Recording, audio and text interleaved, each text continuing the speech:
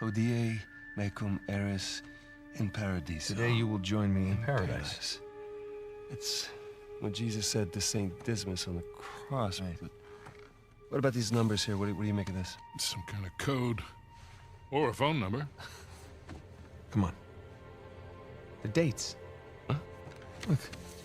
1659. It's the year Avery was born. 1699. Let me guess. The year he died. Well, by most accounts, yeah, but it means we have date of birth, date of death, and paradise. Which means we're looking for Avery's grave. It's St. Dismas's cathedral. Wait a second. Hasn't Rafe been scouring that site for ages already? Yeah, the cathedral. See these symbols? Yeah. These are found on old Scottish gravestones. Right. Right? Now, look at this. The layout of this place is really unusual. Here's the cathedral, but the graveyard is way over here. Rafe's been focusing on the wrong area. Exactly. Guys, we're going to Scotland. All right. Wait up. You do realize that Rafe knows you're coming. Yeah, we can deal with that when we get there. Look, that psycho would like nothing better than for you to show up. Plus, he's got Nadine and a whole army to back him up. Yeah, but he doesn't have this. The biggest pirate treasure of all time is within our grasp.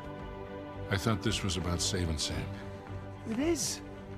Now, come on, it's both, right? We need the treasure so we can save Sam. How is Elena cool with all this? Jesus, kid. Look, it's just not that simple. With all that you two have been through together, She wouldn't understand this. you are not giving her enough credit. I can't take that chance. Nathan, he's right. Things have changed. Rafe's involved now, and I can take this on my own, really. Great. Well, thank you for your input, both of you. Excuse me. Hey. Hey, it's me, yeah. Now the reception's... Hey. Hey, what's up, T94? Yeah, you're the first. Something on your mind, dear? How's my audio? Can you hear me? Look, I realize it couldn't have been easy. All those years away. And I'm sorry for what happened to you. But it's not his fault. I never said that it was. It took a long time for him to get out of this game. You see a gun to his head? He chose this. Okay, he's meant for this life. You really believe that? Hey, what's up, filthy pit dog? All right. Why are you here, Thank Victor? you. Yeah, I still don't have Somebody's gotta a keep an eye out for him. proper monitor yet, so No, I'll just see you in a... I need you guys to tell me if my audio's fucked up. I will. Okay. I love you too. Bye. Just told her that the job was going to take DM you? a little longer than On, expected, Discord? which is the truth. What's your name on Discord? So come on, what do you say? Sam could still use our help. Well, I do hear that the weather is particularly fine in Scotland this time of year.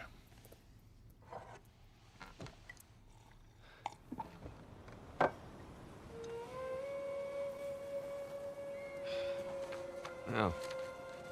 Rafe's really going all in, isn't he? Well, they're all concentrated around the cathedral, so that's good. Because we are gonna have that graveyard all to ourselves. Sully. Yeah. Hey, listen, we're good to go here. Third down. Happy hunting. Nice chance to come with. This one right here. Yeah, well, unless you can find me an escalator, I think I'll pass. Oh, I think I found you. All right. See you in a few. Hey, Nate. Yeah. Just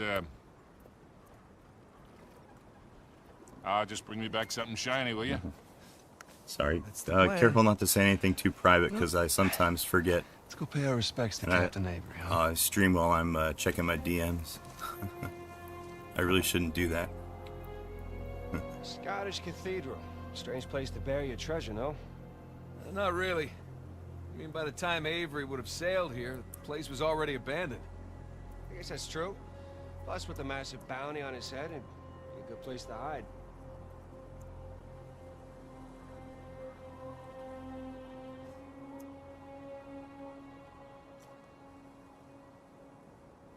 Here, you guys want to see something cool? Check this out. You know how I'm working on my own operating system, right? Or my own fork of Fedora? So, I've been busy what happened between you and Rafe? recompiling deal with it. Fedora's I'm pretty sure he got RPM enough of packages me. I was still coming to grips with with your, optimization for the death and PS3. his frustration from not finding the treasure. I'm pretty sure he was ready to kill me by the time I bailed. Imagine what he want to do to you now. Yeah, trying not to. Look at all these Sam, packages that I built. He's ruthless. I mean, even more so than when we teamed up with him. I mean, You I've guys heard see? stories. Trust me, me too. I All got the more reason I don't feel bad about any of this. I got well over 300 packages here that I built for the PS3. All these packages supersede Fedora's packages because I bumped up the release number on mine. So basically, if you're connected to both Fedora's repos and my repos, then DNF, the package manager, will pull my packages above, you know, instead of Fedora's. So currently I'm keeping Fedora's naming convention, basically. I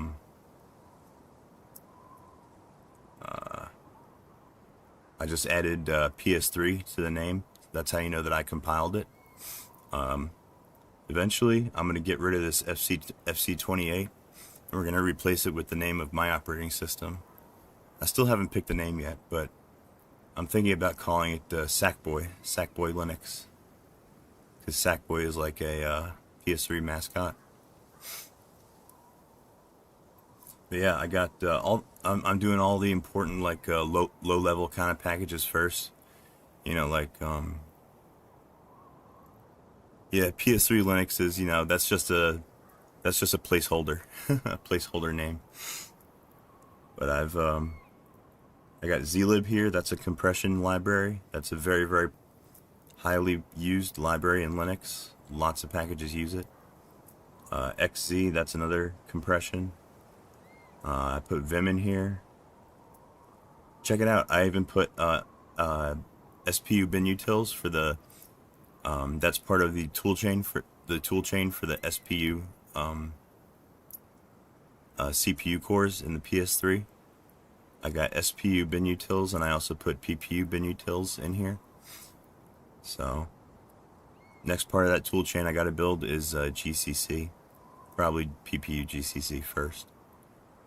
Let's see, I put Python 3, Python 2, I compiled. OpenSSL, OpenSSH.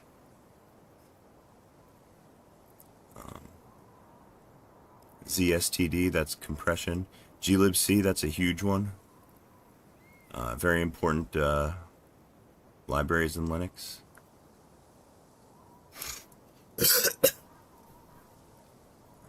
Bash, I put Bash up here. And all these packages I'm testing as I use them. Right after I build them. Generally, I install them onto my PS3's working system as upgrades, and that way I can see if there's anything wrong with them, anything broken, pretty much. All these packages are being served off of my website in a subdirectory that I have set up as my own personal DNF repo. So these are actually publicly available. If anybody wants to check out my source RPMs, they're all up there on my website. If you want, I'll give you the address to check it out.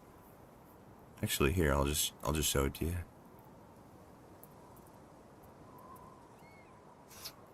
www.ps3linux.net.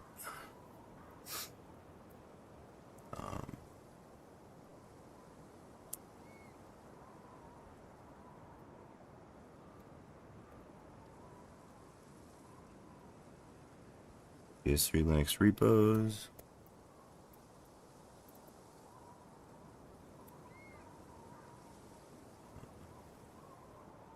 Yeah, if you check out that address, that's where I'm serving my RPMs from. So that's what's going on here. I actually just compiled bzip. That's another compression utility. And I'm about to push it onto my website. Excuse me. I'll show you that process. Show you that process right now.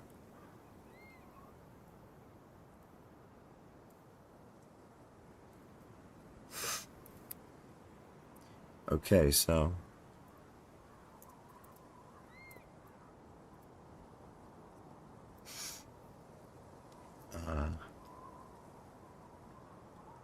all right, to copy all my packages to my website, what I do is sudo copy everything from this directory to /media nfs html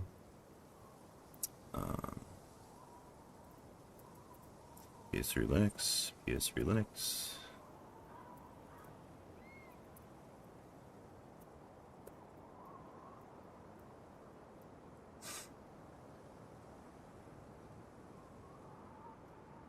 currently I'm not signing these packages because they're still kind of experimental, so all these packages are unsigned.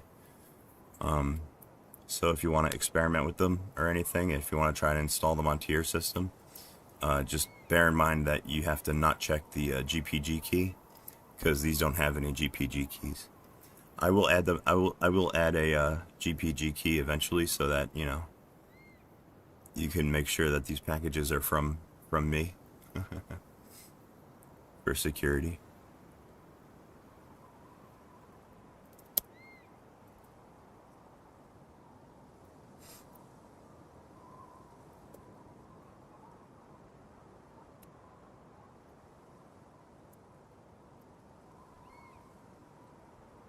These are the debug packages.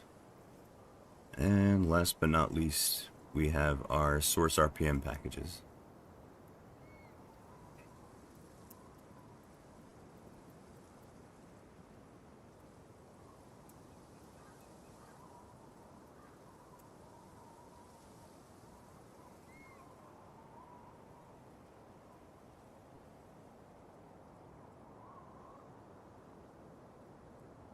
Okay, so I've copied the files to my website, but they're not technically part of my repo yet. I have to run create repo on these directories.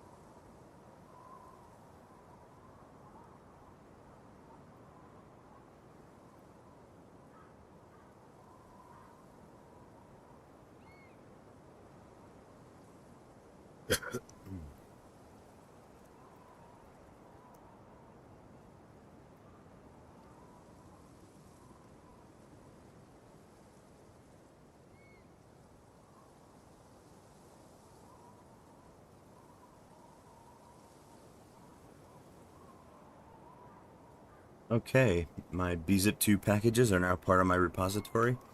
I can install them onto my PS3, which is, by the way, what we're working on right now. That's what I'm logged into over SSH. I'm doing all my work today on the PS3 pretty much. So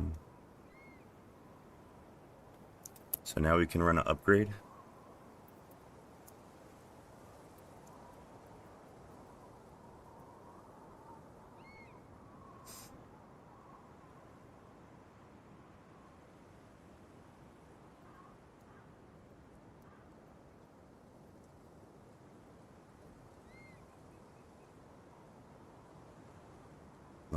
Make cache always takes a minute on the PS3, so let's let that do what it's gonna do.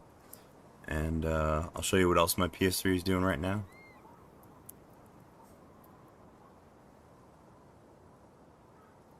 Oh shit. For me? Really? Wow, Merry Christmas to me. Let me check it out. Where's my Discord? Where'd it go?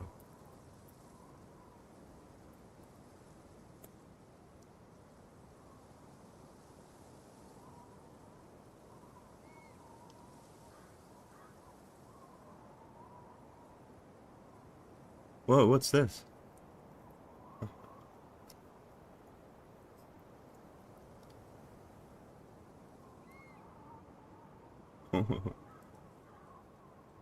Wow, what are you, some kind of graphical artist? Did you make these? Oh, wow. Look at that. And that's a folder at the bottom? I can download these? Oh, Dropbox. Very cool.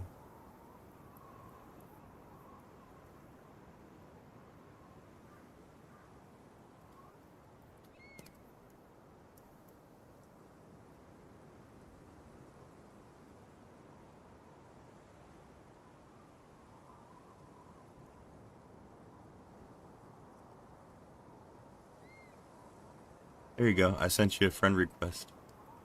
Let's see. Lunacy is WinMac Linux. PS3 Linux messing with the cell, yeah. Yeah, that's what I do. I like that. Wow, these are actual thumbnails. I've never used a real thumbnail before. Yeah, I've been that's great. I've been meaning to oh, it's the same blue that Sony uses for the PS3. Wow. I love it. Wow, thank you, my friend. These are amazing. Syscon dump, yeah. Yeah, I can put these on my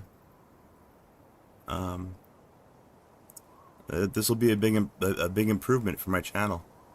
Yeah, I do realize that my thumbnail game is not very good. I guess you must have noticed as well. Yeah, I'm totally not like a graphical artist. I'm not really good at that kind of stuff.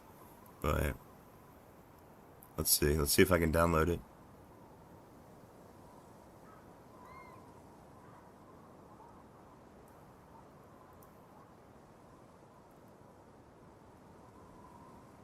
Let's see. Uh-oh, do I have to sign up? I might have to sign up for Dropbox.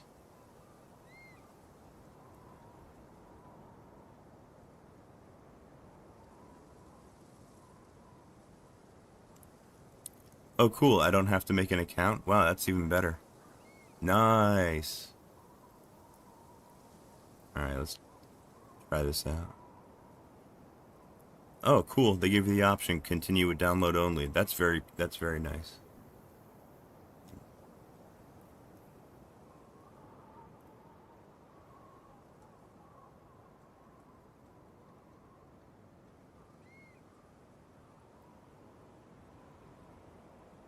Oh, yeah, wow, there's the font, Helvetica Roman, something. Let's take a look. Let's see what's in there.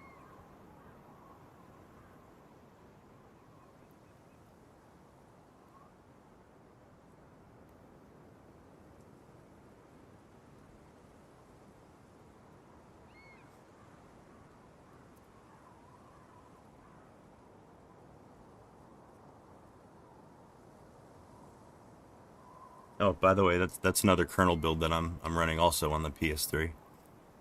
Yeah, I had to rebuild my kernel because I built mine without support for auditing, and I need auditing built into the kernel in order to run Lorax. I just figured this out. Lorax has been a headache for me for like many days now, and it's such a temperamental program, and it breaks so easily. And yeah, I'd almost given up on it, but Lorax is kind of like Fedora's release engineering utility for building live ISOs. But yeah, I've been fighting with it for days and days and days. Come to find out, it depends on a kernel option that I generally disable, because it's tied up kind of like with SE Linux, and I don't use SE Linux, well, not on the PS3 anyway. So yeah, so when I build my PS3 kernels, I generally disable SE Linux and auditing. Well, come to find out, Lorax needs auditing to work on your kernel. So in order for me to use Lorax to build Fedora's release ISOs and kind of make my own changes to them, yeah, I have to rebuild my kernel with auditing support. So that's what that's doing. All right, let's take a look at this zip file.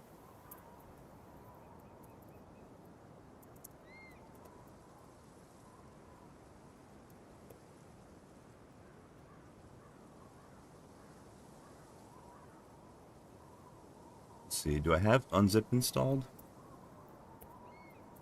Yes, I do.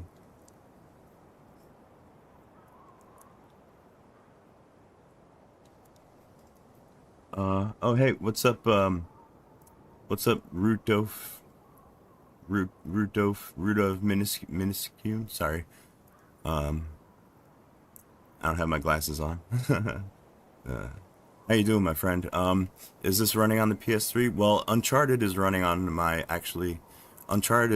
desktop computer, and I'm streaming it to my laptop here. So that's how I'm playing that. That's on Steam. But what you see in the terminal here, actually here, that's my PS3. My PS3's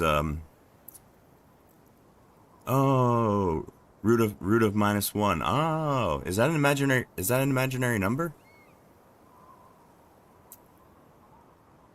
Root of -1 isn't that I want to say that that's an imaginary number. Yeah, am I right? Haha. I remember my math.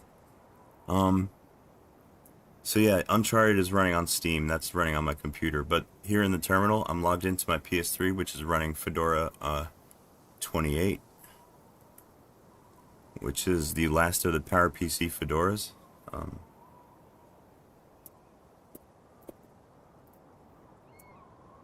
I even got NeoFetch on here too, so I can show you. NeoFetch is kind of slow. Shock Tech, how's it going? Yeah, see, there's NeoFetch. Yeah, the PS3 is running kind of slow at the moment because here, I'll show you why. It's actually building a kernel at the moment. Yeah, right here.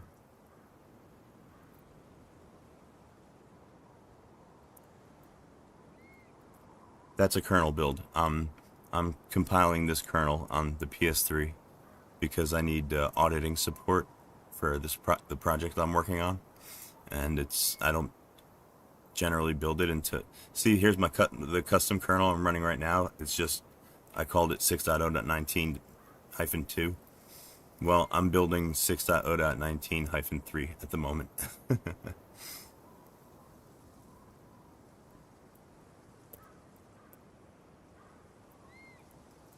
Yeah, version 6. It's new enough. I mean, it's new enough for the PS3. I could actually make a new compile a newer one if I wanted to, but there would be very little to gain from it. I mean, except maybe as a flex, you know? You know, just to prove that I can do it.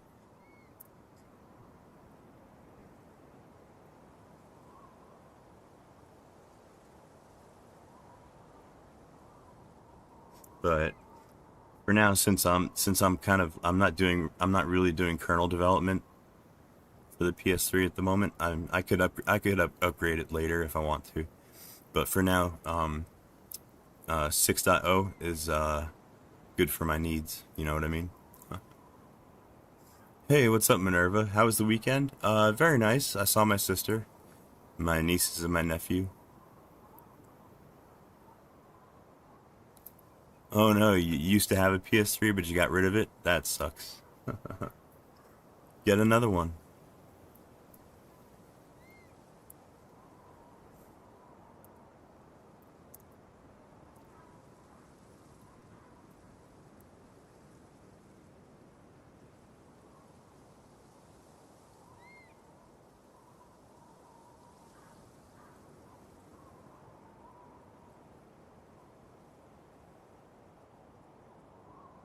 Root of -1. You still have your 1-day PS3? What do you mean by that? What do you got, like a launch model or something? If you got a launch model, that's nice.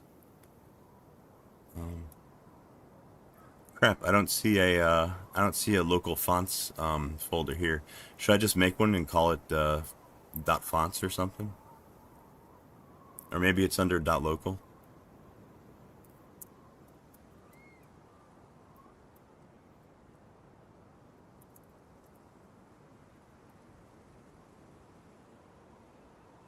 Ah, .local share fonts. I see. Okay.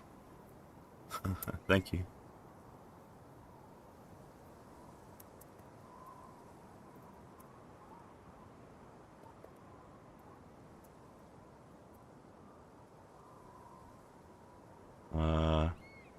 I guess I'll just create one. Yeah, I don't generally mess around with special fonts or anything. The only special font I ever install on my Linux boxes is usually Terminus, which is what you see here in the terminal. Let's see, let's make a directory.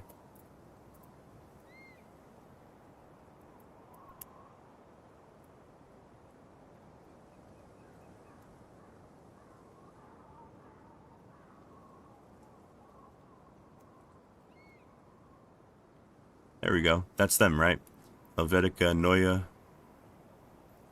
TTF and Helvetica blah blah Roman TTF. There we go.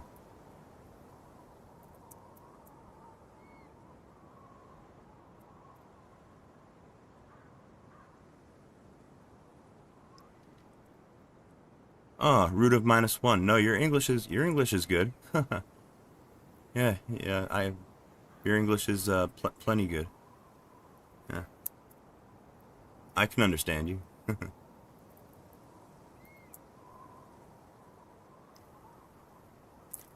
Minerva, I'm rebuilding 6.0.19 because the last time I built it, well, for one thing, because there's no reason to upgrade it. For one thing, I'm not doing kernel upgrades at the moment. I'm just trying to work with a kernel that I know works. But yeah, the reason I'm rebuilding it is because last time I built it, I generally build my kernels for the PS3 without auditing support. I disable that because I don't use it. Auditing is something that's used by kind of like SE Linux. It's like a security measure, and it's just not important on the PS3. Unfortunately, what I'm trying to do is run a program called Lorax. And Lorax builds Fedora's release ISOs, like live ISOs, because I want to get the there's a squashfs image that I want to use as my root file system, and Lorax builds that. Unfortunately, Lorax, come to find out, is dependent upon your auditing in the kernel. So I had to rebuild this kernel and enable auditing so that I'll be able to run Lorax and build my my squashfs image. Yeah, I'm finding that out. I'm slowly kind of realizing that. Yeah, I always disable SE Linux on the PS3 just because I disable everything I don't use on the PS3 because it's such a, limited, it's an embedded system, you gotta be careful with your resources. So, but yeah, it looks like auditing, and probably I'll end up re-adding SE Linux into my kernels as well, but for now I just added auditing. So yeah, that's what that's doing. That's going on in the top terminal there.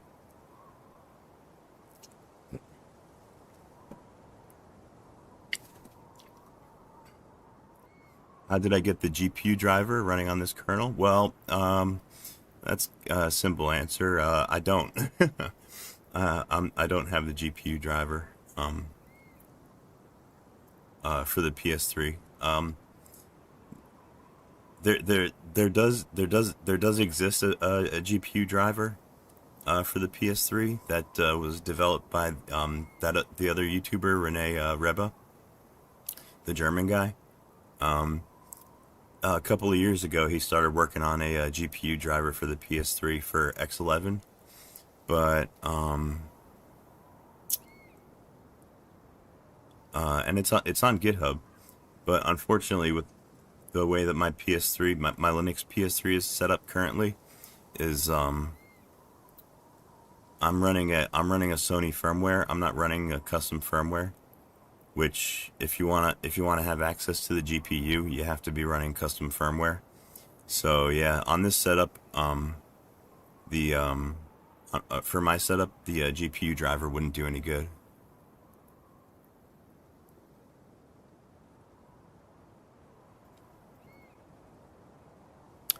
Oh no, I put them in there. I just copied them. I didn't move them. Here, check it out. Let's see. Home.local share fonts. Oh shit. I thought I put them in there. Whoopsie daisy. See, that's my ADD. I'm not paying attention.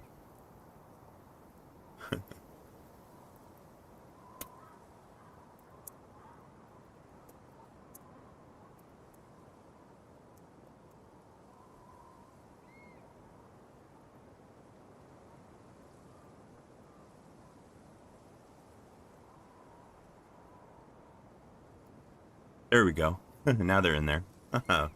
Whoopsie.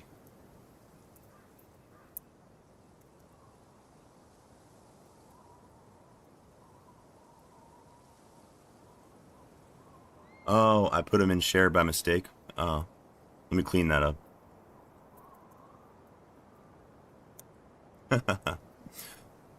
Good eyes. Good eyes, T94. Thank you. I totally missed that.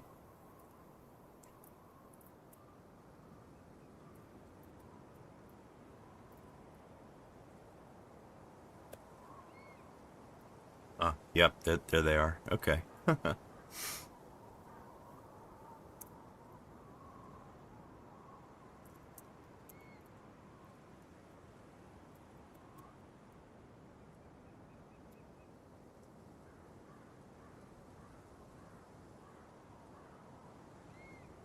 see. Oh shit, do I have to update my fonts cache?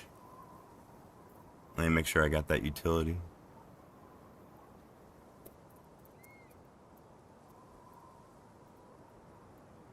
Ah, yep, there it is.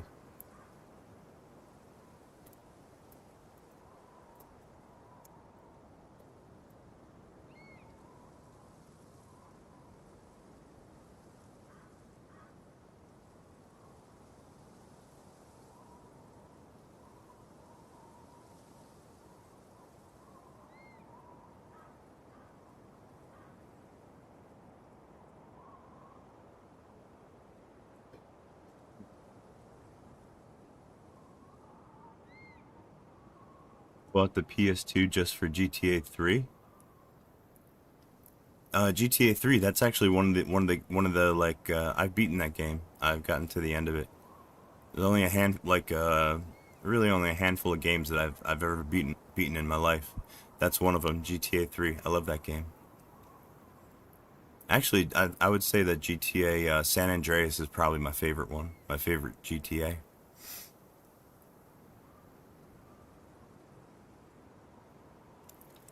Oh, hey. What's up? What's going on, XR Terra? What distro am I using right now? For what? For streaming? Well, pretty much when I'm running on the PS3, that's Fedora 28 for PowerPC. That's the latest Fedora for PowerPC that's compatible with the PS3. And if you're wondering what I'm streaming from, what on this laptop here, this is Gen 2.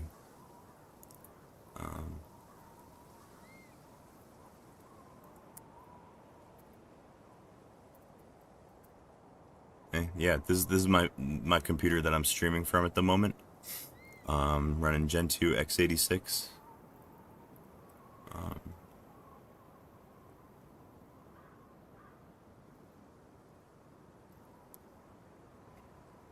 There's my CPU info. I'm rocking Ryzen 5 12 core with integrated GPU. And believe it or not, I've only got 8 gigabytes of RAM on this machine.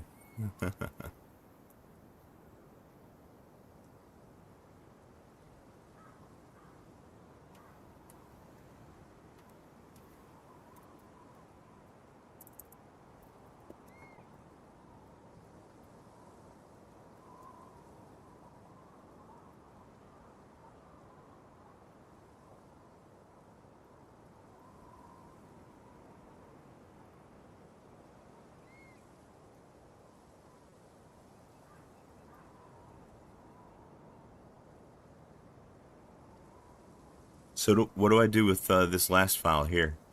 How do I use this? PS3 Linux thumbnail assets. How does that work? What do I do with that? Is that executable?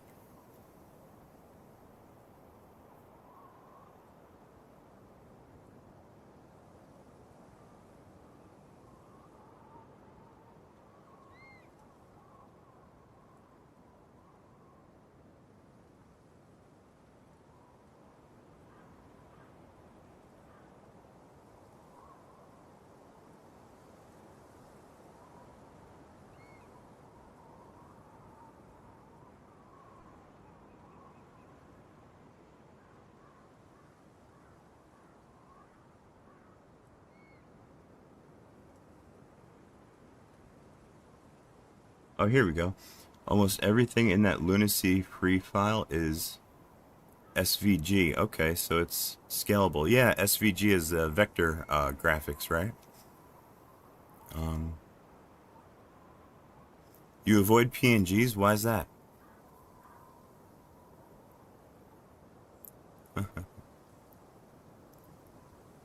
You have no idea what's going on? Oh, that's okay. I feel the same way half the time. What's going on here is well, in the background you can see I'm running Uncharted. I was gonna play some Uncharted, but I got I got a little bit busy. So that's running on my that's actually running on my desktop computer, and I'm streaming it to this machine over Steam, over the network. And then in both of these terminals here, I'm logged into my PS3, which is running Fedora 28. There's my NeoFetch on my PS3.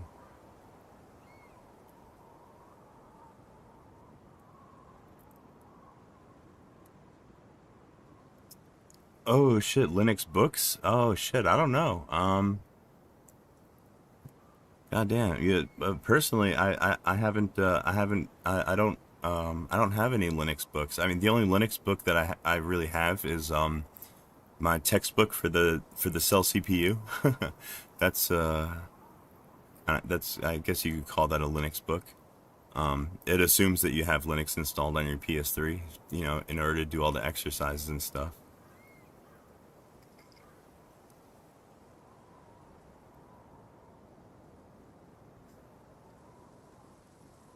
Yep, PS3 is just chugging along. I'm building it's building a kernel right now, kernel 6.0.19. Because I had to enable auditing. I didn't have it enabled.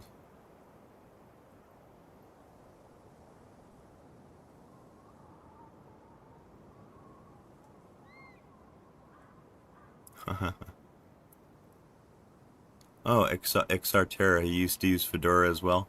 Yeah, those are my two favorites, Fedora and Gentoo. Those are my daily drivers.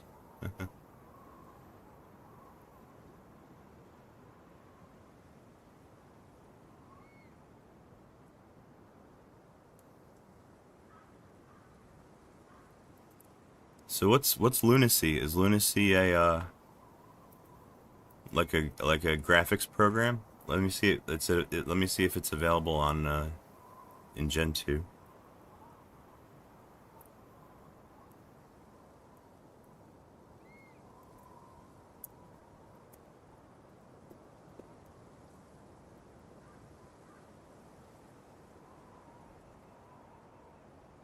Okay, it's a vector graphics program. Shit. Well, it looks like unless it goes by any other names, I maybe should out of luck.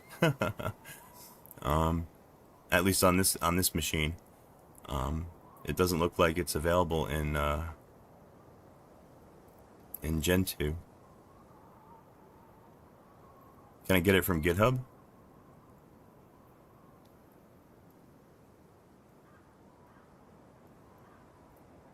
Oh, XRT Terra.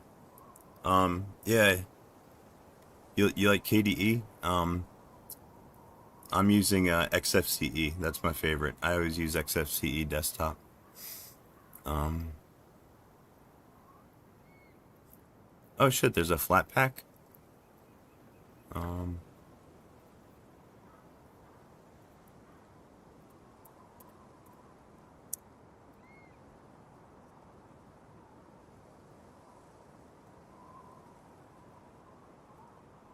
And I may need to install FlatHub.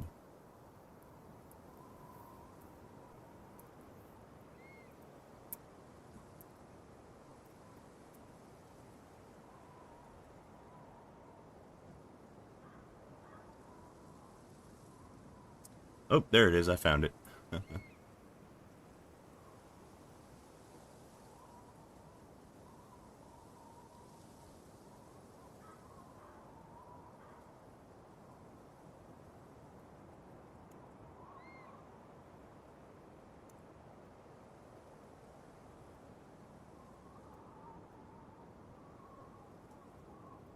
All right, let me go ahead and install my install a Flatpak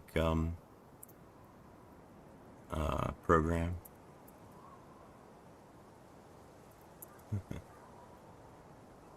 Oh hey, root of -1. Hey, yeah, well, good to talk to you. Yeah, come hang out anytime.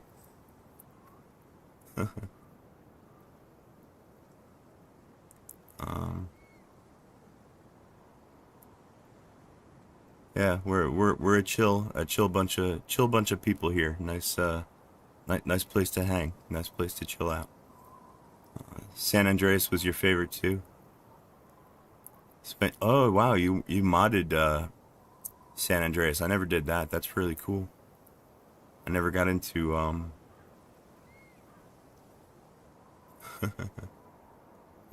never got into video game modding. At least not yet.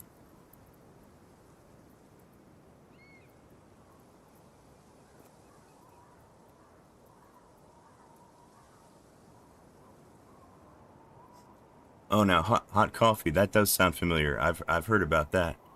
Hot coffee. That was controversial back in the day. It was like a sexy plugin or something, like a sexy like abandoned footage from GTA San Andreas. I remember that.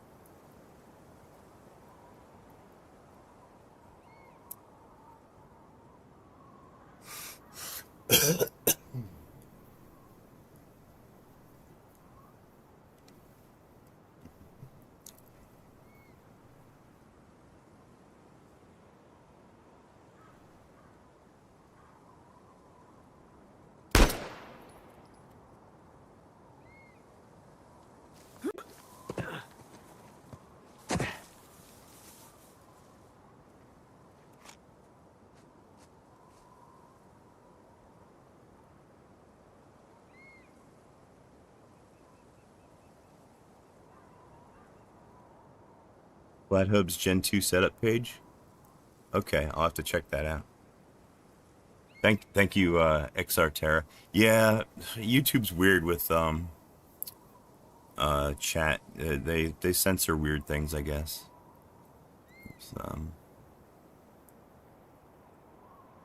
There's no telling what YouTube is thinking half the time.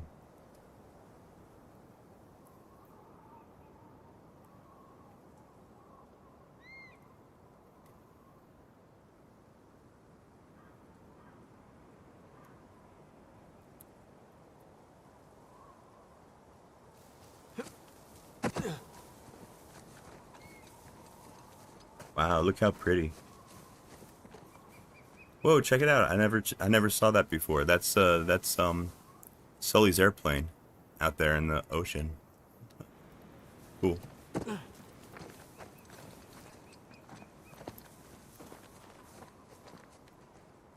Uh-oh. It's running a little bit glitchy. Where the hell do I go? So is it just like you remember it? The cathedral grounds? Yeah. Pretty much. Although it's been so long, it's a little hazy.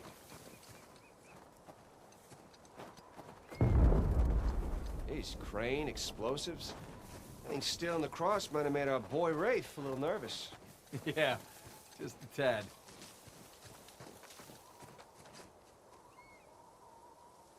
Real cars and trucks. Man, it must have been Replace a the shock cops. for Avery to come here after Replace the living in cops with tropics for so LAPD. long. Well, I think Well, I can LAPD is sympathize what with that. Ah, right, because of the old prison thing. Yeah, you have no idea how much I miss the Oh cold. shit! You know what? If YouTube is fucking around with your chat, you may want to if there's anything important that you need me to Happy. Oh, someone's a little desperate. that you really need me to see, the best place is Discord, because Discord won't drop your freaking won't drop your messages.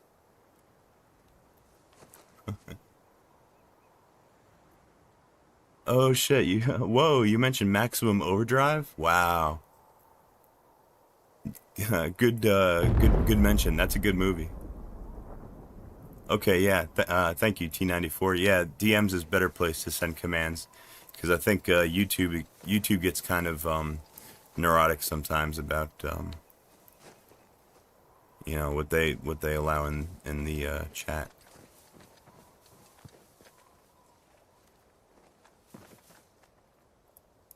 San Andreas multiplayer. I never played that. Oh, that's because you play it on computer, right? I only had it for PS2.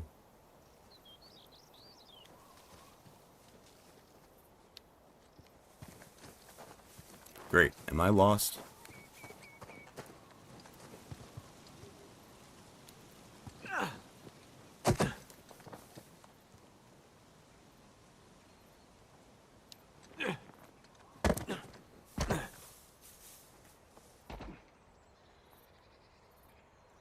Where'd my brother go? Where's Rafe? It's a long drop. Yeah. There he We is. need to find another way down.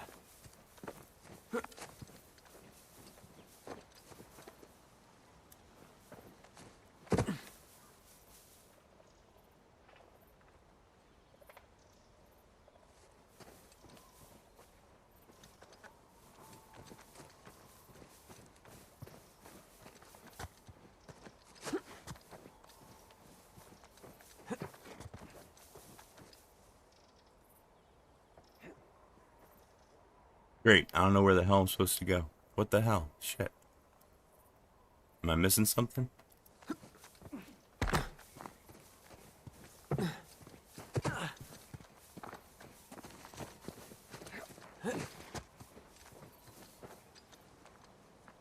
No, I don't want to go that way. Can I jump across? Yep, got it.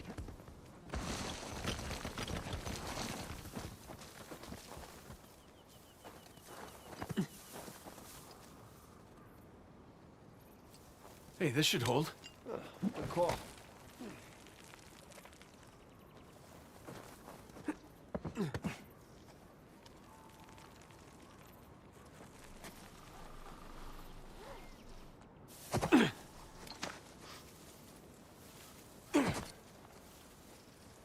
The hell is all this? It's excavation equipment. Shoreline? What? Look. I thought they were just by the cathedral.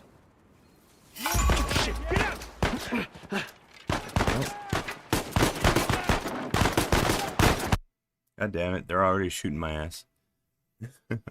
Hold on, I want to check out. I want to see if I can get this vector graphics program working. Let me see here.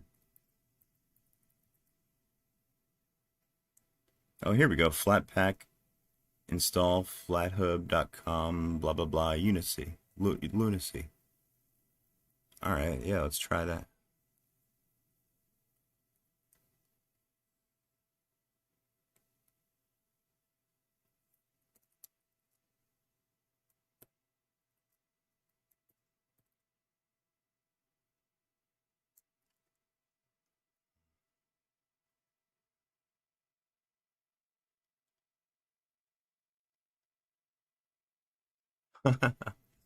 Oh, hey Minerva. Yeah, good job on you'll have to you know what, if you when you get a chance, like when you wake up after you take a nap, do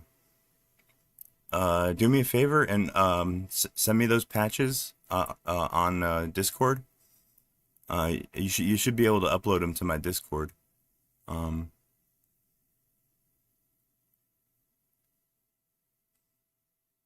Holy shit, did you get 6.6. Did you get did you cross compile the kernel, or did you build it with you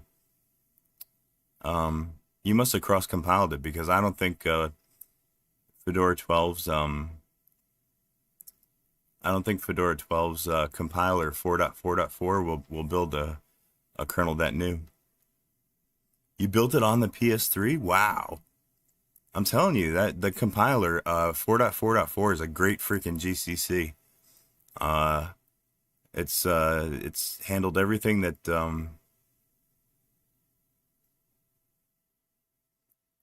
everything that I've ever thrown at it.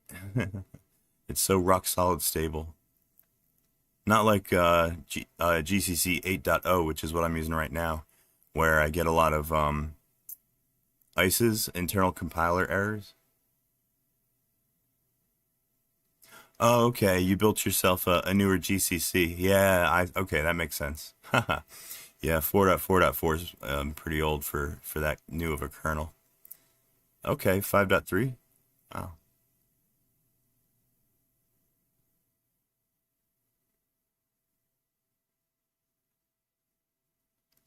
Oh yeah, well yeah, no rush. Take your time. But yeah, when you get a chance, I'd like to get my hands on those patches. I collect PS3 patches, PS3 Linux kernel patches. Oh, that's all right, T94. I can be I can be patient. No rush. Let's check this out. Flatpak install. I probably got to do sudo. Right?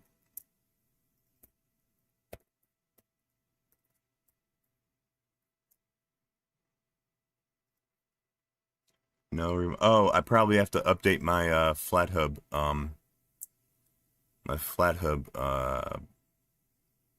repos or something, right? Sorry, I'm not too familiar. I never use I don't really use Flatpaks that often, so I'm not super familiar with the package manager.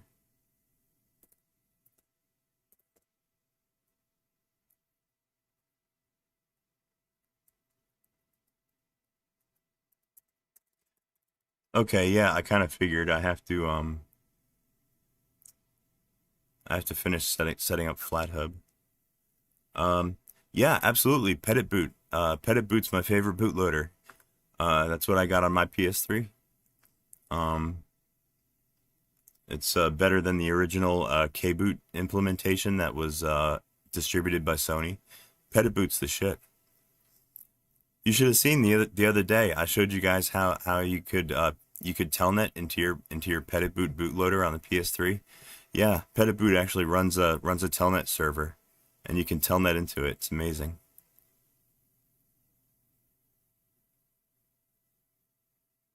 What's the best distro and why is it Fedora?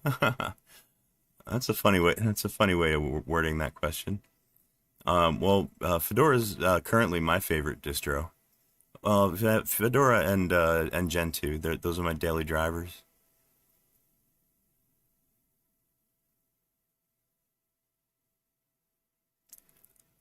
Well, no, the custom firmware on the PS3, it will allow you to install Petaboot.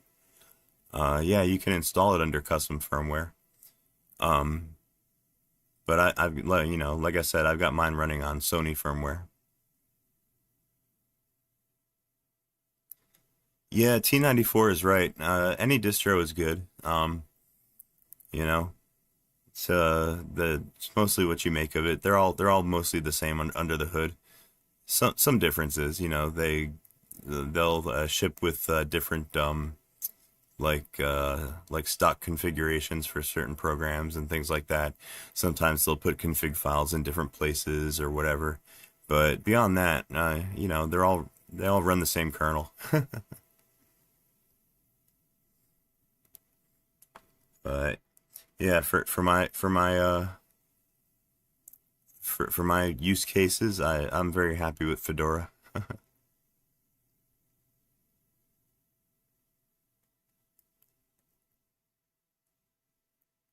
Fedora fetch enjoyer.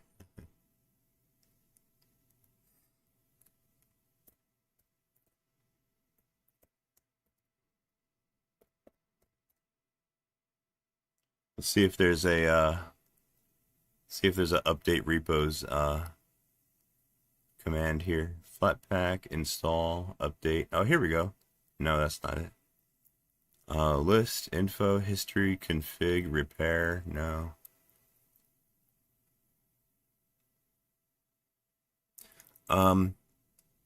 Yeah, that's right. If you're not running a downgraded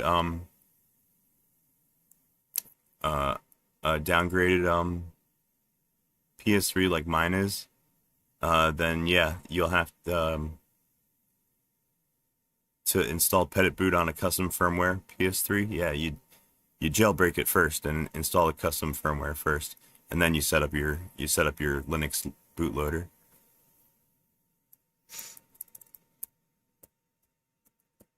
All right, let's try this. Flatpak update. Nothing to do.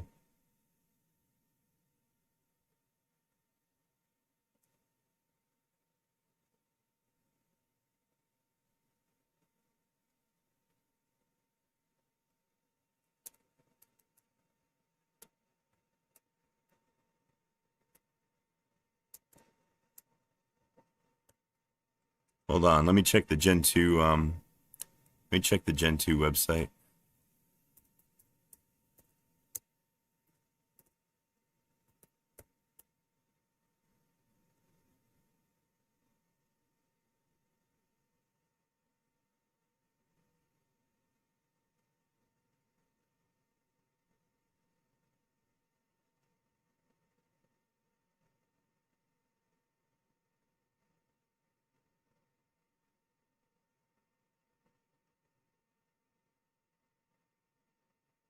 Oh, here we go.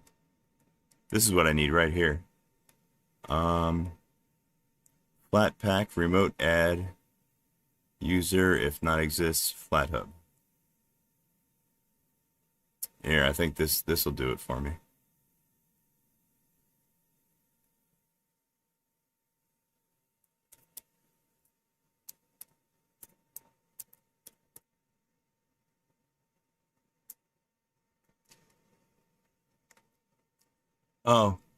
Oh yeah, it's kind of confusing. I got a lot going on my screen right now.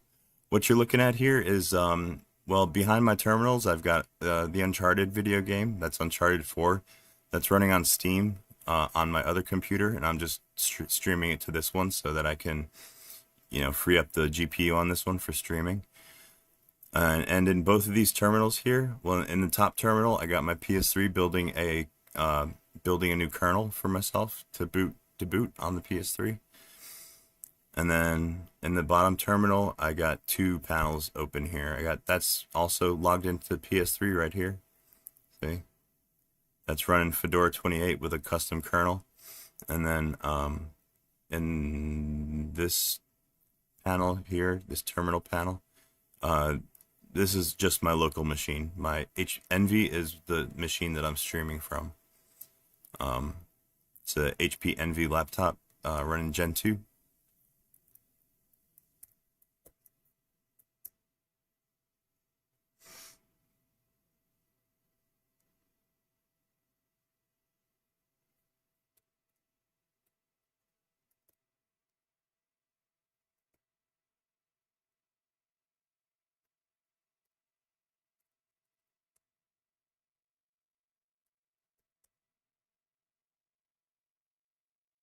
Hey, I think that did it. I think this will work now. Looking for matches, required runtime for blah blah blah blah. Found in remote flat hub. Hey, we did it. Proceed with these changes to the user installation. Yeah, go for it.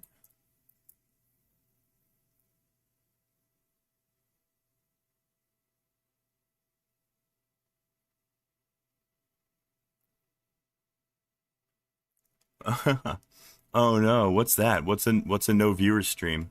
I know that I oftentimes stream to nobody and sit here talking to myself. It's okay, I'm used to it. You know, it's kind of hard to be on all the time, you know what I mean? My streams do get kind of boring sometimes.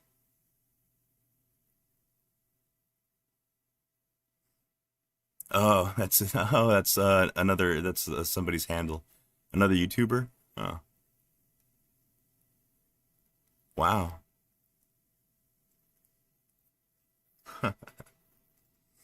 Yeah, I'm getting famous. So now, how do you run a Flatpak program? Because I don't think it's not going to be on my desktop yet, apparently, because XDG data DIRs is not set. Oh, let me check. It'll be under graphics.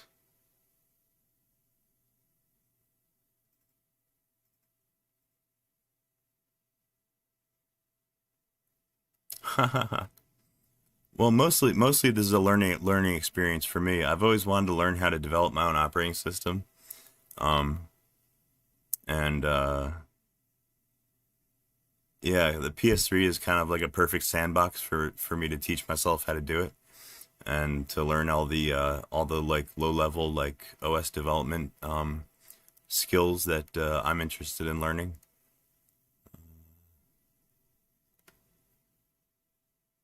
Uh-oh, let me check my Discord. Oh, Flatpak run. I see. Okay. Yeah, sorry you guys. I don't use Flatpaks that often. Let me do a little copy and paste here.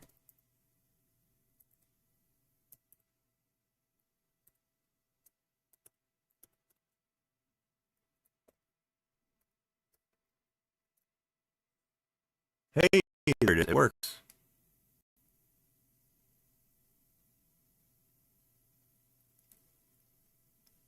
Oh my goodness, does it have a dark mode?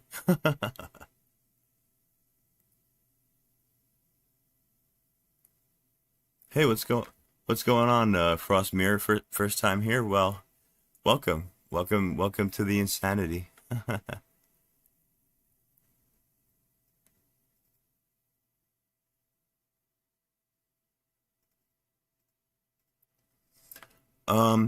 The biggest the pretty much the biggest use case that I would say that the PS3 has is as like a learning tool. Like I use mine as like a networking lab. You know what I mean? To learn how to set up servers and things like that and network security. Also, I like to study how the architecture works. The Cell Broadband Engine CPU is a very exotic architecture, and I'm super fascinated in programming that architecture. So, yeah, that's for the most part what I generally do with my PS3. Is I use it to study. Oh, look at this! Wow, wow. T94. You must be some kind of a graphical designer or something, right? This software looks pretty professional. I love this one. Oh shit! I'm afraid I don't want to mess anything up. Oh wow, you got PowerPC artwork here too. PowerPC logos, Fedora logos.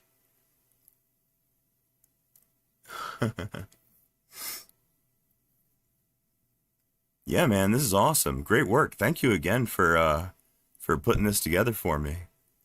Yeah, I'm definitely gonna have to start. I'm gonna definitely have to go through and update some of my thumbnails now, because wow, people are gonna think I'm like some kind of a real YouTuber or something like that.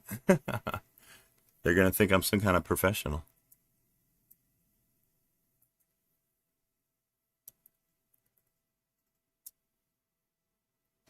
All SVGs.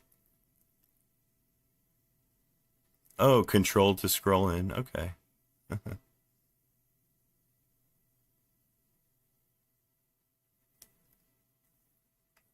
Crash course over VC.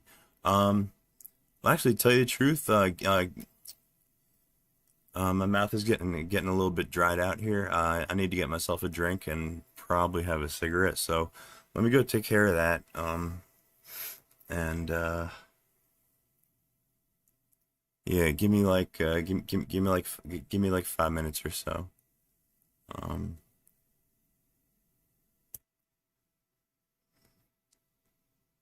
okay, beautiful. We are compiling our drivers. That means we'll be compiling our network, our net subdirectory pretty soon, which means this kernel build is moving right along. And I would say maybe half an hour left of this build, maybe an hour if we're not lucky. Anyway, I'll be right back.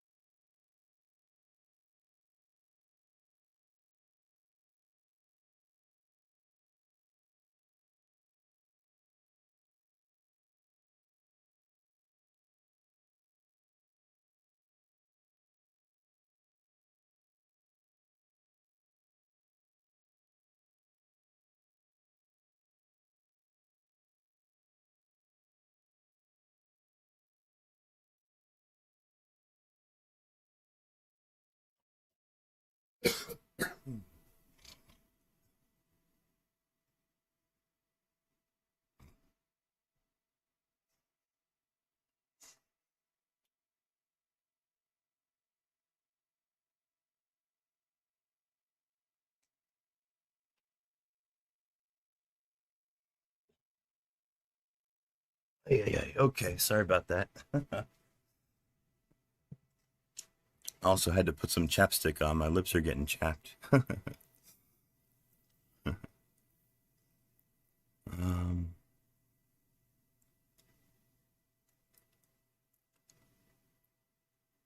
oh shit, T94. Do you have videos on YouTube too? What's your battery replacement video?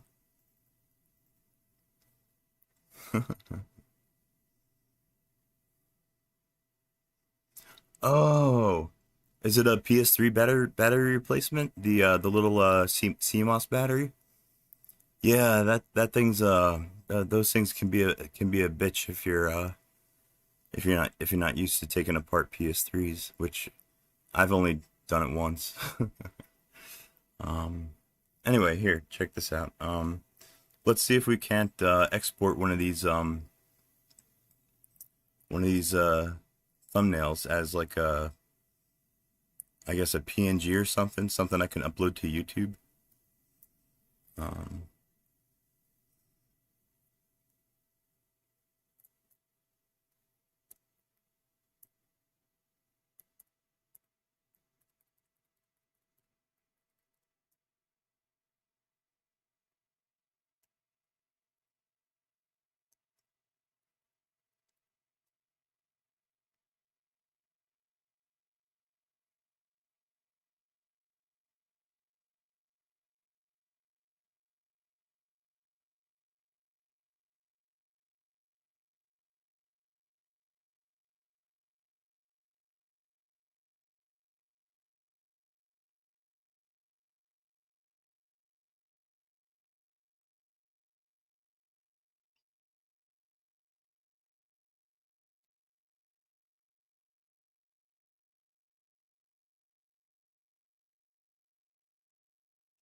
Maybe right click on one and see if there's a option to export. Oh, here we go. Copy as. Let's see. Let's pick. Let's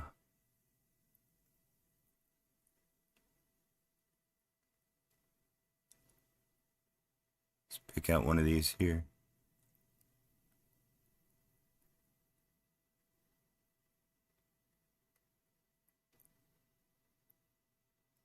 Here we go. How about this one? PS3 Linux development live stream.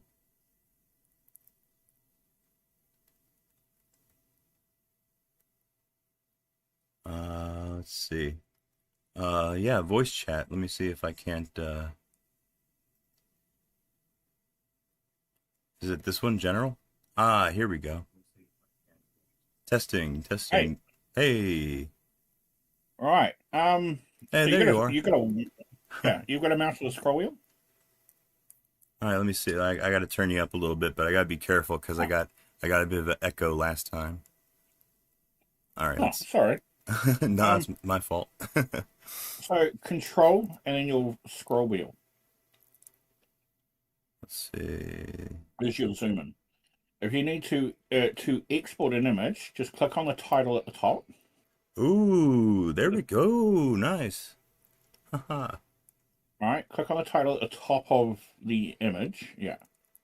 See how the titles are titles? Yeah, this little blue thing here. Yeah. No, not the image title, the frame title. Yep, click on that. All right, that's selected. Now, if you click a whole bunch of them, it will select them by the frames, like by the boxes. Okay. So whatever's selected gets exported. So you can go File, Export. All right, let me try with this one. File. Import, export. No, Here we go. File, Export. Let's All put right, it on. and it'll ask you where.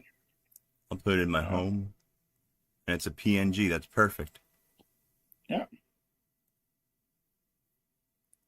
Let me see if I can.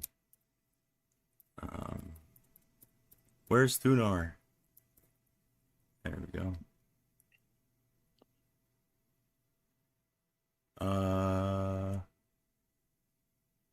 Oh wait a minute. Let me try a subdirectory. Okay, export. Documents it would have gone into. So you can group a whole bunch of them. So if you make a whole bunch, but I've made them fairly generic and adaptable. See how it is? We might need to refresh the folder. Documents, downloads. Yeah, Oh, it's in your home directory. this is a very weird. Hold on. Why is my home directory not showing all my? Hold on. This is very strange. I think I found a. I think I found a bug in my Gen 2. Let me see if why does my home directory look like that? Hey, there's how it's supposed to look.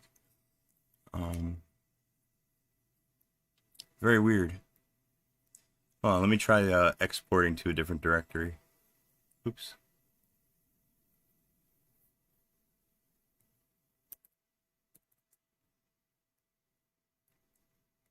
Export. I'll put it in documents. Or maybe not desktop. Well, I'll try downloads. It's called PS3 Linux Thumbnail 20. Save that.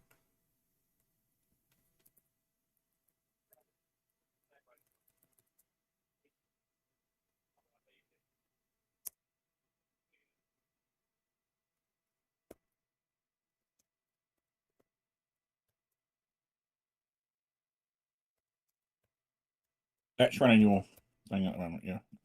There it is, right there. Haha, found it.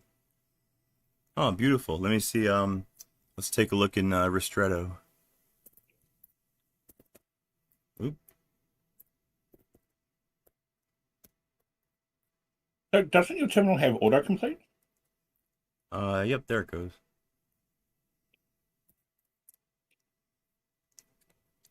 Ah, freaking gorgeous. Haha. You know, I wonder if I can update update my stream thumbnail. Let me try that.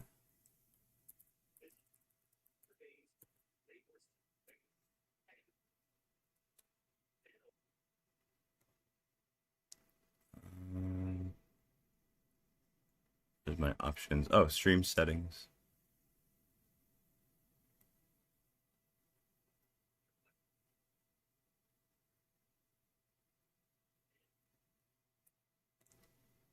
See, change. Customization? Let me see. PNG might be a little bit too big for YouTube to accept. They like you, your. you should be able to export them as JPEGs as well, or get them converted over to JPEGs. Yeah, I think a JPEG might be better because see, look at this. Why is it not showing oh, it's maybe it's not a supported type. Huh. Oh no, you're in the wrong folder, aren't you? I put it in Yeah, you're not in downloads here. Yeah, but not in the right downloads. Go back into the browse that you were just in.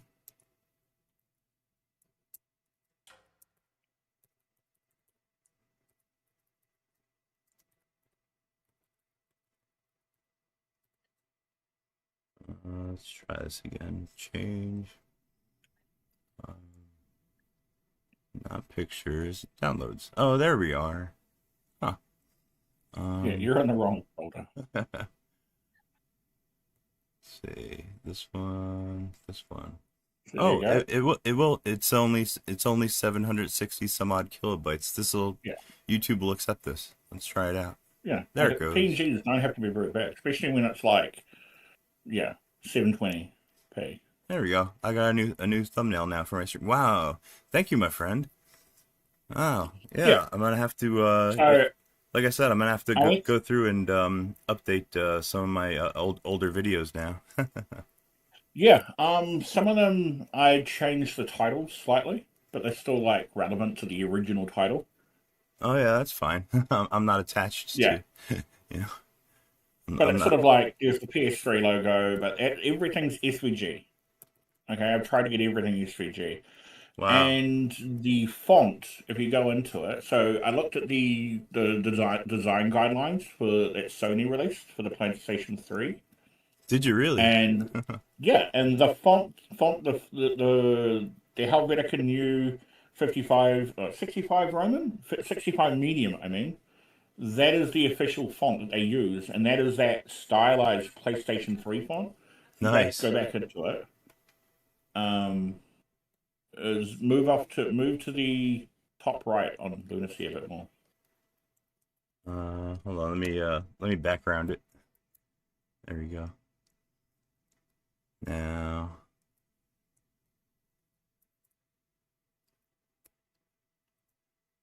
All right, see that PlayStation 3 beside the touch logo, the top logo. these over here. Yeah. No, on the left. Whoop. Yeah, see that PlayStation 3 at the top? That's that actual font that I've been using. This is the And font that everything they call this the Spider-Man font, right? No, that's slightly different. The PS3 is slightly different in the Spider-Man font. It's close. Wow, look at this. What a cool But program. if you zoom in, you should be able to say these are the original one that you get on. You can see how they changed their logo for the PS3, like Yeah. mid-life. Yeah, so I've got that when those. they did the redesign. Yeah.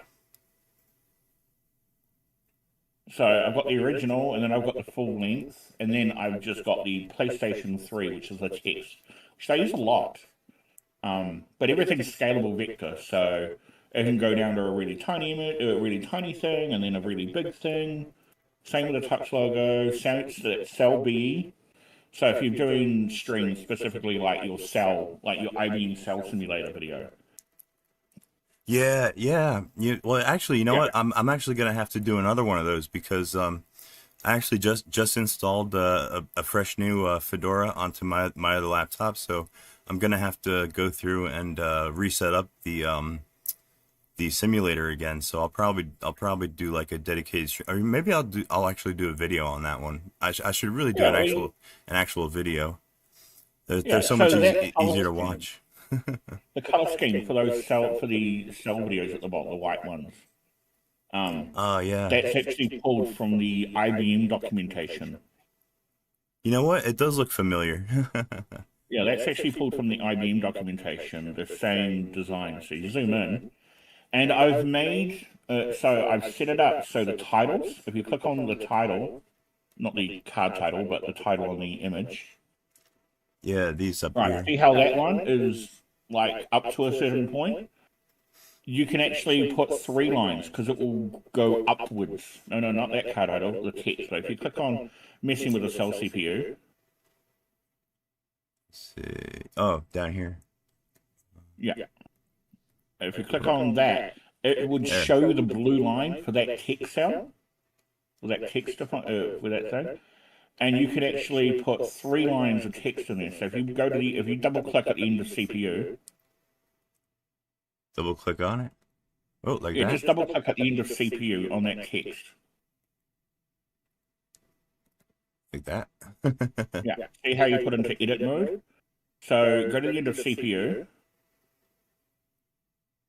Alright, right click on it. No, just left click. Just do a single left click, not double click, because you're already in edit mode. No, not right click, just left click. Yeah. Right. No, don't highlight anything. Okay, so now, no, don't highlight anything. Alright. Just left click and leave the cursor there, yeah? Now press enter. No, don't click out. Go back in and leave the cursor there, and then press enter. Oh no, I fucked it up. How do I undo? Control Z.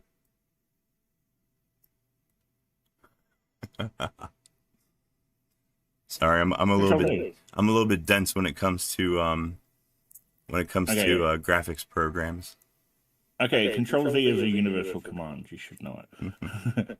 Okay, now go back into that cell because you've got it highlighted, and just click on the bottom line.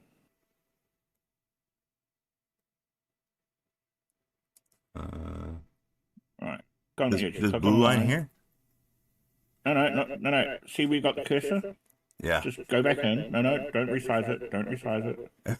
Just go into edit mode. Just double click on it. No, not there. Just click on the text and double click.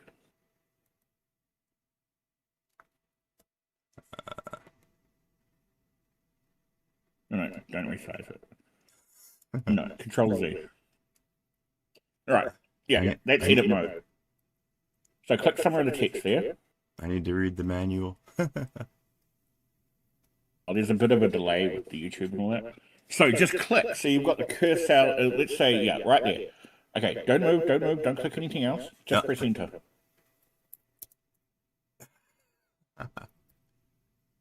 So you can have 3 lines of text, 4 lines of text.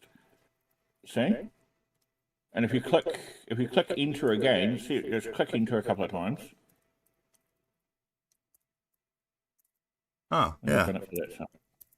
Yeah, you can have 4 lines of text, and with that middle line, right, see how that is, and see how the text for that line, see how that line is lined up on that red line in the blue bar? Okay. Press enter again, so that pushes it up another couple of lines. Yeah. And see how that red line in that blue band is lined up with the PS3 Linux. Yeah, see how that, no, remove one. Yeah, see how that red line is lined up on that line? Okay. Yeah, that's, like, if you look next door to the right, that PS3 Linux is like that. This one here. Yeah, the PS3 Linux building my release kernel ISO, that is one entire block I've just entered down because it pushes the top line up. All right. Well. Yeah. Well, it's so like I said, I'm gonna need to put a little bit of time in messing around with this program a little bit more. But it's really, really easy to learn. It is crazy simple to learn. If you've done like any, yeah, it's basically a modern version of Microsoft Publisher without the desktop publishing side. And what's this called? Lunacy? Oh, Lunacy. Yeah, Lunacy. Very, very cool. So you can put in thing. You've just got to be careful. There are safe zones, like the top right. Avoid putting things in the top right, and the bottom. No. The top left. I mean, the bottom right is the area with the time code on the YouTube, like the video thing, where it tells you how long the stream is or the video. Yeah, that's right. You don't want to put anything over there. Don't put your text into that area because it'll get covered up. Don't put anything in that area. So if you have a look in there, if you have a look at all the icons, that bottom right area is always free and clear. Ah, very cool. Well, here's what I need. I found a tutorial. I might have to take a look at this later. The tutorial is like okay, but yeah, it's just playing around and having a go with it. But yeah, it's like arts and crafts basically. You have layers. Emojis. Cool. You can add in quite a bit. Oh, there's a dark mode. There's view dark mode. Yeah, that's what I'm looking for. I'm looking for the options so I can turn on dark mode. View dark mode. Is there a view at the top? You just click dark mode. No, view next to AI. Aha. There it is. That's better. Oh, that's much better. I like that.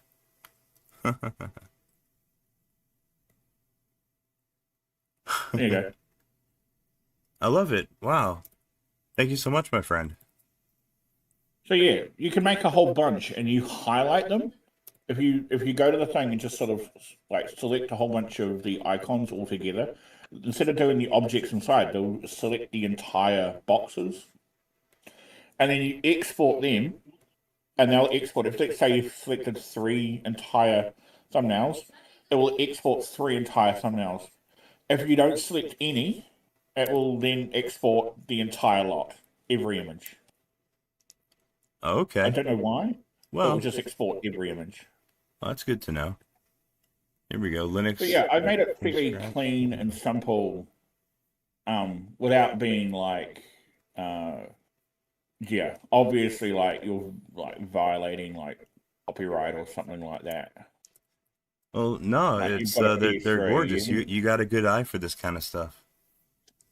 You Yeah. know, you, So you, I you, did this you over a must few hours. you must be Sort of somewhat slapped some artistic. together. Because I'm generally not so great at anything that you have to have like artistic uh sensibilities for. I'm Yeah. bad at it. It's not my thing. Well, that's why I've set them up so you can edit them and change the images, and the design aspect is still kept the same.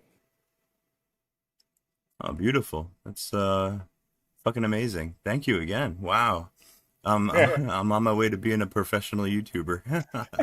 I've even got real You've got some thumbnails. good I videos there. even got real You just thumbnails need now. to put some decent, like, because you mentioned how you wanted to pick up your game a little bit, and I thought, hey, you pick up your thumbnail game. Yeah, That's a good start. we call that glowing up. I'm glowing up now. But yeah, like the cell broadband one, the IBM simulator. I thought people are going to be looking at that video, and they're going to be looking at this. They might be looking at the documentation anyway, and it's like IBM software and all that, and it's the cell broadband thing. So I was like, oh, I'll put that there, and then I'll put the color scheming for the documentation on there Yeah. that IBM use. So it has that push, Oh. and then Oh, hey Void. No, this custom firmware. I do have a custom firmware PS3, but I don't run Linux on that one. The PS3 that I've got Linux on is downgraded. I'm running Sony firmware, but it's version 3.15, the last one that supports Linux natively. So that's the way that I got my that's how I got my Linux set up at the moment. pretty sure there was a class action suit over that. Let's see. I almost forgot. I at the beginning of the stream, I just compiled bzip2, so I'm gonna go ahead and apply that update to my system and update my bzip2. Make sure it installs. But yeah, I picked some pretty notable videos in your catalog. I just made images for them. Like, hey, use them. Yeah. Well, I've totally ones. got it. I mean, live streaming is fun, but as far as content goes, I mean, it's kind of lazy. I really need to like spend some time, actually editing and like making like videos that are actually watchable, and not just these marathon streams and everything. So it's DaVinci Resolve is on Linux, and that's free to download. Oh yeah, well, you know what? I've thought about I've considered trying DaVinci Resolve. I'm afraid it would be too complicated for me though. Like I've used Premiere before, like Adobe Premiere. Like I used to use that back in the day. Like I can use that fine, but generally nowadays I use Shotcut, and I can usually do stuff pretty fast in Shotcut because I know all the keystrokes. Well, I left Sony Vegas, like the Vegas series apps, to DaVinci Resolve.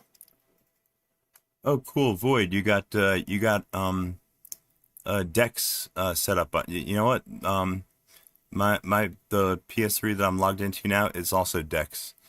It's running 3.15 Dex firmware, official Sony firmware. Oh wow, you got a CECH 2501, so that's a slim model. Yeah, those are very efficient. Those are good PS3s. I'm partial to the fat ones myself, but they're power hogs.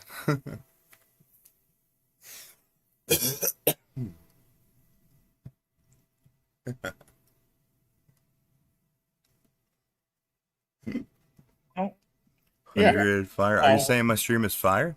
Nice. Man, I'm getting hungry. When's breakfast? Let me know, and I can jump into VC and help you out if you need help. Yeah, you know what? I don't use VC that often. I really should make more use of this. Hey, check it out. Our our kernel is in the net subdirectory. That means we're getting closer to being finished finally. Oh, good. Yeah. You should really take advantage of VC a lot more. Take advantage of what's that? I'm sorry. VC. Oh yeah, VC, yeah. Yeah, well, up until recently, I barely even knew that you could do that with Discord. Discord can do a whole lot of things that I don't even realize that it could do. I need to spend a little bit more time with that application. Well, do.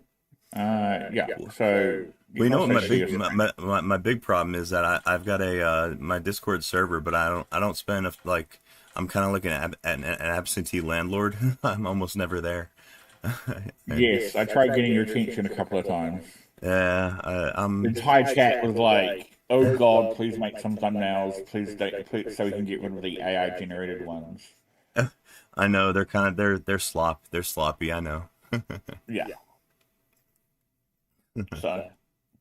See, here I thought I was being all slick. I was like, oh, I could use the chatbot to make a fucking thumbnail for me, and it's, no work, and it looks almost professional. But no, you could really tell. You could tell what immediately. I've made is simple but clean and professional. Like, it's not. Yeah, not the sort of thing you'd expect from like this work looks like it was actually made by a human. Much better. Yeah. And it looks a little bit more like, hey, this is a bit more of a play stream, but it's more of, hey, I can actually learn shit on this. Like, I'm going to be you're dealing with a PlayStation 3, but I learn it's my PlayStation 3. Well, that's PlayStation 3. That's my I do want to be the YouTube PS3 guy. I'm trying to supplant the German guy, Rene Reba. I'm trying to take his place. I'm trying to knock him off his well, does he do German language, or is he mostly German or English? Oh, Rene Reba? Oh no, he streams in English, but ooh, that's gonna be difficult then. If he streamed in German, yeah, you might have a little bit more of a easier go.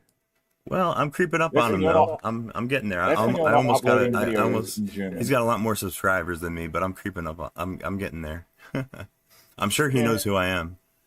Oh yeah, he would. You're in a niche field inside a niche subject. Well, that's what they say. You got to find your niche in order to make it on YouTube, right? I just hope this isn't too niche. I could branch out a little bit. I could start doing like more general, like Linux content. Like stuff like what's that other guy do? Like Chris Titus and stuff like that. Yeah, I wouldn't go there. I would probably look at it, probably more.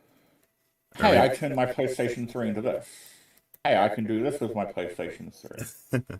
Yeah, like running a web server. Like I ran my website on my PS3 for almost 2 years. Yeah, that sort of stuff. Like what were the issues around running this as a server?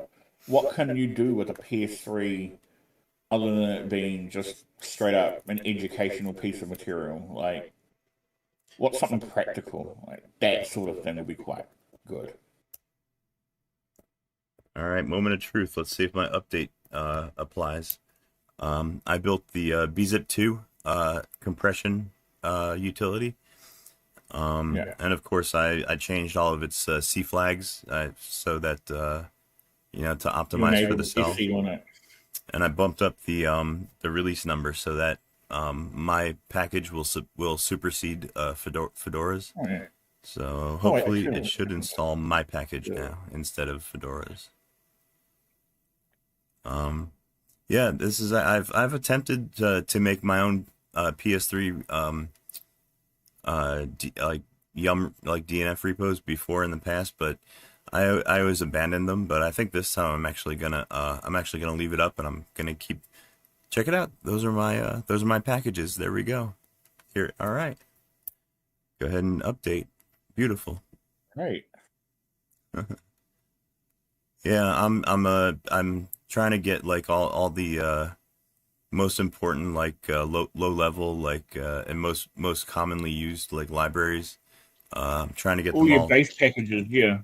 Yeah, like core utils, like OpenSSL, the stuff that like other stuff depends on, Yeah. zlib. Zlib is actually pretty interesting. I've actually looked into just a little bit. I've looked into actually trying to port zlib for the cell's SPU cores. And oh my god, compression algorithms are freaking complicated.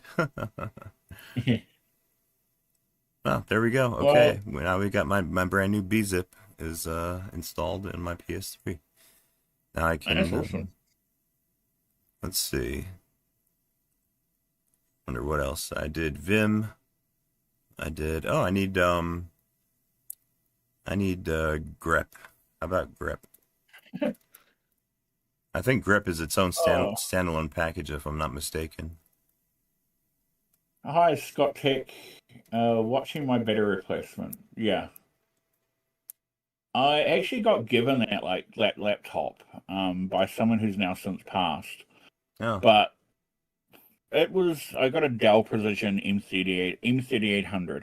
The battery had died, and then eventually the motherboard died. And I got a replacement motherboard from I think it was eBay. So I got a replacement motherboard from eBay, or could be an AliExpress. I'm not quite sure. oh shit. And I had to move everything over, the heatsink, everything over, gave everything a clean up, and got a new battery for it. And it ended up cost me like $100 for the battery and $200 for the motherboard. Well, that's not so And bad. yeah, How old is the laptop? it is a high end, fourth generation. It's got a Quadro card inside it. Oh, It's a lovely. 4K touch, by the way. It's 4K? Really? Yeah, it's 4K touch. Yeah, Oh, goddamn. it's got a How do you read it? MSATA How do you read 254. anything on the screen? It must have a big screen. Oh no, you've got font scaling. Oh yeah, scaling. I never used that. Well, I never. Yeah, well, you're running 1080p. Yeah, You don't have I'm to in scale 1080. The anything. highest resolution screen I have is my desktop computer has a 1440. 1440p. Yeah. Yeah. Well, that's like another.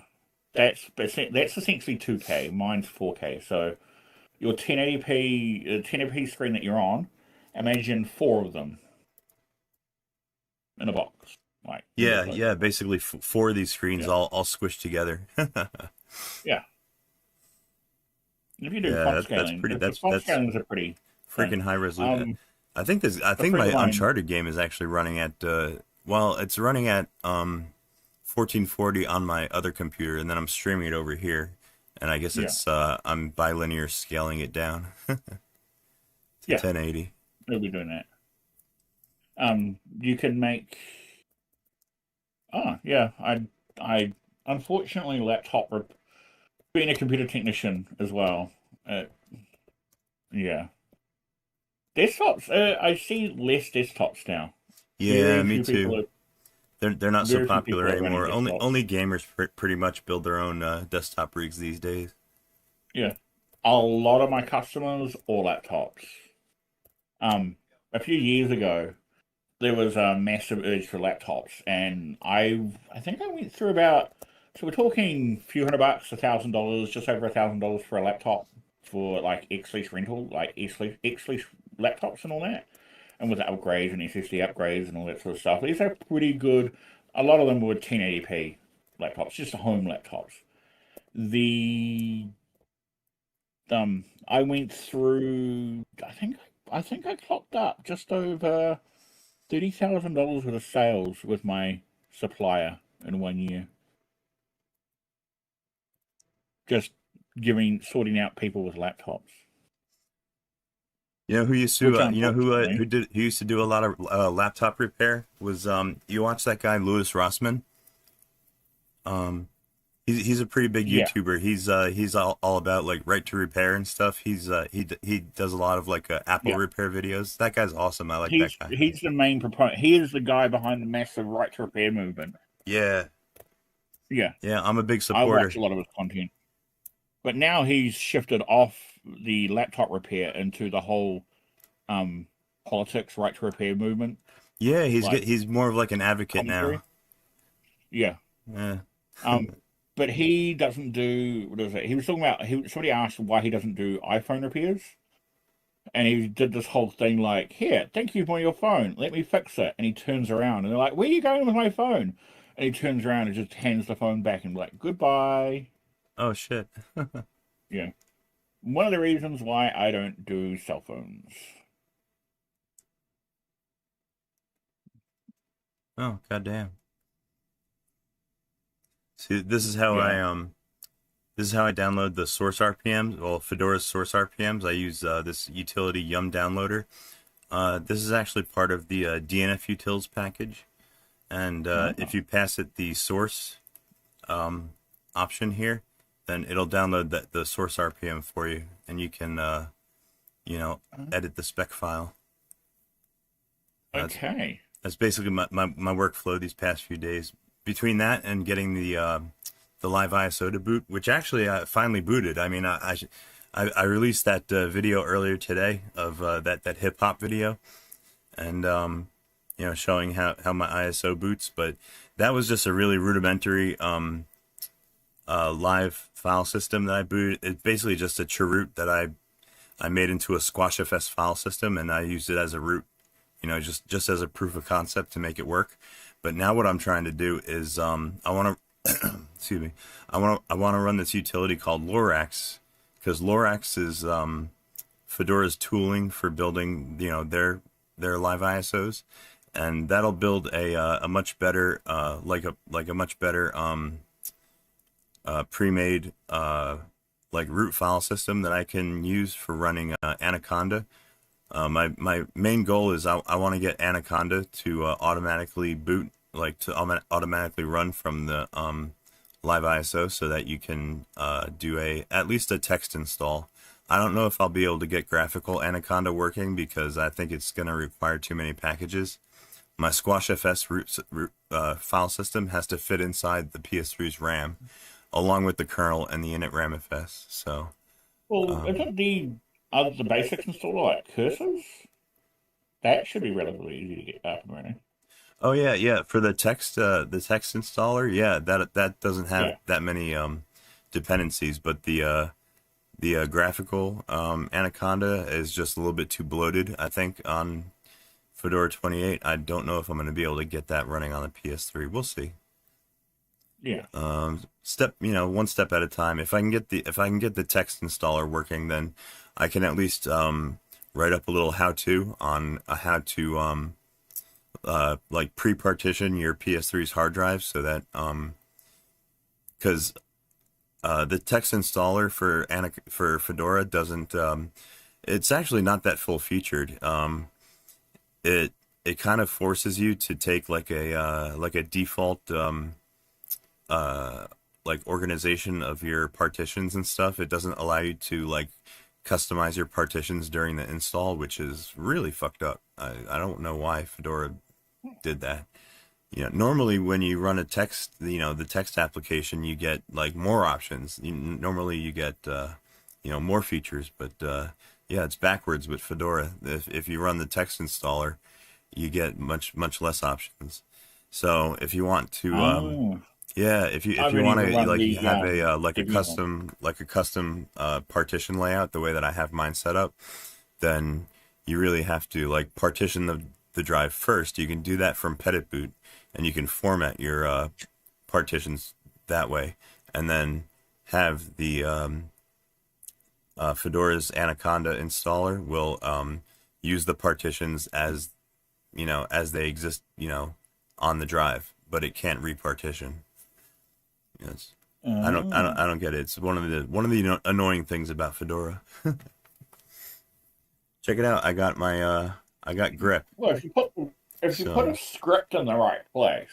Here, I'll show you my my procedure, what I generally follow for recompiling these source RPMs. It's not that involved. I'm not making any huge changes at the moment. I'm really just changing the C flags, for the compiling optimization. But I'm not really changing any options or changing any features that from what Fedora ships. I'll worry about that later in the next in the next version of the RPM. So let me see. Here is my file system for RPM building. And make sure. Oh yeah, I gotta delete all these bzip files. I'm done with those.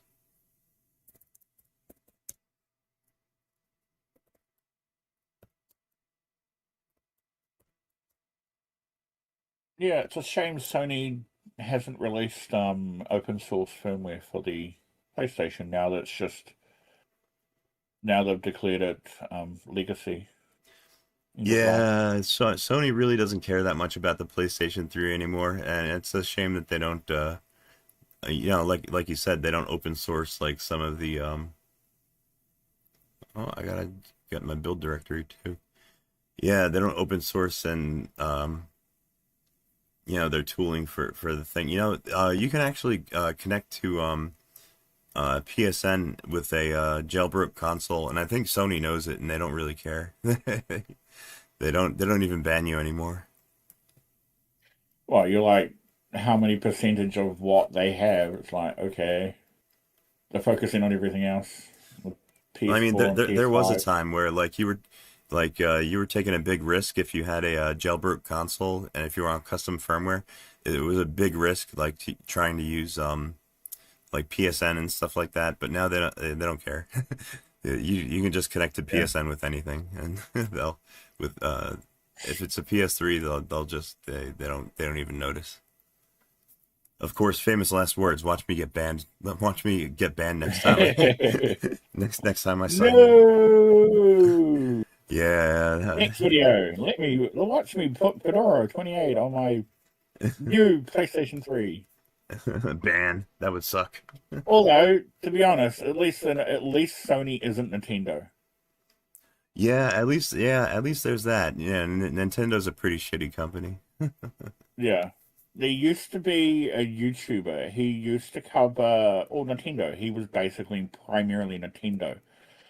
He had literally a letter from Nintendo stating that he's all good to cover all their content, like put their games on his show, like produce, cover like all the news for Nintendo. Yeah. And put like the public footage, promo footage for their games, and use that as part of his in his videos and all that. Oh shit! What did they copyright strike him or something? They DMCA'd his channel into oblivion, and he was like, "F this."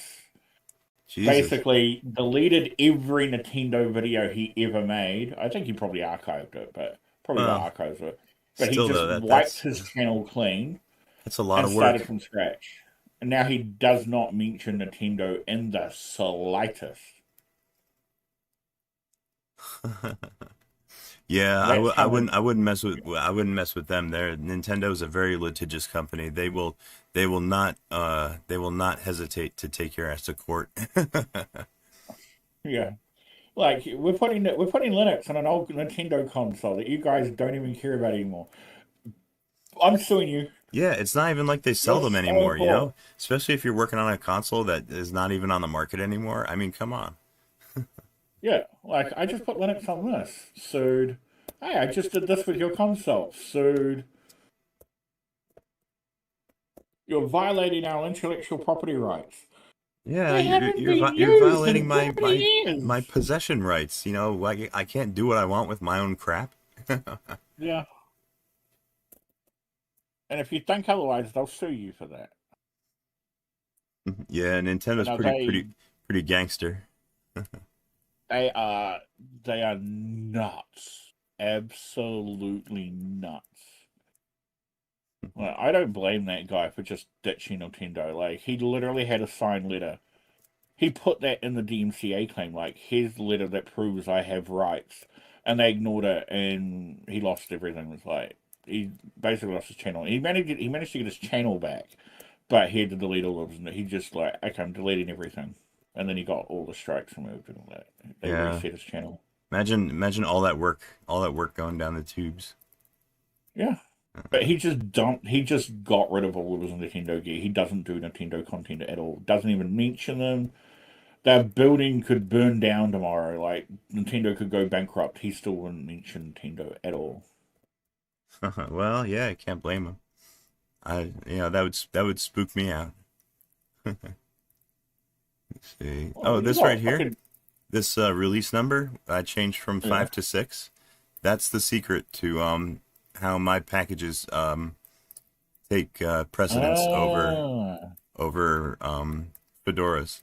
Just bump up that number, and DNF will take my package instead of Fedora's. So that's how that works. Oh, okay. And I'm adding this platform variable here, which I'm not defining here inside the file. I'm going to define this platform variable on the command line when I do the build, because you could do that. And I'll just define that as .ps3, and that's how I get the PS3 into my package names. Oh. Yeah, spec files are a real pain in the ass to work with. I'm getting better at it though. I'm getting more used to it. Here's the patches. I'm gonna leave that alone. Here we're gonna set our RPM opt flags for the PS3. And Nintendo are the reason for the ROMpocalypse, by the way. You're distributing ROMs that we haven't legally sold in like 40 years. We're gonna take you to court. Well, that's all right. Nowadays they don't even sell like on like the newest Switch. Doesn't it use like something called you don't actually get the games on the carts anymore. You get like a license number, and they download the games. It's I mean, what's the point of even having physical media? No, I think the base, the release game is on the card. Oh, okay. And then is it still they still give you the code? Yeah, it's just that the code is on the card as well. But the from my understanding, the card still has the game on it. So, yeah. But you need the card in order to, in the unit in order to play that game. That's the DRM around it. Remember back in the day when everyone got mad at Microsoft because I think it was like the Xbox 360 was going to be always online, and it pissed everybody off, and Sony kind of capitalized on it. They were like, "Oh, here's how you share your game if you're on a PlayStation," and it was very simple, but you wouldn't be able to do it with Xbox games because they'd be kind of like tied to your account. I think Microsoft backtracked on that, but I'm pretty sure that's how pretty much everything works now. All the modern consoles are always online. Yeah, because half the games require have an online component. Like GTA Online, you have to be online. Like you've got the single player, like which you can. I think you can pretty much play that offline. But the whole GTA, anything online component, you had to be online. But it prefers to be online for the most part nowadays. And internet is so easy and easily available. Like at the end of the day, it's not difficult to get it online. No, yeah, you really have to live in the middle of nowhere for that to be an issue nowadays, I guess. And even then, you've got Starlink. Starlink, I wouldn't touch that. Oh, great! I've got a couple of clients that use it. It's different. It is. I don't know if it's a Elon Musk technology. If it's anything like Tesla's, it's going to be a bucket of bolts. No, actually, it's pretty damn decent. Like, is it? It's actually really good. Does it actually work? Shit. Yeah. Before we know it, all What? consoles and future PCs. Yeah, they're all gonna be. Yeah, they're all gonna be like the Steam. What did they call that? The Ouya that was gonna be like a totally cloud based. Like all games would be streamed kind of device. Yeah, that's probably the direction that we're going in. Yeah, but that's what another 20 years away. Like the broadband spec in America is laughable at best. Yeah, yeah. It's Like until just recently, the broadband spec our just about mobile included technology fiber. is not up to international standards. That's for sure. I mean, we don't even have Yeah, real 5G yet. and then you've got the places where you do get 5G, people are burning down their towers, thinking that it's going to cause COVID. Yeah, everybody thinks that they're gonna get it's gonna alter their DNA or something. It's gonna I don't know. Yeah, but We yet, got some interesting characters here in this country. yeah, but yet, France doesn't have 5G. They don't have 5G in anywhere in France, Oh and no. yet they got COVID. Oh, what, they got something better? No, they just haven't installed a 5G network yet. You know who's got the impressive mobile technology these days? It's hate to say it, but it's China.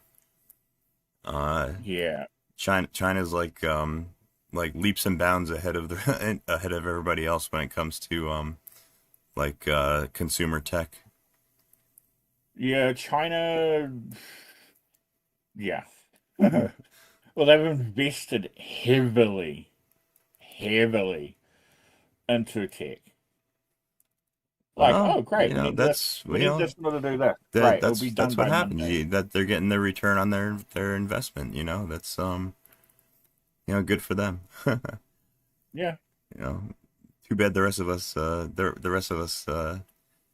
can't take the lesson. We don't invest in Equal. anything here anymore. This country's falling apart.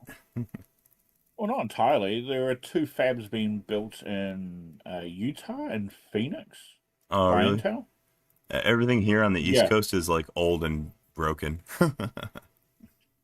Oh, infrastructure, yeah. America needs to fix that. But then again, it isn't just one company you're dealing with. Like here in New Zealand, we had an issue many years ago where we were on copper phone lines for all of our internet and broadband and all that. Yeah. And we didn't have any fiber. It was all dark because our main telecom, would basically outpace anyone else who was trying to lay down fiber and run them financially into the ground. And it wasn't until, well, let's just say, shit hit the fan. And I mean shit hit the fan. There was a telecommunications conference in Australia, and the CEO of Telecom here in New Zealand, she went on stage and basically admitted to the entire industry that Telecom's been ripping people off. I know it. It's how we've made profit. So, yeah, YOLO. And let's just say all of the internet, including the government, was not happy.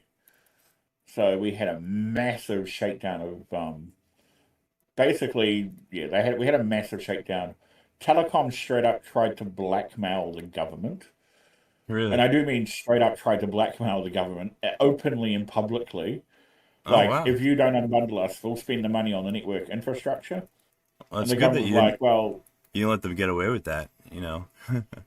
the government, because they're critical infrastructure, they're the only people. We don't have anyone else. They're in charge of it all. And the government was like, well, if you do that, don't come to work on Monday. We'll be happy to take over Telecom again. Because it used to be a government entity years ago. Oh, okay. Yeah, I think it was the same thing over in England too. It was like a public service or something. Yeah. So then it became a thing. And then, so Telecom Mobile became something different. And then the broadband, the phone line, the electricity, all their different components all had to be legally different entities. with their own different entity names. So the infrastructure team became Chorus and all that. And then Telecom, now they set up a company called Vector, an organization called Vector, and now they manage the fiber optic network in New Zealand. Now Telecom is not the owner of a fiber optic network. They are just a player in the game, just like any other ISP, any other company. I could set up a company to go against Telecom. There's nothing, we're on the same playing field. But yes, it was some, we had some fun in games, and now we've got internet that is, well, let's just say Gabe Newell found himself stranded in New Zealand. The guy from Steam. Lockdown. Yeah, and he wanted to. He was thinking about moving because the broadband in Dunedin, in the South Island, that's the company that's the town city that got hyperfiber, which is like the 2 megabit and the 4 megabit and the 10 megabit, mostly the 10 megabit because that's the main one. And he wanted to. He was thinking about moving the entire company of Valve to New Zealand. Really? Huh. Because of Dunedin. Really? The internet was like now world class. So. Yeah, well, I'm a big fan of Valve. I like what they're doing for Linux on the desktop. I think that everything that they're working on, it can only have good results for the rest of us. Well, they've dropped a lot of money into Linux. Yeah, I guess so. They invested pretty heavy. Well, they needed Arch to be top grade, and they're not going to keep it to themselves. So they're going to go upstream and fix any issues and see what needed to be sorted out and get it all sorted. Yeah, gaming wouldn't be anywhere near like where it is today without Valve on Linux. They've it wouldn't be anywhere close. No. It would still be the pipe dream, like, oh, you've got Linux. Oh, you're not a gamer. Yeah, that was the thing for a very long time. Yeah. Yeah. Oh, you're on Linux. You don't play games. Be like Macs. Well, Macs aren't big on game. I remember when I was in like middle school, we used to play like the old SimCity on Macs, but it didn't run very good. Yeah. They've got it better though. They've got decent hardware in them. Yeah, their hardware's pretty sexy. Scene, the Linux on Mac scene is getting quite large now. Oh, you're talking about Asahi? Yeah, I'm not so much. No, not Asahi. Just general Linux, because you've got all these older, perfectly good 5K PCs with really good AMD Radeon graphics cards, Radeon Pro graphics cards. They're workstation grade cards. A 5K screen, which is color calibrated at the hardware level, and you just put a color profile on, and you've got yourself a professional grade computer. And it might not be a Xeon, but then you can even still buy those a hell of a lot cheaper, and those are pretty powerful with Linux. I like the newer M4. I like the that architecture. It's pretty interesting to me. Kind of, well, it's not anything like PowerPC, but it's more like PowerPC than it is x86. You know what I mean? It's more like a RISC design, and they're pretty strong and very efficient. I just wish they didn't come with Mac OS because I hate Mac OS. It's quite sad. Apple Mac OS is, when you know the little niggles about it, like the little intricacies about it, it's a perfectly good operating system. Yeah, well, I guess if you get used to it, or you know what it is for me, I just spent way too much time in Windows. I'm a Windows guy myself. Yeah, I'm just used to that workflow. I mean, that's why I've got But the only that's reason, why I got my Linux set up the way it is with my start menu down here on the bottom left. I totally stole that from Windows. That's the proper place for it as far as Katie I'm. stole that before you got into it. Windows stole it from someone else, I'm sure. No, actually, I'm pretty sure KD had it. No, not KD. Windows did it first. There was Damn, 128 gigabytes a of lot RAM. of people claim that, oh, Microsoft stole this and Microsoft stole that, and then Apple took this, and at the end of the day, if you want to bring it all down to who took who from who, Apple and Windows took a lot of shit from IBM. Oh yeah. Because IBM has had a lot of patents, which they eventually public domain because they were literally like basic fundamental GUI type patents, like having boxes on a screen kind of patent. Like they patented that, but it was sort of like trying to patent 4 wheels on a vehicle. Cars were going to have 4 wheels. It's a kind of design thing that you can't really get away from. Because when we made cars with 3, you could see it in the UK. They weren't very good. Oh. Huh. Well, I think So we made didn't cars. what's it called? Didn't Steve Jobs take the idea for a graphical interface from Xerox of all companies? You ever heard that story? I'm pretty sure they had the most common interface, and there were a lot of design aspects he did like take a lot of influence from. But then if you go back, there are you would see the similarities, but they would be like so very open and vague. It's kind of like the whole car analogy. Like, hey, you copied where I put my wheels. Like, Yeah. all cars have 4 wheels. Like, it was cars were going to have 4 wheels. Yeah, there's only so like, many there's only like so much kind of layouts that are that could work for a graphical interface. So yeah, but and still, eventually, I think yeah, I think like it I was said, Xerox that came up with it first. yeah, they were the Really ones who really have it expensive first. machine too. They were the first to have a GUI interface, I think. And But yeah, yeah, the they story were goes that Steve Jobs was super impressed, and yeah, that he decided like that day that he wasn't even there to see that machine that day. That it was like he was there for some other reason, but for he got a glimpse of this Xerox graphical terminal, and he was smitten with it. He yeah. said that's the future. Steve Jobs was an ass, though. He really was. That's what I've heard. Yeah. Yeah. And like Um, Steve Wozniak would admit that he would openly Steve like he would say Steve was his really good mate. He misses him, and he has said that like he misses Steve. Sad that he died, but he will openly admit Steve was an asshole. yeah, I'm sure he was pretty hard to work with. That's Incredibly, like they fired him for God's sake. Oh yeah, that's right. They fired They him only from his brought him own back. company. Yeah, they literally had to buy Next in order to bring him back because they were desperate. Yeah, and then he came back, and then he invented the iPod, which was a huge. Remember when the iPod came out? That was that was like a revolution. He did not actually invent the iPod. Oh no, he didn't invent it. No, It wasn't his idea.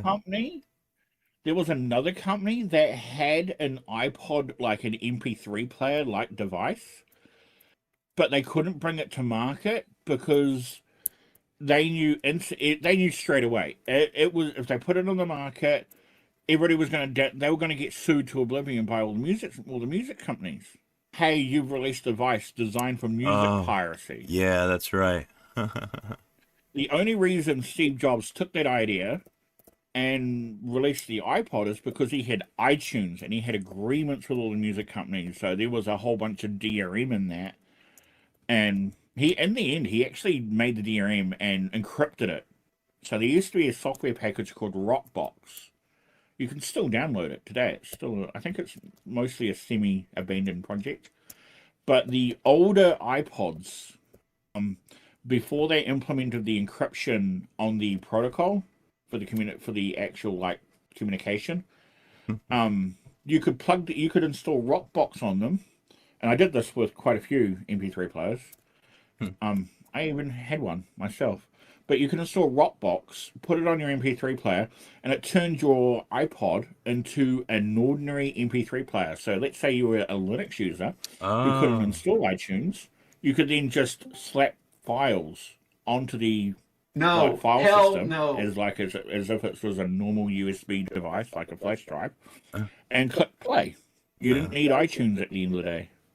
Yeah, And that's then right. they encrypted the communication, so it completely blocked Rockbox for any of the newer iPod devices. Oh, I never heard of Rockbox before. Huh. Yeah, BOX. But it had themes. It was a tiny little Linux firmware. Remember when Microsoft tried to get into that industry too? They made the Zune.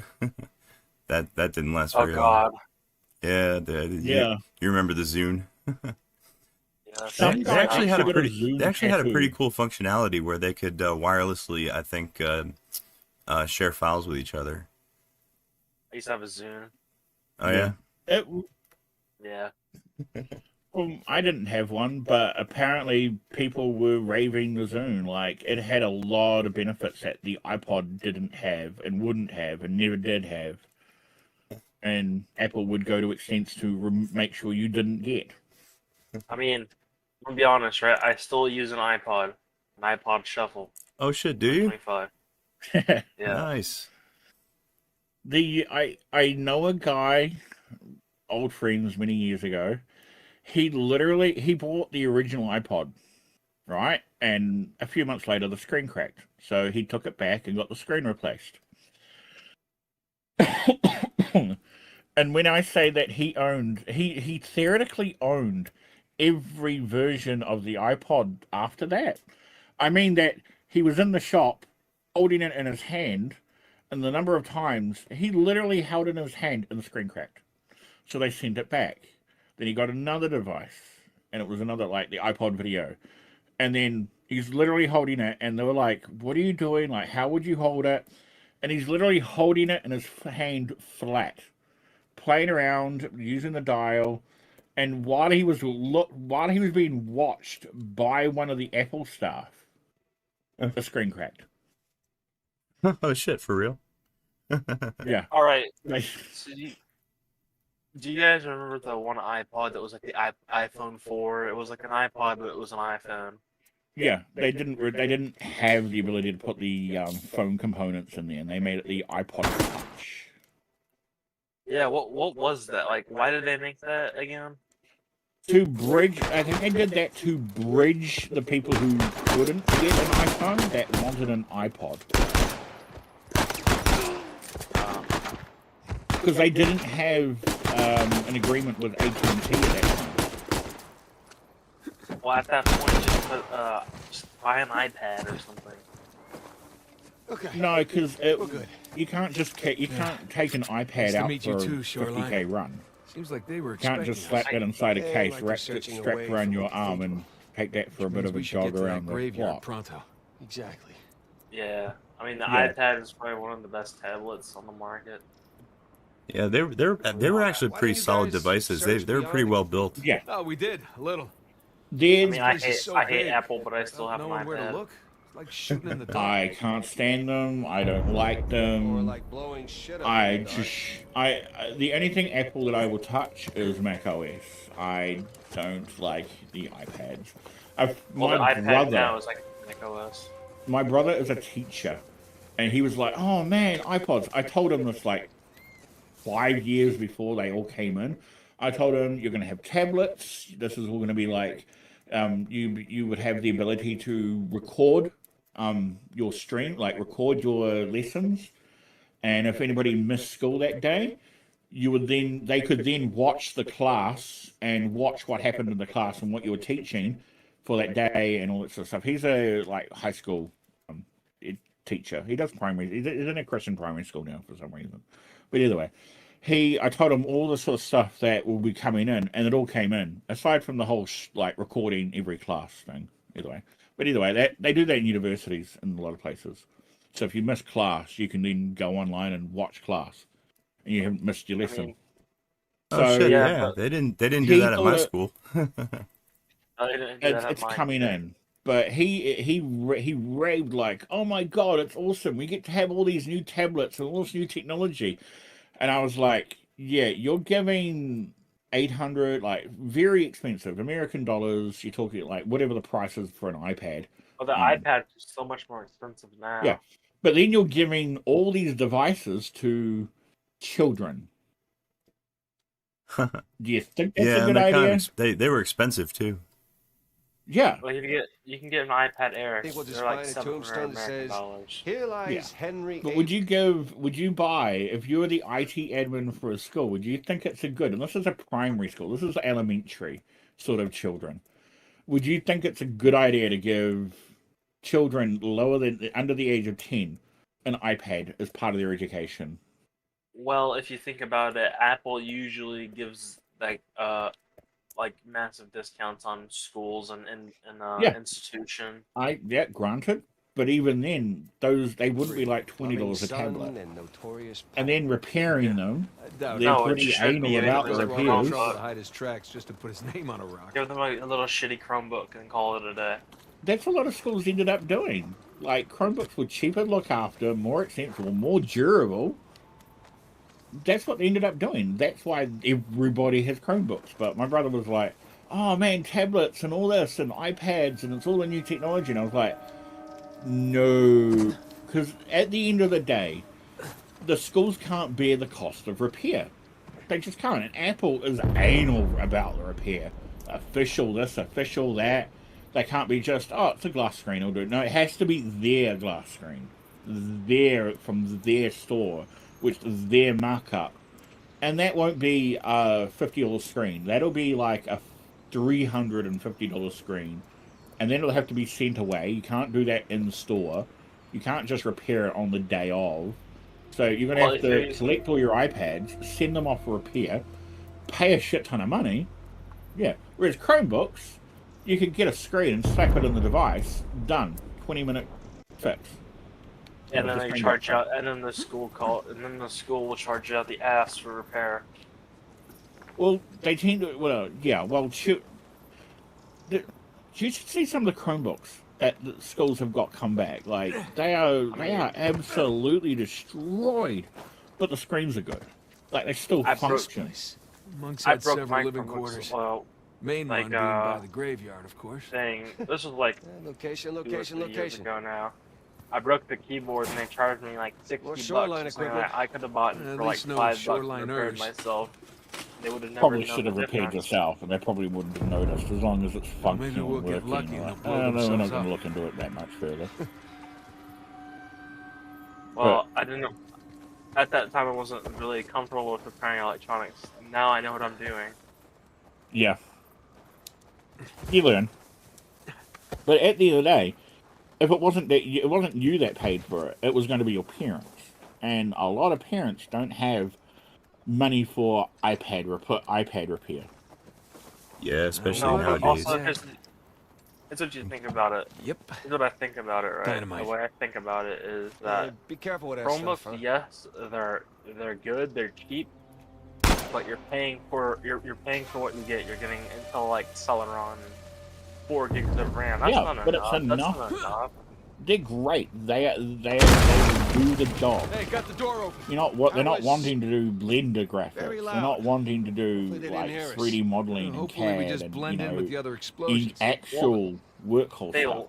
They just they want Google lag. Docs, Google Sheets, and Google Chrome, which essentially all of that is just inside a Linux platform, inside Google Chrome, and they all log in, and it's all locked down to the point where they are fully VPN'd through the school network. You could bypass it very easily. Yeah, well, you don't expect an 11-year-old to get around that. I mean, I was able to get around it, but Yeah, well, are you? you know, Are you most children don't have that technical ability to do that. Some Yeah. Are you children do. are you Not all. compiling on the PS4 or PS3? I mean. Yeah, that's right. This kernel is building on the PS3. As a matter of fact, How long is that going to take? Here I can show you what my PS3 is doing right now. That's it. It's just I'm not running a GUI at the moment. I do have one installed, but I usually don't like to run the GUI while I'm compiling because, you know, resources. But yeah, I got the PS3 plugged in so that when I do reboot it and you know, test out new ISOs, I can show you guys whether they work or not. So you don't have to just take my word for it. Yeah, I'm looking at getting we were talking about it the other night. I'm looking at getting the. So you would probably find, like, if you want capture devices, you'll probably find there's a lot of cheap capture devices on the marketplace, Facebook Marketplace. I'm looking at getting the Elgato HDX. Is that one of the ones with the 2 inputs? That is an external one, so it's got a 10 gigabit USB, a 3.2 USB Oh, it's 3.2 external cable going back to the computer. Okay, yeah, that's what I use. I use a external a USB 3.0 cam link by Elgato. Don't you need a They work proprietary good. software for that? The external devices are hardware level.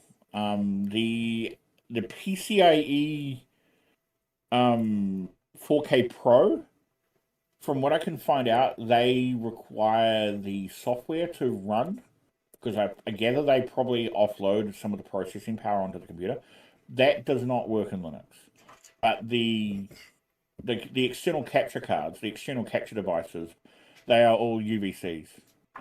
They are driverless. They just boot in as, like, plugging in a webcam. All right, I'm gonna Yeah, have I mean, another I even cigarette. had I'll be right back, you guys. Yeah, good. I mean, I even had a problem running the cam link on Linux, so Oh, well, easy, isn't it? The cam link is UVC. It should be UVC. I think it's UVC. maybe it was just something that I was doing wrong or something. I don't know. The cam link is the cam link is primarily designed for plugging in a digital camera, like a DSLR, into that Yeah, in order to get that into the computer. It's not designed for 4K. It's not really designed for his PlayStation into the computer. You know what I mean? yeah. It's I mean, it works, but I wouldn't really recommend it. It's that sort of stuff. Like, yeah, no. like I'm it thinking works for him, but I'm not gonna I be need to like, figure out. I need to figure out which camera I need to buy for a webcam. Because I don't like using USB webcams. I want to actually use a DSLR or ooh, I no. DSLR. If you so you want a decent quality camera, there is the OBS. Not related to open broadcasting software, but OBS is the actual name. It's not an abbreviation for anything. And there's like an OBS cam, and that is a PTZ camera, 4K. Hmm. And it also does onboard AI, very tiny little AI. It just sees it just determines where you are in the frame, and centers you. So you don't have to completely readjust or be in the right area, just depending. You can be a little bit off to the left or a little bit off to the right that time, and it will center you in the frame, without any additional software. And it is supported on Linux, I think. I could have sworn But I saw that at Micro Center. yeah, take a look at the OBS bot. There's videos on it.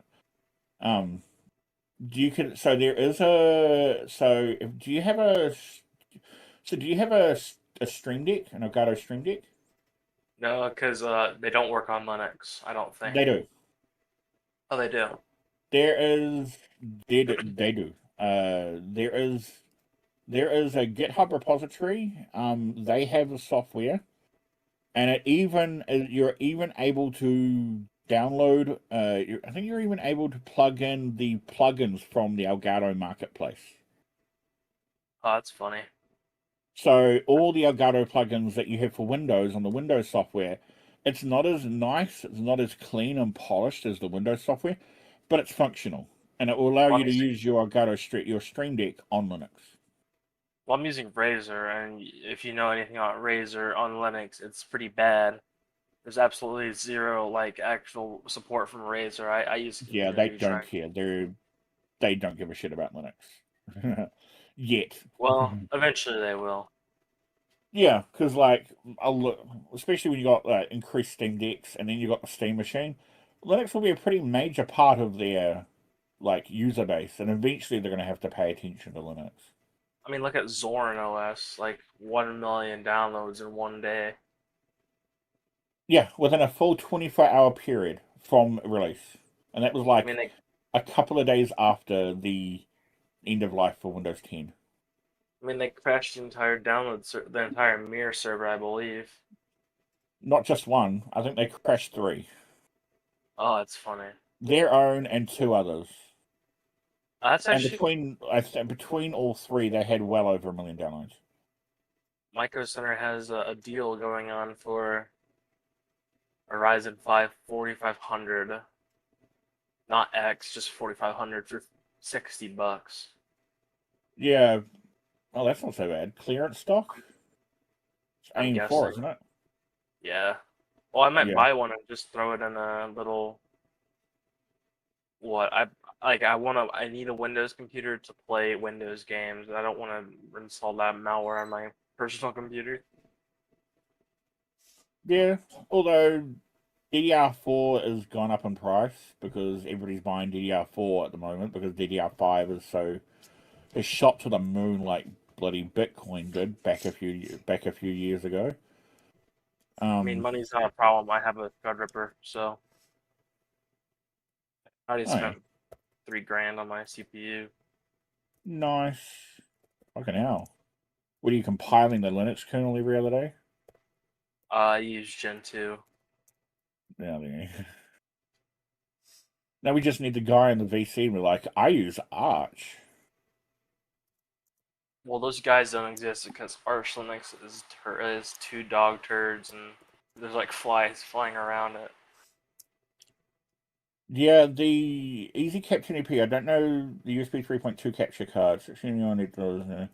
The ish, yeah, that'll be pretty cheap. I usually go for Elgato.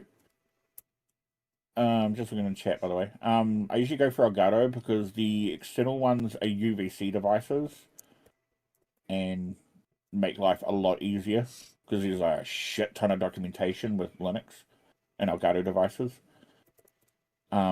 But then if it's external, you shouldn't have any issues. Then you've got I can with Easy Care, so 3.2. A lot of that has to do the cheapness and the expense on it has got to do with the quality of the chip, the processing chip. And if you want to do like that one, maybe cheap, but it's not the sort of thing you want to like do like gaming on because it can't process it and it will just screen tear because it just can't keep up. That's why capture cards are usually pretty pricey and there's not many good ones. But if you just want a basic capture card to capture like a terminal or something, there's many of them. There's lots of those. You can go on AliExpress and pick one up for like $10, $20 American. Well, I don't have anything that I need to capture, so like everything that I like, I have a KVM, and the KVM machine is capable enough to, it's capable enough for me to use like a VNC or something to VNC in it, but I wouldn't do that. I'd use X11 forwarding. Oh man, I can't wait till X11's dead. Hell yeah, fucking X over SSH. That's oh god. That's you don't like X11? That's my thing. I love X over SSH. I love it. Wait, you don't like X11? X11, my image. So I said this on the last stream. I got told by someone who knows a lot more about X11 than I do, and probably you guys do. X11. So you know those those movies where the family packs everything up on the family sedan, and it's like obscenely comically overloaded. Okay. Yeah, he said that's X11. Maybe. Here's how I reply to that. What is Wayland then? Completely from the ground, from my understanding, completely from the ground up, modular, extensible, and yeah. Just because it's modular and brand new doesn't mean it's better. Yeah, but it's not the Well, sort it's of thing Wayland's probably better for most people on like modern machines. yeah. Okay, it's great if you've got a 20-year-old laptop. Yeah, sure, X11. If you've got a Rage 128K, like 100 Rage 128, X11. If you've got like an older GT something rather like a 1030, sure, X11, maybe Wayland, but X11. If you've got a 5090, if you got a decent card like a 5070, 5080, 5090 or something like that, or a 3080, Wayland. Like when X11 was designed, the understanding of video cards if you're using didn't NVIDIA, exist. if you're using NVIDIA, Wayland's not a good option for you because proprietary drivers on Wayland are Well, not even good. AMD cards. X11 initially, when they started X11 way back in the day, the concept of what graphics cards will be and what they are now, they weren't thinking. It's like the 2-digit date system in computers. When they built when they designed them, they were thinking like, oh, that'll be someone's problem 50 years from now. We'll add it in later. It's cheaper to do it, and it's cheaper to add 2 dates, not 4. It's cheaper. We'll do it, and we'll just keep it as 2 dates. And next year, 50 years later, like 40, 50 years, like 70 years later, oh, wait, oops. Oh crap, we've still got computers using two-digit date numbers in the basic operation of the computer, the BIOS. Like, uh-oh. Wait, what about the year what happens in the year 2000? Because you've got software that assumes 19, let's say the 19-year date. And then what happens if the software then still assumes the 20, when it goes over the 20-year date, you've now got that issue. Oh, is it going to think it's 1901? Oh crap, everything's on a break. And that was a serious issue. Here's what I have to say about that. Yeah, sure, Xorg, the Xorg project is dying, but there's a replacement to Xorg that is not Wayland. You mean X Libre? Yeah, that's that guy. Yeah, X Libre. Yeah. Hey, I'm not opposed to the project being forked off and it'll have a continual side development, but the fact that everything a lot of the my computer doesn't use X11. It's Wayland. I like the fact that it's not using X11. What about all the X11 only software? Yeah, like KiCad. That's when you've got there is a bridging system I've seen that allows you to run X11. It's X Wayland, but it's not very good. It's enough to do. It's enough, but it's not good. Also, you saying that a 5090, I have the AMD equivalent to the 5090. I have the R9700 Pro AI with 32 gigs of VRAM, and I still use X11, and it works fine. Yeah, I'm not saying that it's going to break the computer. Like, I'm not saying I'm just saying when they initially made X11, okay, it's had development, it's still in development. But when they initially designed X11, they were thinking graphics cards back in what we've got now. They didn't even have the concept of graphics cards of what we have now. I think it's hilarious that X11 is actually older than Linux. Yeah. X Libre fixes this. Wayland allows for cards to be adaptable, allows for cards to change. What I should just say is that Wayland goes against the GNU philosophy. Therefore, it is bad. Yeah. Wayland is not GPL, it's MIT. So that means a company could hijack it and make it proprietary. Oh, see, what we have here is a good friend of RMS. Well, I don't know too much about licenses, but I do know the GPL is fucking awesome. We'll get rid of those filthy licenses. Richard Stallman, if it goes against the GPL, if it's not the GPL, he doesn't want to touch it. He The frankly Linux is the GPL. Yeah, well, You have to Richard call it- Stallman's a bit of an extremist. Yeah. This way. Well, I mean, I still use proprietary software like, Hey, Steam what about and that car? Discord. Well, no. I use Discord's API, but I use my own custom client. Oh, very cool. Don't tell anyone. Breaking into terms of service. Oh, well, You're don't be break- surprised if someday, one day, I don't know when, you're just like, why can't I log in? I've been doing this for like 7 years, and I've only had one account banned. Hey, And it wasn't even Yeah, for, I it remember. wasn't, climb out of that building. and it wasn't even for client modification. It was for extremist, being in an extremist server. Wait, what? Yeah, I was in the Arsenic server, and they started talking about Jewish people, and it's Oh, kinda, Yeah, I'm in another Discord server and we've had, issues around that. Ironically, it was a Jewish guy reporting a comment from another Jewish guy, which I thought was a bit weird, but Discord doesn't, you report a comment, but they don't take into account any comments around it. They just see that comment alone and base the decision their on AI that. moderation is awful. Yeah. They don't use human moderation, and when they do use humans, it's outsourced to a third world country, pretty much. Yeah.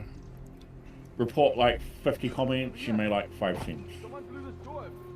Hey, what's up, Amutagababa? Welcome to the stream. Some people have some really weird, like, AI person. yeah. I'm gonna agree with that. You remember when YouTube had the AI comments? Had AI comments? They had bots going into the thing, right? Into the comment section, and they were just flooding with like bot accounts. Oh, bot, yeah.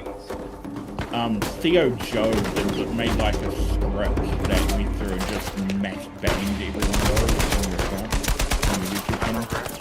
I remember Yeah. when Theo used to make those fake videos where we put fucking CDs on the table, saying that it was gonna get dead. Yeah, I heard that, I heard that YouTube, like, struck Theo Joe down for those videos, because it was like, James and James was like, I'm just deleting all these spam Satire. comments. Like his old videos are satire, but his new stuff's Oh, the famous one I've seen, the most memorable one of his that I've seen is wrapping 2 network cords around each other to increase your network. Yeah. I'm looking at like, Yeah, no. let's get out of here before anyone checks in on Really? them. No. I thought about it after a few minutes. I was like, no, that's bullshit. You're gonna get crosstalk. Why would wrapping it be the most important thing about the entire thing? You just can't lay them beside each other. You had to wrap them. Yeah, wrap What? it with foil while you're Yeah. at it. It improves the signal. Yeah, I thought that was hilarious. He's made some really good, hard-hitting videos too. He's a really good YouTuber. Well, like, also, I need to go back to Wayland. I need to tell you why I don't like it. I don't like Because it. it's new and different and hip and No, it's not because of that. It's because the developers are incompetent, and the people who make the compositors for Wayland are so stupid. There. well, Come on, then let's go. get into the project. Well, the project's on the project. They just made it too complicated to write actual good software for the protocol.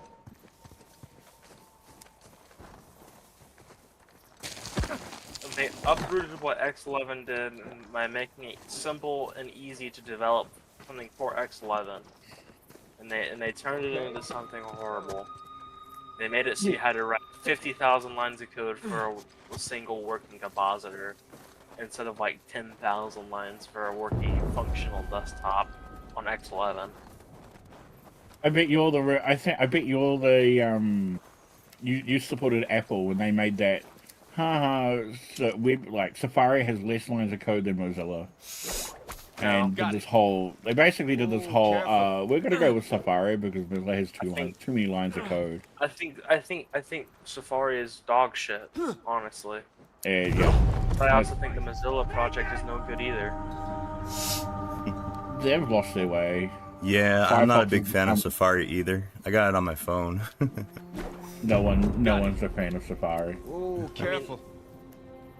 The Mozilla project and Firefox are two different things. Firefox is just the Mozilla project continued and just. It's quite ironic that Firefox was developed to be light and easy to use, and now it's literally become what it's replaced. Oh, hey, what's up, Dobomaniac? Yeah, you're probably right. I think Wayland sometimes wants to just be different. Different than, what we have now. Still though, I like using my Linux machine as a server. You know what I mean? I like to be able to serve things from it. If you think about it right, X11 has a lot of good compatibility in it as well. Like, I agree with you there. X11 has a lot of compatibility, but we can't keep using X11. It's not. Why not? Well, eventually it's gonna become impossible. It's going to be too much for the car to handle, and eventually it's just going to be too big and too. But you do know that there's something called you can just go and backlog some of the old code that's not used anymore. You can fix that project. You can easily get up like a code base. Talking about? I taught you. Okay, I'm on. I can do a lot with Linux. I'm just not on that level just yet. I mean, I'm a kernel maintainer, so. That was clumsy. Well, you're way ahead of me. If there's anybody who would know what they're talking about, I think it's me. Yeah, that's true, but I still think Wayland's better than X11. And I have one thing to say. Whoever thought I'm not going to get a stand and go out to your local university and say prove me wrong. So. Whoever idea was it to write Rust code in the Linux kernel needs to be banned from the project.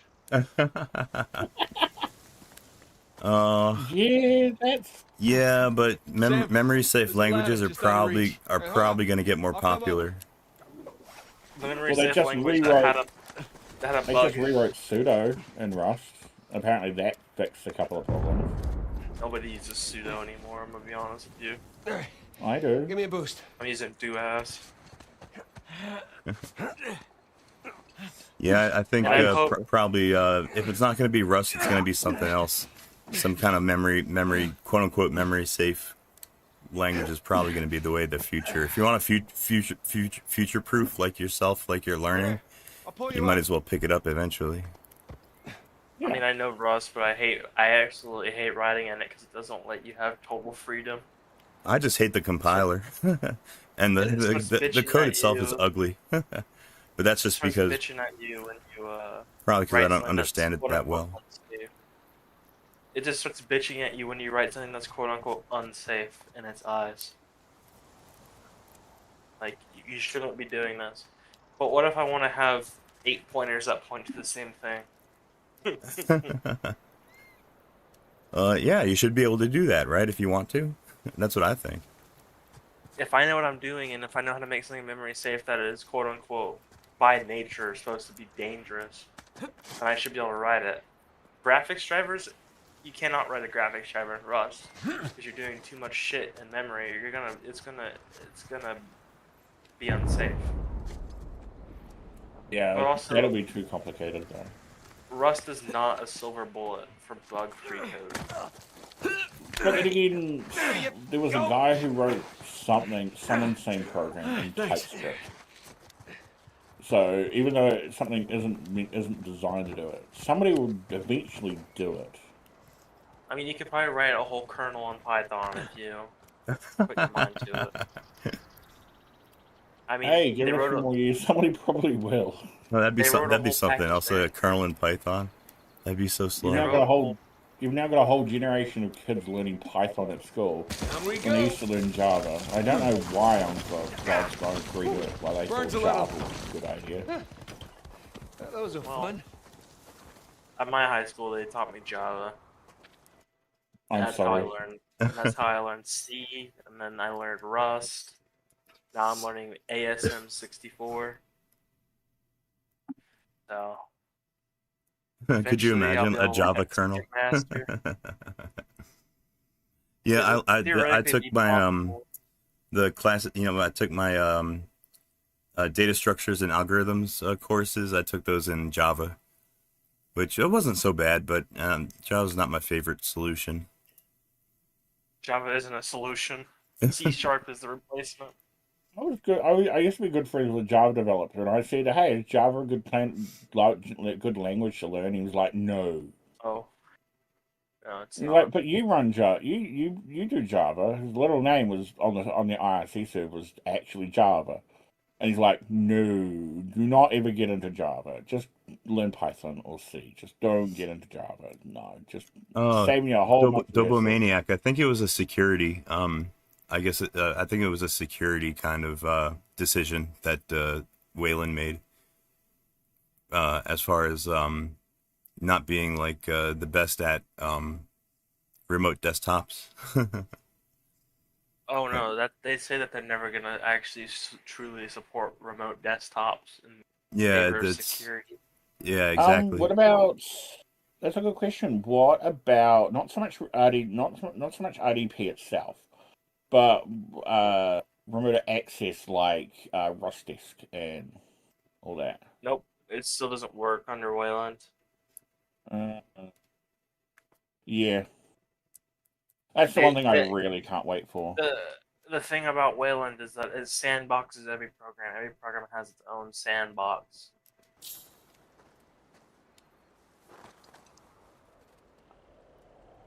Look at something like Hyperland or something like KDE. I run KDE. I'm running. So I've got a Precision 5560, 2 4 terabyte drives, two 2 terabyte drives. I mean, with an RTX A2000 4K touch, and that's running KDE 43. Fedora KDE 43, and That's cold. yeah, It gets colder. I run a I program can called Disk Flow, so I can access. It's sitting on a stand beside my desktop, and I just use a program called Disk Flow, so I can move the keyboard and mouse from my desktop and just have it seamless over to the laptop without actually docking or anything. Yeah, I mean, I'm just so mad at KDE right now. Whatever gets us more action. I could use a good You crew said up you're there. mad at KDE? Yeah, They're making their own distro. no, KDE is removing X11 support. Oh yeah, that's Oh. right. Yeah, that's I right. love KDE. I heard I about love that. KDE. Yeah, So so that that's means I'm GNOME and KDE both now. Both the big boys are dropping Well, X11. I'm like going to it install says, KDE Neon. That's what I'm going to do. I love KDE so much. you know, I'm just gonna say that they're both shit. So you know, I don't use them. They're just Speaking about Hyperland, I did try and install that before when I got the laptop. I was like, "Hey, I want to take a look at Hyperland." 4K touch. Right, what am I going to do? Like, take it before I install KDE and actually got it all set up. So I installed Hyperland, KCOS, and put Hyperland on. I had no idea what the hell I was doing. I struggled to get anything. I struggled to open up Firefox. yeah. I mean, here's what I gotta say about Hyperland, right? What Viraxi or whatever his name is, Viraxi, I don't remember his name. What he's done with his Wayland compositor is a lot better than what I could do in a Wayland compositor because frankly, it's too complicated to write a compositor. And you know, I commend him for that because he's like, you know, he's obviously found a way to do something. I just, you know, I'm gonna be honest, I don't like the fact that it's written in C++. But you know, what am I to say? I didn't write the code. I mean, what am I to complain about? I don't have to use a program if I don't enjoy it. But you know, the guy is a really smart guy. Yeah, well, it went from basically, hi, this is Hyperland, to everyone running it. I mean, like, you know, I used to actually use Hyper when it was the X11 window manager, which was really nice. But now that it's now that it's dead, now I just use i3 because I don't, yeah, I don't Yeah. want to use something that's not updated anymore. Oh. Well, I'm probably gonna end up just I'll follow XFCE. If XFCE goes Wayland, then I guess I'll go Wayland. Either that or I'll just compile it myself. And XFCE did say that they are not focusing on Wayland support, but they are working on implementing it. But they're not gonna remove the X11 support. Yeah, Because I then can what would understand XFC XFCE keeping be? it. That's one of the things Like, that what would kind of XFCE pissed me off about like Fedora these past few releases. They've been treating XFCE like it's like some kind of a stepchild now. You know, they used to have DNF package groups for XFCE. You could just, after you install Fedora, just group install XFCE and boom, you got a desktop. They fucking took them. They took them out. They're gone. You can't install it. You have to install it package by package now, like a fucking caveman. Same thing you could say things to IBM. Yeah, that's not progress. You know, they're treating XFCE like they're treating X11 like it's dead and like you know nobody should use it anymore. Yeah. Well, they want it to die for some reason. Well, look at the They user base, really. You don't see a lot of, like, people installing Fedora, like, XFCE on their little older computer, the home PC that's a little bit old.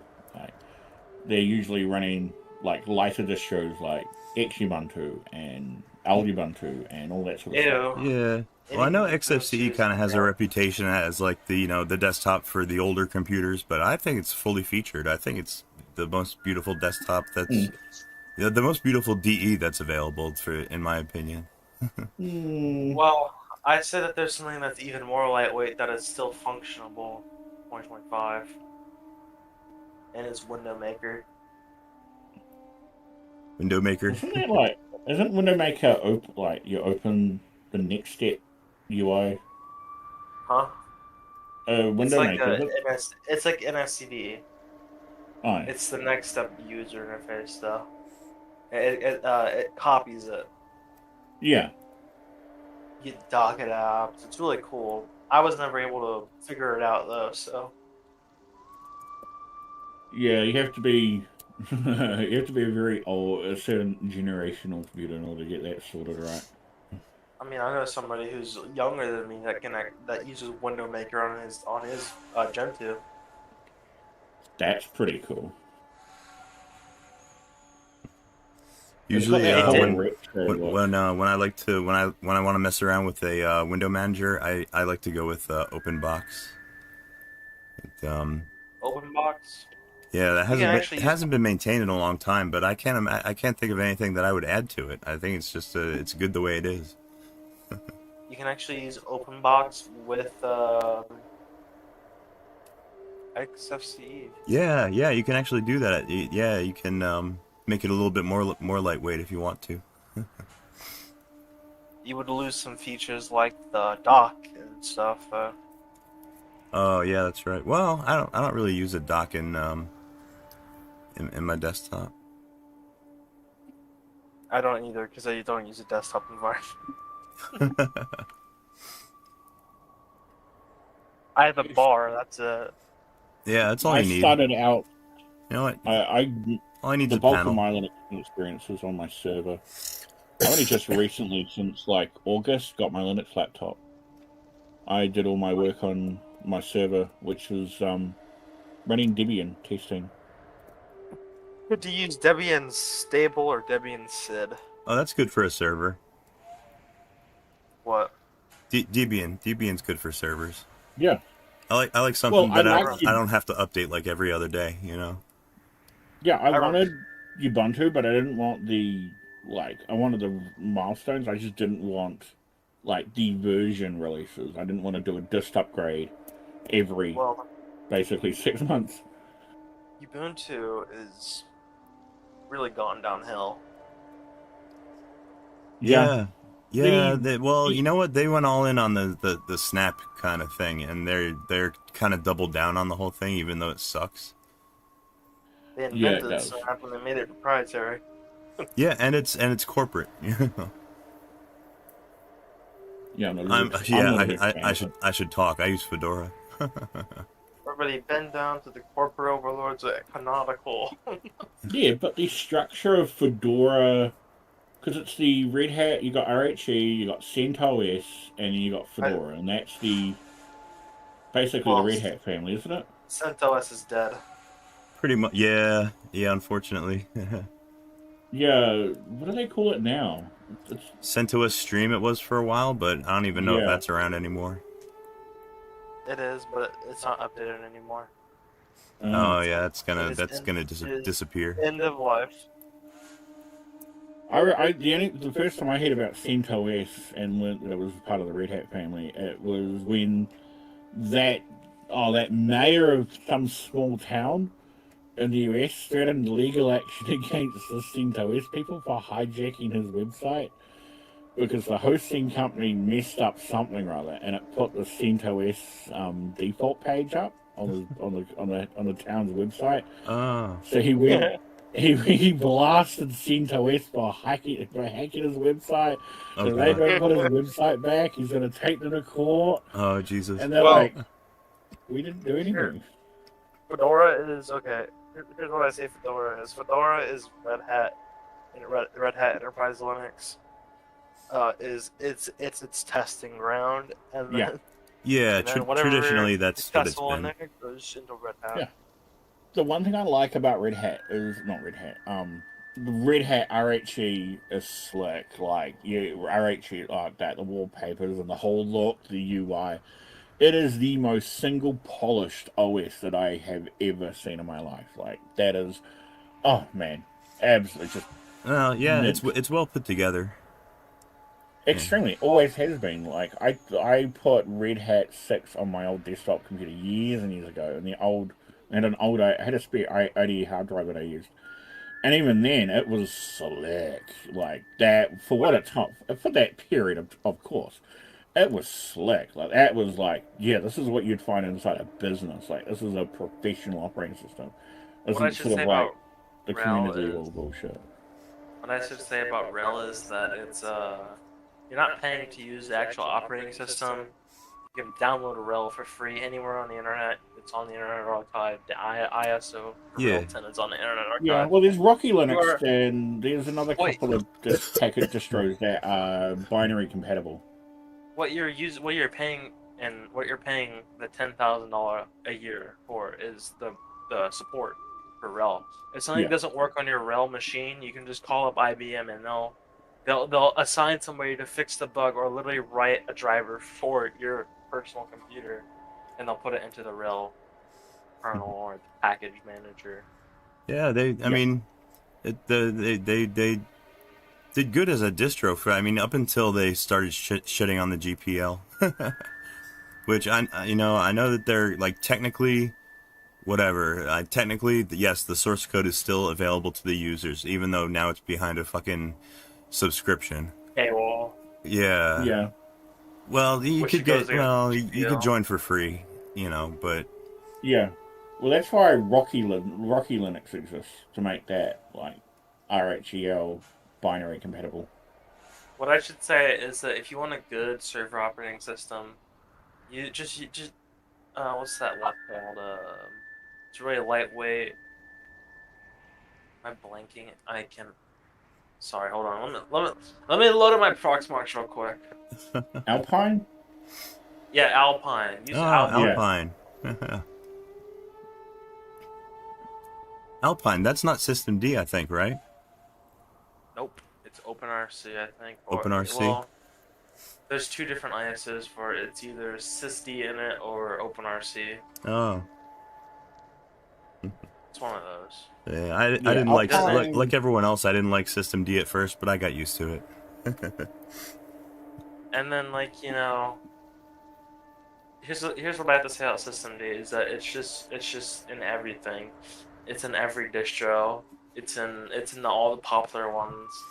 But when I look at systemd, all I see is this monolithic monster of a init system. Like, you know, it's not modular at all. Well, then write a replacement. No, but once Well, you know, there is a once you learn replacement how to for use it, OpenRC. like once you learn how the unit files work and everything, and you learn how to make one service like start before another one, it becomes like, you know, it becomes kind of, you know, more and more useful to you. Yeah, but systemd also is just a lot slower than any like other system init systems. Like look at OpenRC and run it. Very, very good. Yeah, Like, definitely OpenRC is a lot more lightweight. I mean, I use OpenRC on my computer, but like, you know, Well, use OpenRC is kind of whatever like you the closest like, you can get to the old-fashioned sysv init. Yeah. I mean, honestly, if I could, I would just use sysv init on my Gen 2. But I just don't feel like reinstalling because I do have a custom stage 3 for the file for it. But Oh shit. you know. Man. Maybe I should make it. Maybe I should write a tutorial on how to get sysv init on Gen 2 because sysv init is beautiful. Yeah, a lot of people still like sysv init. Yeah, that would, you know, people would read that. There's also, I mean, there's also dinit. There's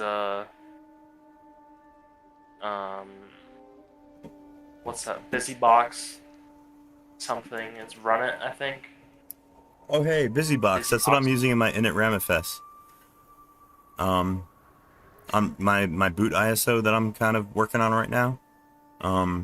Yeah, just to, you know, just to make things kind of simple, just so that I don't have to copy the libraries like one by one, because that's a pain in the ass. It takes a long time. BusyBox, just one static binary, and it just takes care of everything for you. It's amazing. BusyBox is really good. I love that project. I really wish that Gen 2 used BusyBox instead of GNU utils, but you know, you get what you give. Like the GNU project, you know, I mean, I'm not the biggest fan of it.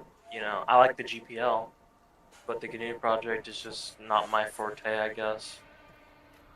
I don't like decades-old code, you know, being used on. Yeah, don't they still write everything in like C89 or something like that? They write it in, I think, like C2014 now. Oh, okay. It's definitely not the most newest version. I know that. Well, that might be stable enough to use by now. I think C2014. I mean, look at GCC. I mean, LLVM is a good enough replacement for GCC. You know, some things don't compile properly, but who cares? If it works, it works. But you know why I find the most interesting, right? You know, Portage, Gen 2's package manager. Hmm. Do you want to know something hilarious? Hmm. It's written in Python. Oh yeah. Yeah, a lot of package manager, like DNF is Python. Is it? I thought it was C. I'm pretty sure DNF is, a lot of Fedora's tooling is all Python. Yeah, I've heard DNF is Python. I've also been told that's the reason why it's so slow. Python. Oh yeah. Portage is slow too because of Python. Well, actually, DNF has gotten faster, and these past few releases, I don't know what they did. They gave it some steroids or something. It has gotten faster. Definitely does not. It doesn't compare to like Pac-Man or you know, XBPS on Void Linux. Well, as much as because I'm running Fedora, I have to use RPM, right? RPM manager. I quite like aptitude. I'm fine with apt on like Debian. You piss If I could slow have like apt grandfather. on Removing to the Fedora, forwards, catch up. that'd Speak be to our a hosts. good Yes, that'd be a good sweet spot for me. Well, here's I'd be what I very say, happy. right? The only thing that makes the only thing that separates distros is the package manager. Yeah, that's the Yeah. biggest thing. That splits them into like families. Yeah, Yeah, app. the main That's trees. Debian. Yeah, You got apt Debian. You got Pacman, Arch Linux, Emerge / Portage, Gentoo. XBPS is Void Linux. ENF is Fedora. Well, I'd say Red Hat, but most people will say Fedora. And then you got Linux from scratch. There is no package manager. You got Slackware. There is no package manager. You are the package manager. Yeah, pretty much. Your own memory. That's all you I got used to to use. rely I on. used to have a USB drive with Slackware, and that's what I used to use as a simple little recovery Linux thing. You For a know, lot of computers. Slackware users just got a little notebook, and that's what they write their packages in there. Yeah, yeah, pen and paper. That's the best password manager, right? Yeah. Yeah, wrote on a can book write- called Passwords. You know, you could just write. You know, if they would just rewrite DNF, like I think that package manager should not be written in Python. I don't think so either. Just because Python is not like that good, honestly. It's good for prototyping, I think. I mean, It has its uses. yeah, you can, Like, you can it prototype has its something. You get useful- something up and running quick. You know, that's nice. Yeah. And it's multi-platform, obviously. I think Gentoo gets away with it because, well, all that Gentoo's package manager really does is fetch the tarball, untar, and then just tells your compiler what to do. And the compiler just handles the rest. And then it installs the finished binary. Well, it does keep track, right? It keeps track of all the files that it installs and removes. It just puts it in the package database, but yeah. Doesn't sound too complicated. No, but somehow Portage, it's still like Portage is pretty complicated. Somehow it's still 20,000 lines of Python code, so. And it's slow as balls with resolving those dependencies because it resolves them one by one. Oh, hey, Saikuro's There's here. no. Guten, You know what it guten doesn't Tag. have? Guten Tag, mein Freund. Donglegate. Wie geht's heute? Speaking German to my German friend. Oh. Well, like, you know, aptitude is really slow too, but I plan not to fault with the guy that wrote it. Who wrote apt? Wasn't his name like Ian Murdoch or something? So here, you want to know some history? You guys Yeah. might already know this, depending on how Alles deep klar. in the Linux rabbit hole you've gone. Sehr gut. But Debian is named after the founders, Deborah Murdoch and Ian Murdoch. Oh, for real? Yeah, I didn't know I that. remember being told that, yeah. Huh. And then the guy that wrote apt, his wife cheated on him, so Deborah cheated on Ian, and he like hung himself with a vacuum cleaner. Oh, God. What? Drama. Yes. On Wikipedia, by the way. Here, let me write a package manager for probably one of the single most important distros on the planet.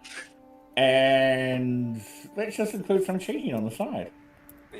He killed himself with a vacuum cleaner cord because his wife left him. Is that true?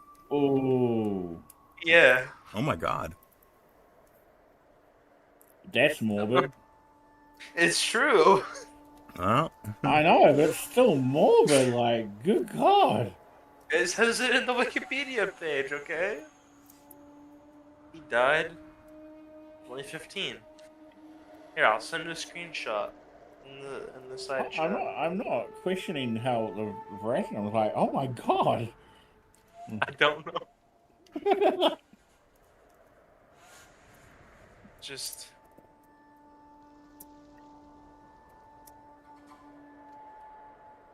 There Okay. was, oh, what the hell is that file system? It was apparently really good. It was bcachefs. like, not Bcache, that's a whole other freaking nutso drama. That's another whole thing of drama.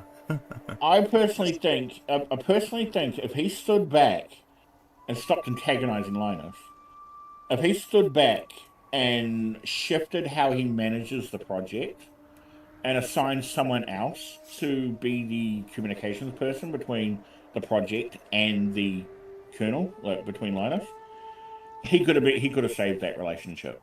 Like it wouldn't have been out. Let me Like, tell you something real Sounds like he quick. just eventually got burnt out. The guy who was maintaining it or oh developing yeah, it. like what's That that happens. Sebi Nick on YouTube? He does a lot of Linux kernel videos. Like what's happening, what's the latest controversy, what's the drama, and what's been happening. Uh, I really liked his Bcache FS. That was some drama that I found really interesting. Like, I wanted to use Bcache FS. Like, you that seemed touch. like a really cool file system. Like, this looks really good. Looks like a really good thing. And next you know, it's like, oh wait, it's gone now. Are you guys talking about UTUX?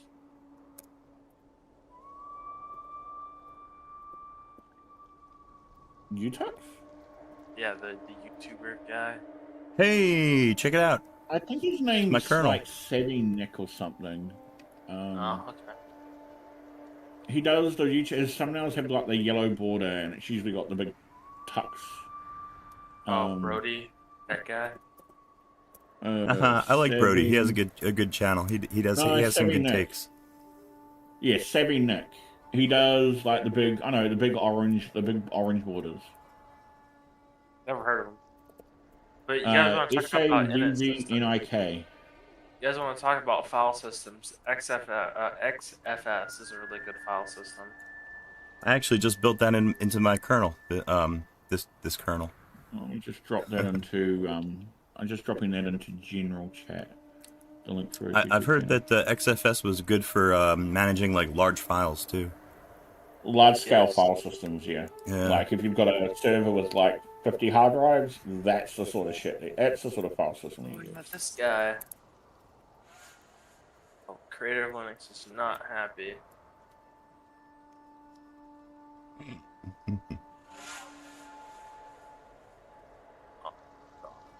I'm downloading the source RPM for lame, so Here's I what I can gotta say about decode MP3s. Linux. Here's what I gotta say about Linux security. It's secure by it's so secure because it's so obscure. Oh, Like, that's what they tell say. that to like the planet. Like, you know, if the Windows NT kernel was like, you know, Linux and Linux was like NT, it would be opposite. There'd be people who would be writing malware for that. It's easier to write malware on Linux than it is on Windows, though. Yeah. You think so? Yeah. I mean, It'll be all Russian down to the hackers. person, but you know damn Rush- well. Imagine if it was that kind of imaginary reality. You know damn well people will still be running their distros in root. You know damn well they will. This is command. I don't know where it's from. Let's run this with sudo. I don't want to log into my account. I'm just logging with a root. Like people are just fucking insane. I mean, if you think about it, right? There was that Russian hack that hijacked what's Windows' hypervisor called? Hyper-V? To hijack a Hyper-V and execute malicious code inside of Linux onto the Windows host machine.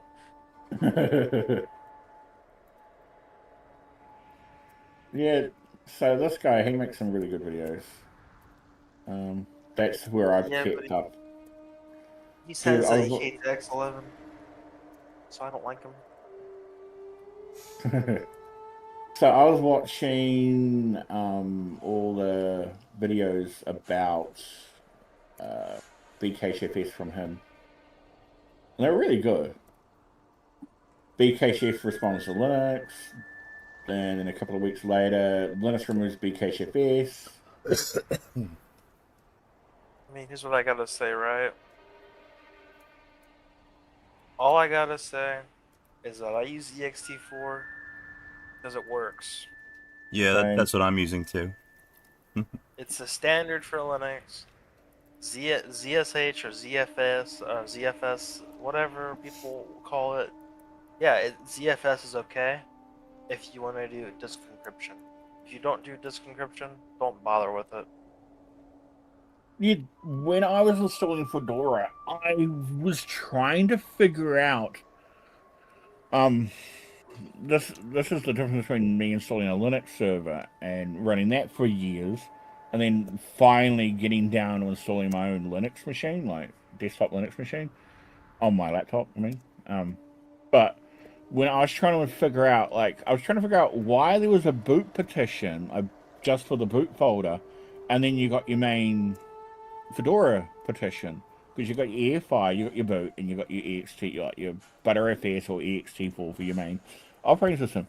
And I'm trying to what the hell? And then I was trying to jailboot KCFS, and I was telling it, okay, so you put your boot thing, and it was wiping out the boot partition, the right thing, and redoing all that, and it was a complete balls up. And then I figured out it took me a lot longer than I really want to admit.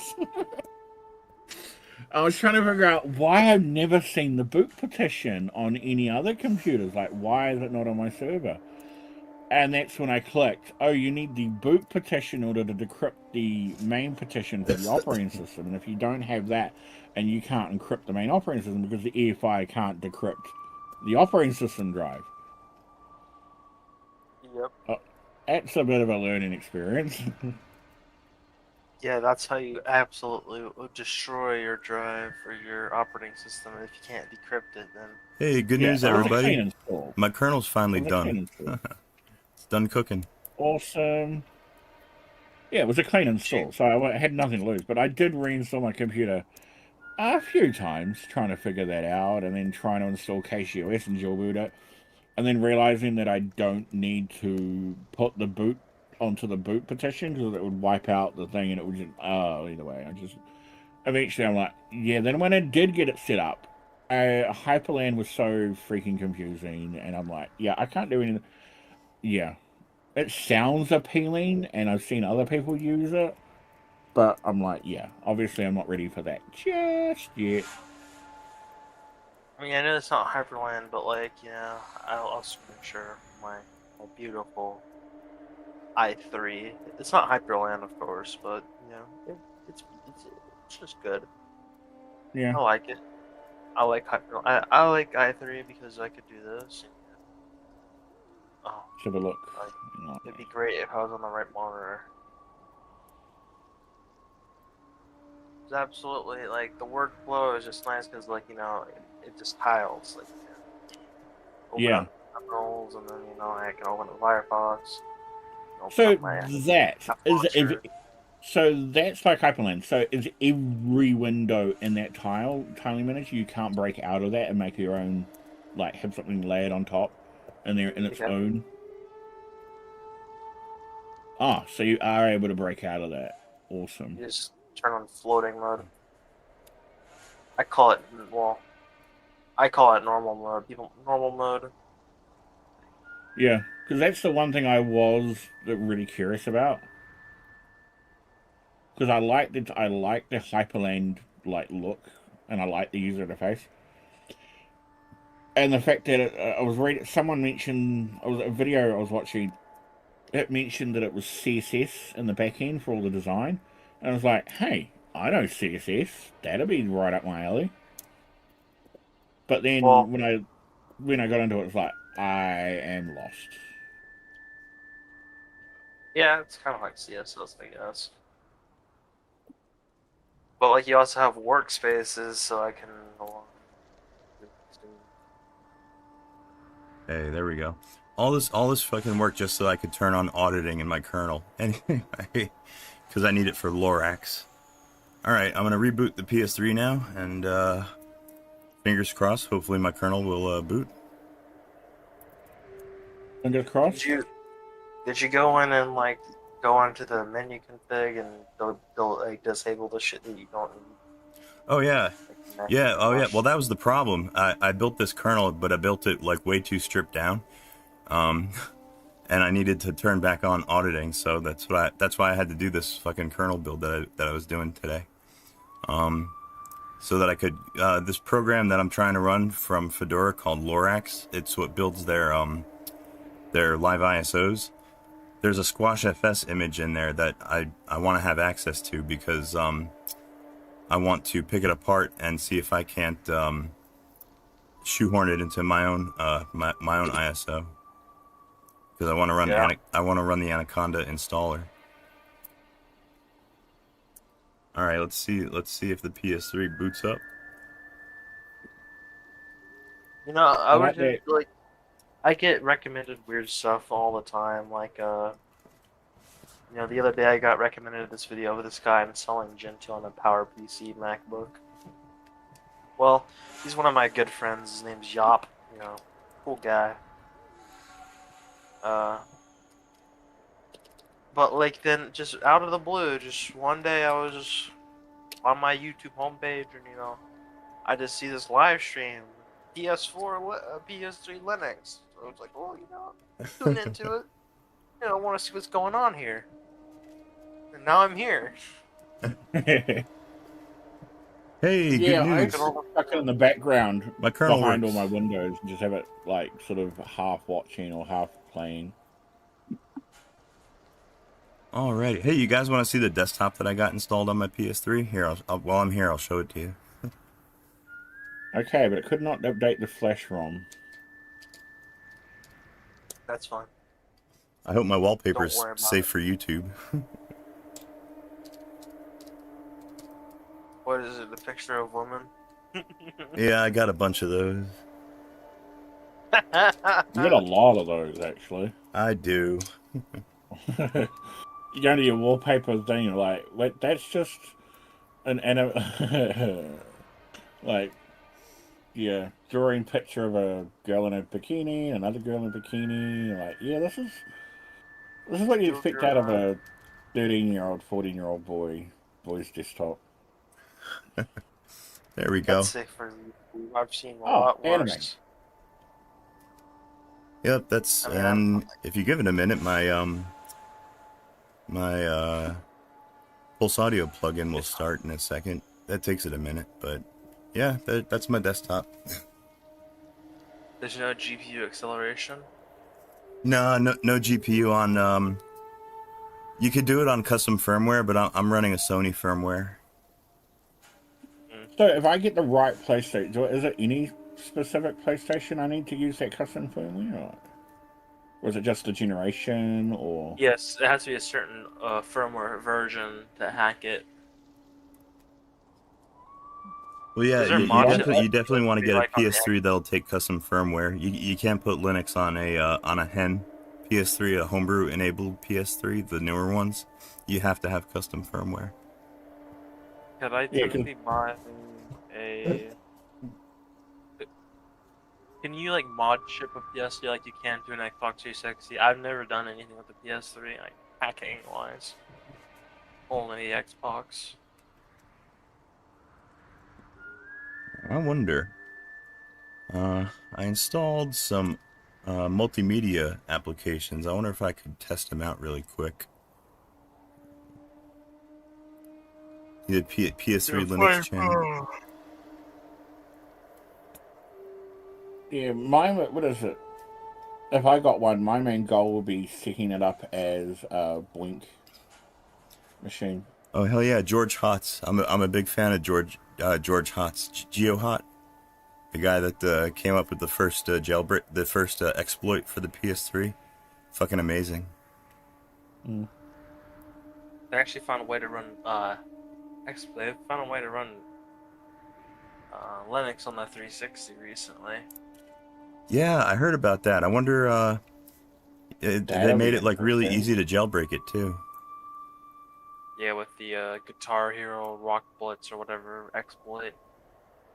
It definitely does not, you know, it does not beat the good old-fashioned RGH or JTAG. there's a video on YouTube. I can't remember who made the video. But it was some guy removing the CPU off an Xbox 360 and putting an original Xbox. It wasn't a 360. It was original Xbox, and he just upgraded the CPU to the best one that the chipset would support. Yeah, And it because worked. all they are is just Pentium. Oh shit, Yeah. Dustkill, thank you. What a nice thing to say. Wow, you're a cool dude. Yeah, well, I hope I can inspire some more people to get interested in like the cell architecture. I think it's really fascinating, and I've learned so much by studying it. You know. On that note, talking about cell, I found some cell books.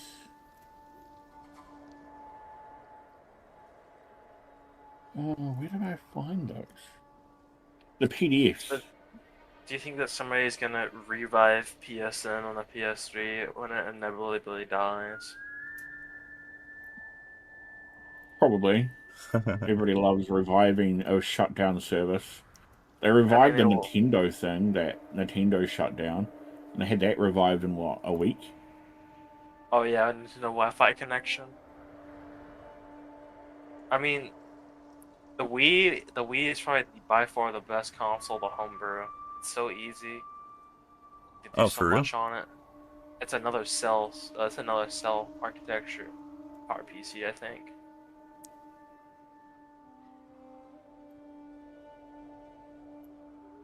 Here we are.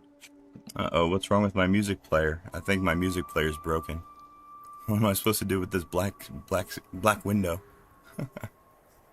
Uh-oh, another thing I gotta recompile. Yeah, here we go. No, never mind, there we go.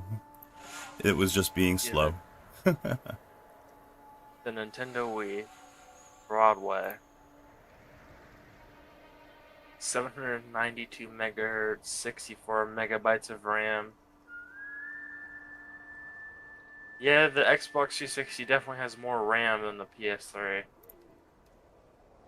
Yeah, the layout is more useful, I think, on the Xbox.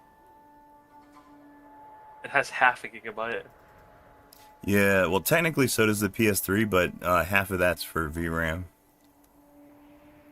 Yeah, I don't think the Xbox 360 shares VRAM. I think it has separate. Let me try something. I never tried this music player before. Pragha. I wonder if this will work. I wonder why consoles moved away from PowerPC. I mean, I understand it. I think it would mostly be what bloody Apple found when they did the G4 and G5s. They were getting too hot, and they ended up having the same issue with Intel. But then again, that was more like QC issues. Thanks, Intel. AMD is the go-to for console manufacturers now. Unless you're Nintendo, then you'll go to Nvidia to make your switch to. Yeah, ppc970. It's basically a G5, binary compatible, the PS3. What I think is cool about the PowerPC architecture, and I guess it's the same with any RISC kind of architecture, but all the instructions that have the same width, so it's really easy for the CPU can load them and decode them really quickly, unlike on like an x86 where like an instruction can be of different widths, and the first thing the CPU has to do is figure out which part of this data is instruction and which part of it is data.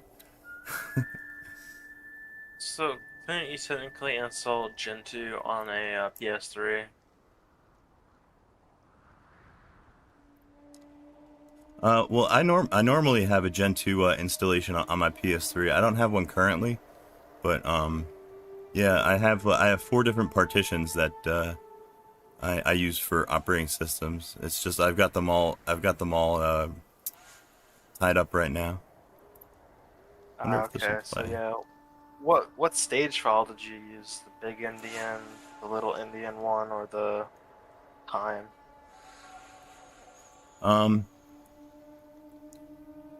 Well, you mean a stage 3? Yeah. The PowerPC, the newest one, 23 dot something system D desktop profile. What? Well, yeah, I know that one, but there's three options. There's the big Indian PowerPC, the little Indian PowerPC. Oh yeah, the PS3's big endian. Yeah, Yeah, that's why I can only run up to Fedora 28. Modern Fedora actually, still supports PowerPC, but only little endian. I should have known that when he said it's closer to a GC. It's close to a G5. Looks like, I wonder if this is correct. Media, NFF, blah, blah, blah. My GStreamer installation is missing a plugin. I wonder if I can fix that. Okay. Gotta recompile that. Oh, I hate GStreamer. It's a pain in the ass. Really shows you how much work they put into operating systems. Yeah, you're not kidding. Yeah. I gotta tell you this. Linux is not an operating system, it's a kernel. I'm gonna pick up RMS and throw them at you. It is a kernel though, because you can't just boot. You can't just boot into Linux, and you can't just boot Linux and use it. Oh god! And I'm gonna throw in a copy of the Cathedral of the Bazaar along with it. Unless you want to install Linux from scratch, then you have fun with that. That is kind of fun. Well, it's I find it relaxing. I do Linux from scratch every so often on the PS3, and I just I just enjoy watching it compile. Doesn't it take forever? I don't know. It's an autistic thing for me, I think. You just stay up all night watching it. Oh no! Look at all these GStreamer plugins. I don't want to install all this crap. Just wildcard GStreamer. Now you're gonna break an ABI if you don't do it right, so be careful.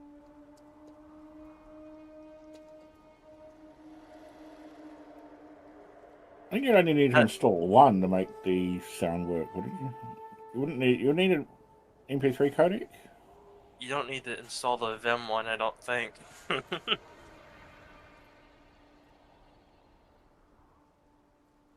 GStreamer plugins, RTSP.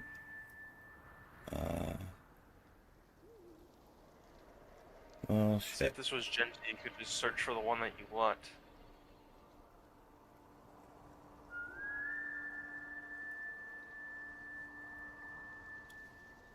Yeah, I could use a blob or whatever they call it, a glob, an asterisk. I could install GStreamer asterisk. Blob. That would install everything. Oh hell yeah, YDL Yellow Dog Linux was great on the PS3. I loved Yellow Dog on the PS3. It was awesome. You should find a way to boot PsychOS on the PS3.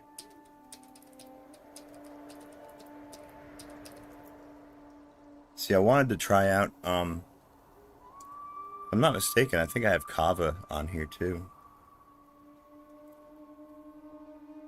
I wonder how well Puppy Linux would run on the PS3. God. I used to know I've got a friend of mine who I'm pretty sure he still uses Puppy Linux. He thinks as far as he's concerned, he's a smart guy. Very big into the conspiracy theories. I mean, Puppy is really good if you have something that is really old and only has like a few megabytes of like RAM. A 486, yeah. Early AS Pentium. Like a Pentium 1. Yeah, or an Atom, a little netbook Atom. Oh god. Oh god, I hate it. The little Without EPCs. The little EPCs, they were so horrible. You're gonna I get used to one. work at an internet cafe, and the boss brought like 3 of them. I do No, have to not admit, Collie Puppy. they were popular. But they were only popular with the children. We just gave them like we let the children hop on and access the internet because well the parents were online using the computer and they were paying for that, but no adult wanted to use that tiny little Atom PC, little EPC.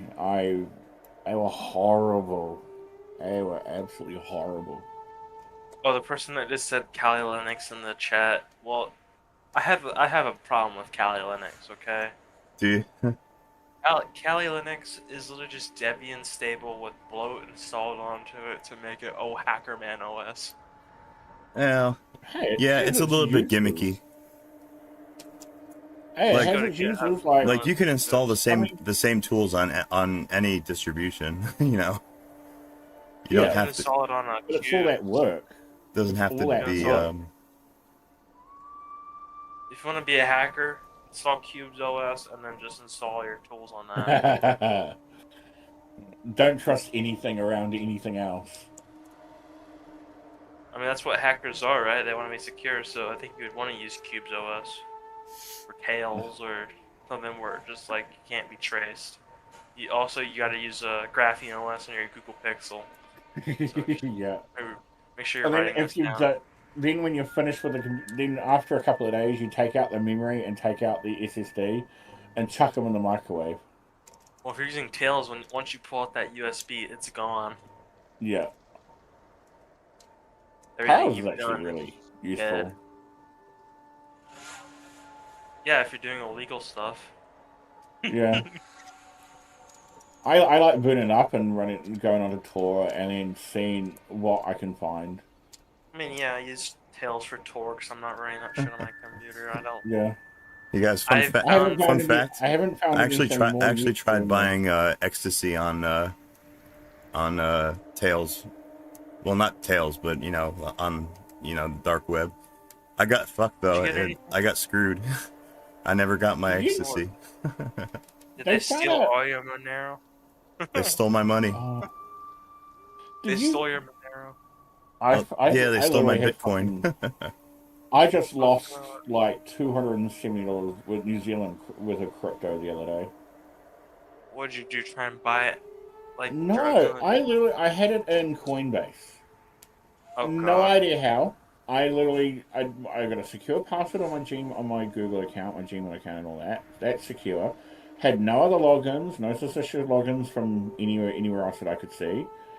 No login emails from had 2FA enabled on my Coinbase, and it was just like I got up and I was helping Dad sort. You don't need the internet to buy that. I do. I haven't been in high school for a while. I don't know where to go for. Oh, back behind the bleachers, always a good place to go. For my drugs anymore. Yeah, I got back to my computer, and an hour previous to that, an email came in saying, "Hey, you have successfully sent all your money to this random Bitcoin account." Like, what the hell? It was sent in Doge too, and I'm like, what? What on earth? Like, I didn't think. And I knew as soon as I read it, I'm like, oh, that money's just gone. That's just gone. It was all nice hash money. It wasn't really money that I've lost. It was just money that I mined on my graphics card a bit back in the day, and it's gone up a bit. Yeah, I mean. So it wasn't like it was more annoying than people like, that know people. Oh man, if you know, you know. Yeah, it sucks. But I don't have a clue. There was no login. There was no other suspicious logins on my account. It just vanished. Did you get SIM swapped? eSIM. I just recently moved to eSIM. Oh. I had left my carrier for like over 20 years of use on my carrier, and I just got sick of the pricing. I started on a $30 plan, and now I'm paying like $50 a month. Get fucked. Yeah, I mean, I use Monero. It's privacy oriented, decentralized, and it's pretty cheap, pretty affordable. Hey, do you guys know if Litecoin is still a thing? Is that still around? Litecoin? I Yeah. think so. It is. Oh, is it? Yeah. Oh, nice. Because I actually have a, PS3 GitHub project that's for mining Litecoin. It is Ooh. down though, like way down. Unfortunately, well, it needs updating because it's not compatible with SSL, modern SSL. So Oh, yeah. I was thinking about updating it, but I'm Litecoin. not sure if Litecoin is still like a thing. One Litecoin's worth $76. Oh, Oh, that's okay. cool enough. But yeah, Ethereum changed their. Oh, man. You can't mine Ethereum anymore. Yeah, because it's all proof of stake instead of proof of work. Oh my god, I have almost $6,000 with some more in my wallet. When did it go up?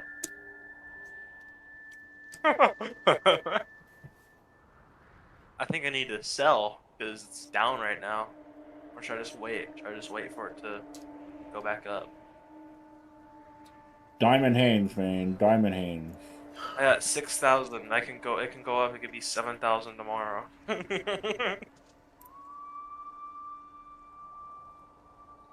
If you want a good coin to mine, Monero. Oh yeah, Very easy to mine it. Monero is good CPU. for mining. Yeah, Well, if you I'm want to interested. become a I'm interested in the multi-millionaire- mathematics. I'm interested in like hash algorithms and stuff like that. So it'd be a fun little project for me. There's no benefits for mining it on your GPU. If you But wanna it'd be so become a much more fun to use the multi-millionaire. SPUs. Yeah.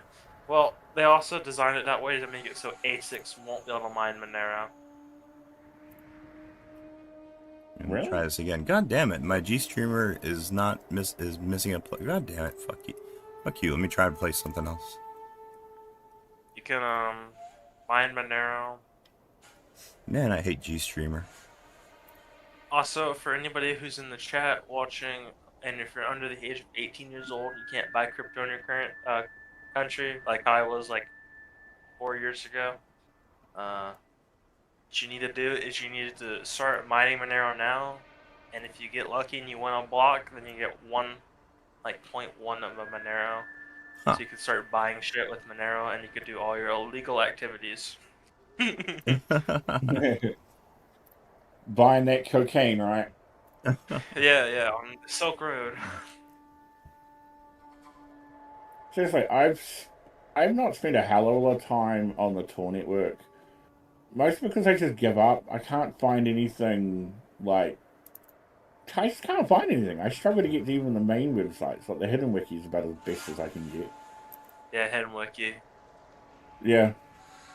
I get to apparently 4chan's got a Tor address. I get there and there's 8chan. 8chan still around on Tor? Yeah, I think it is. The last time I went there. Just don't go into the just don't go into the chat rooms and you'll be fine. Yeah, I'm just sort of stuck. Like, who does anything on here? How do you find anything on here? Like, that's just one thing I found really weird. I need to find a Tor browser that supports Linux. Or I need to find the Tor browser that I can install on Gen 2. Well, doesn't there a Linux package for Tor browser? You could just like run Actually, some Linux. I should just install the Flatpak, honestly. Yeah, Tor browser launcher on Flatpak. There we go. Yeah. Do you have God, any I love idea? Flatpak. Oh, do you know of any data structures that are most efficient for use on the PS3 architecture? I'm not sure about data structures or anything being efficient, but I can tell you this. For the PS3 cell CPU, if you want to get the most acceleration out of the SPU cores, then you have to work in floats, not doubles. Because if you work with doubles, you're going to lose a lot of your acceleration. You take a performance hit. I know that. Yeah, but if you're working with matrices and vectors, then the PS3 SPUs they're your thing. They're what you want to use because they're very good at linear algebra. You can also and Parrot Linux have their uses, especially for the IT professionals. Built Not so much the 6 IT professionals. You're thinking network technicians and network, like IT, IoT security people and all that sort of stuff. I'm an IT professional, computer technician, and Kali Linux and Parrot haven't been useful to me in any cases. Part of Magic has been has been an incredibly useful tool to me as a computer technician. Linux in general has been a great tool, but part of Magic to be overall. Just as a IT professional. Hey, check it out. I got GIMP installed. This is GIMP on Fedora 28.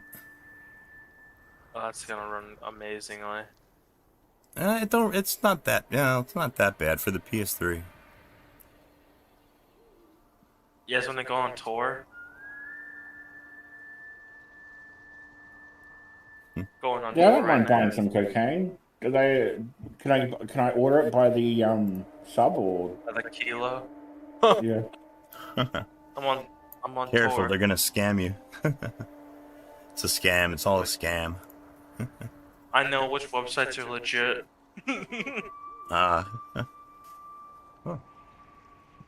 Oh, look. I just paid for some heroin. Next you know, you're getting arrested, you're getting busted by, like, CSAM, the police that goes after CSAM. CSAM, oh god.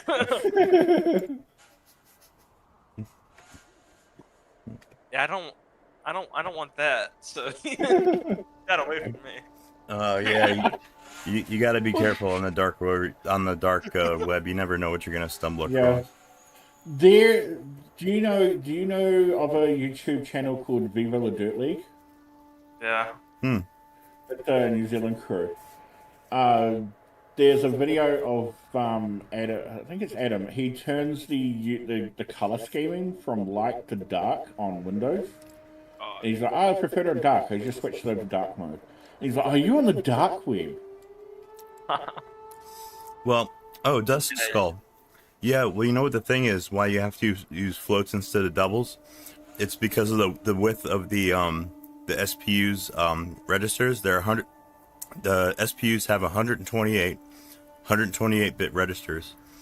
Now, a 128-bit register, you can fit total of 4 32-bit values in there, and you can do operations on all 4 of those values at a time. That's what SIMD is. But if you're working in doubles, then you can only fit 2 doubles in a 128-bit register. So you lose a lot of your acceleration that way. $200? Oh my god. For a fake license? For a fake driver's license? Really? $200? Oh, come on. Wouldn't it be awesome to have a fake driver's license that says that you're McLovin? That actually scans. DEFCON, Infocon, these websites are good. CIA.gov. Yeah, floats are like obsolete now. There's no reason to use them anymore. Almost, I haven't used them in years. But if you're programming the PS3, you want to keep that in mind. Yeah, the PS3 is better at floats than doubles. Check it out. My printer driver is installed on this on the PS3. It actually works too. ER4720? What kind of print is that? The original Hidden Wiki. Yeah, this is the good one. Oh, it's a Canon printer.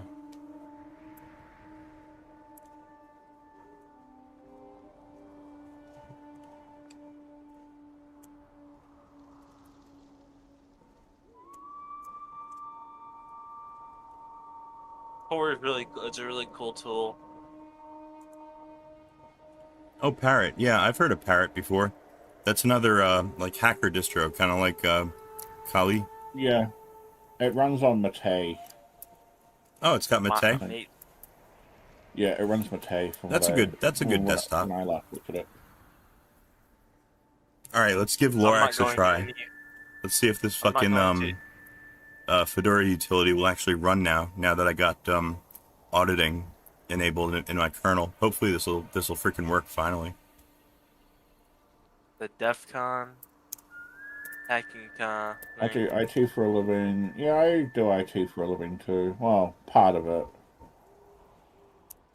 But Well, yeah, Part Magic is one of the main tools on my Ventoy drive that I use. Above all, I don't find a lot of use for Parrot and Kali on general computer repair stuff. Parrot and Kali are not for IT experts. They're for people who are skids and don't know what they're doing. Come on, why can't we use that packet do everything with Kali, like learn Kali? And you got the 5-hour tutorials on YouTube about Kali Linux. Like, give us a break. Yeah, people like Network Chuck push Kali Linux. Oh, he's awesome. He is Network Chuck. Oh yeah, Network Chuck. I love that channel. Yeah, Network Chuck, like, you know, he just pushes corporate garbage nowadays. Well, he's a good YouTuber. I mean, he's good for YouTube. Yeah, he's a cool guy. I mean, I've met him before. Oh, really? At, like, some conference. I forget which conference it was. All right, here we go. This is the Lorax command for building a boot ISO the Fedora way. So, all right, fingers crossed, everybody. Hopefully this will work. Okay, I got my legs crossed too, just for extra insurance. cross everything. You got your toes crossed too? Yes, but I can't completely do it right, so... Oh, whoopsie daisy. I got to... And plus 2 of my toes are conjoined, so... Get rid of... that. Okay, here we go. Now it's got to download the packages from this... I'm just using the Fedora base repo because there's no reason to use like all the updates and everything at the moment. I'm just trying to get this damn thing to work. Hey, one step closer.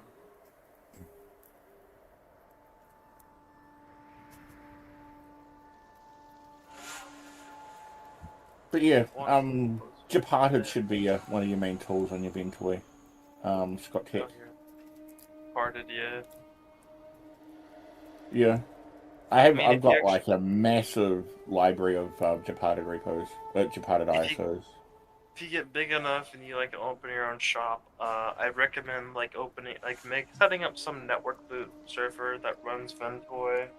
It just is a lot faster than having a USB stick. Yeah. There is a project. I think that's part of Ventoy's side project, is that netboot. Yeah, I actually have that set up at home. I netboot Linux onto my parents' computers and install it when they're sleeping. Makes them mad.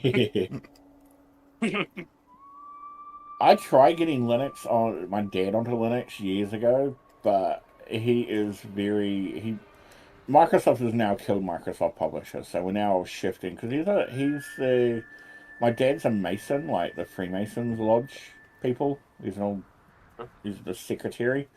Been a secretary for years, so he's got like documents and like books and shit like that. In Microsoft Publisher and Word and all that sort of stuff. So we just now that Microsoft is killing Publisher, next year, I think it's end of 2026, they're going to end of life Publisher, which is kind of insane. Yeah. Like, absolutely insane. Like, good God. The one program everyone haven't used, and it was just there. And if you used it, it's because you used it 20 years ago. That's their excuse, just to push more slop called Copilot on the people. Well, not so much that. I can completely understand why they're getting rid of it. Like, why they got rid of WordPad. It's that nobody uses it. We've got more focus on other shit, and it's legacy code. Like, why keep it running when it's not a massive part of our sales? Like, people aren't buying Office for publisher. They're Not they anymore. replaced it Alrighty. for Word. They All replaced right. Word Well, pad with Word. while this is still working, this is gonna take a few minutes. So I'm gonna go have a cigarette. I'll be right back. Give me like Alright. 5 minutes. Didn't you have a cigarette like 10 minutes ago? He's a chain smoker. Yeah, I know. Real smokers smoke in the house. No, real smokers have a soldering station air vent system at their computer, so they literally just smoke at the computer and just blow into the air vent. Well, I just smoke weed, so you know, I'm a little pothead, okay? Hey, as long as it's actual weed and not cinnamons, you're all good. Yeah. That one time I tried spice, don't do that. Yeah, like I had an ex that was onto that. It was just not good. I had no problem with her smoking actual weed. It's just, oh, there's nowhere else I can get it. No one's got actual weed. And it's like, everybody's got weed. I can get it from. I'm not a pothead, but I can get it from 3 different places around town. I can grow it in my backyard. Yeah, I don't think I could have done that. That would have got us kicked out. I own my own house in the middle of nowhere. That helps. No, we got tenancy. We're in a what you guys would call a Section 8 housing in a way. Oh god, not Section 8, bro. It's not Section 8, but I live in New Zealand. Yeah. But it's like it's in that same category, like, yeah, subsidized government housing. Like the project is what I would call it. No, actually, we're not that far from town. It's literally walking distance from town. Not like a couple of minutes walk, but it's like a good 10, 15 minutes worth of walk from town. It's a government assisted housing. Yeah, like they're really nice houses. This one's about going on 5 years old. I mean, didn't New Zealand have a housing crisis at one point? No, we still have a housing crisis. Yeah. Yeah, so you know, just build them, build neighborhoods. America has a housing crisis too, but we just hide ours. We just say. Yeah. Like the organization, Housing New Zealand, they're called Kaingora now, but it's basically Housing New Zealand, what they used to be called. There's been a big shift in New Zealand to call basically every organization possible some Māori name. Because, you know, reasons. Even though there wasn't anything wrong with the original name, it was just the Pākehā, like, white people name. Like, what? It's just English. It wasn't Māori. It was annoying. But the organization that runs that owns our house, the house that we live in, they went basically bankrupt. Technically bankrupt, because they purchased every possible section and other houses around those sections, in order to demo them and build these kinds of houses. So they just shot themselves in the foot. No, it was so they were like, hey, we bought the land, this is all the money for the contract, this is the house, it's all contracted, it's all done. And that's what? Talking about $100,000 a house? That's $600,000 done. That's one section done.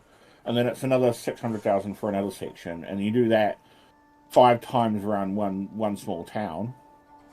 And then you do that in entire suburbs and all that sort of stuff. You tend to blow the budget pretty quickly. But then when those houses are built and when they're actually finished and completed and you put people inside them, that's when you sort of reap you're able to recover your costs, because you're able to pull rent and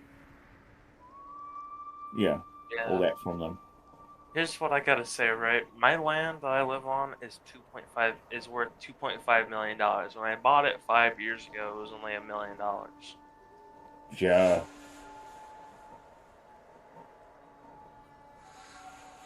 So, I mean, and I'm also making enough money to sustain living here. I'm a nuclear physicist, so you know I make a whole bunch of money. Shit. 500,000 a year. I mean, bloody hell. It's not fun. It's not fun work. It's not easy. A lot of mathematics.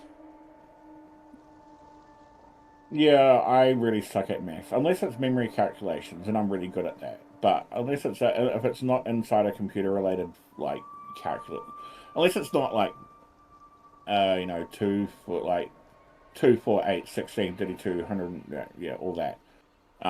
I suck at math. I completely suck at math. I mean, it's not that dangerous, you know. It's actually because I'm not the one actually working inside of the reactor. Like, you know, I feel bad for those people. Well, they make the good money. I make more than them, and I get to sit back and Really? relax most of my Shit. day. That's They're making probably that's like kind of really 40,000. They probably sucky. make 40,000 a year. Like the operators, they don't make jack shit. Damn. Somebody was trying to tell me with the Chernobyl and it's sitting in Ukraine and all that. I was in a Yeah, VC and somebody's like, "Oh, wouldn't the Russians like target that because it's in Ukraine?" And I was like, "You do realize that's a Russian nuclear power plant, right?" they already Yeah, targeted it. it's a Soviet They already, Russian one, but like, they already you do targeted realize it. that I had to explain to them that Russia is not going to be attacking Chernobyl. They will be protecting Chernobyl with their lives. They don't want to sink more money into that hot mess that they haven't already dumped into that hot mess, into cleaning it all up and putting a dome over it and all that sort of shit. Like, They oh, flew a really? drone. They flew a drone into the casing around the reactor core. If that was, yeah, I heard a drone, but I heard a drone hit it and made a hole. I don't know which side. I don't know if it was a Russian drone or a Ukrainian one.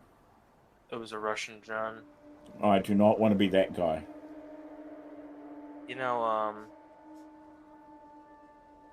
that whole accident and incident was so bad, and it was just because the Soviets they were not like the Soviet nuclear engineers were not very intelligent people.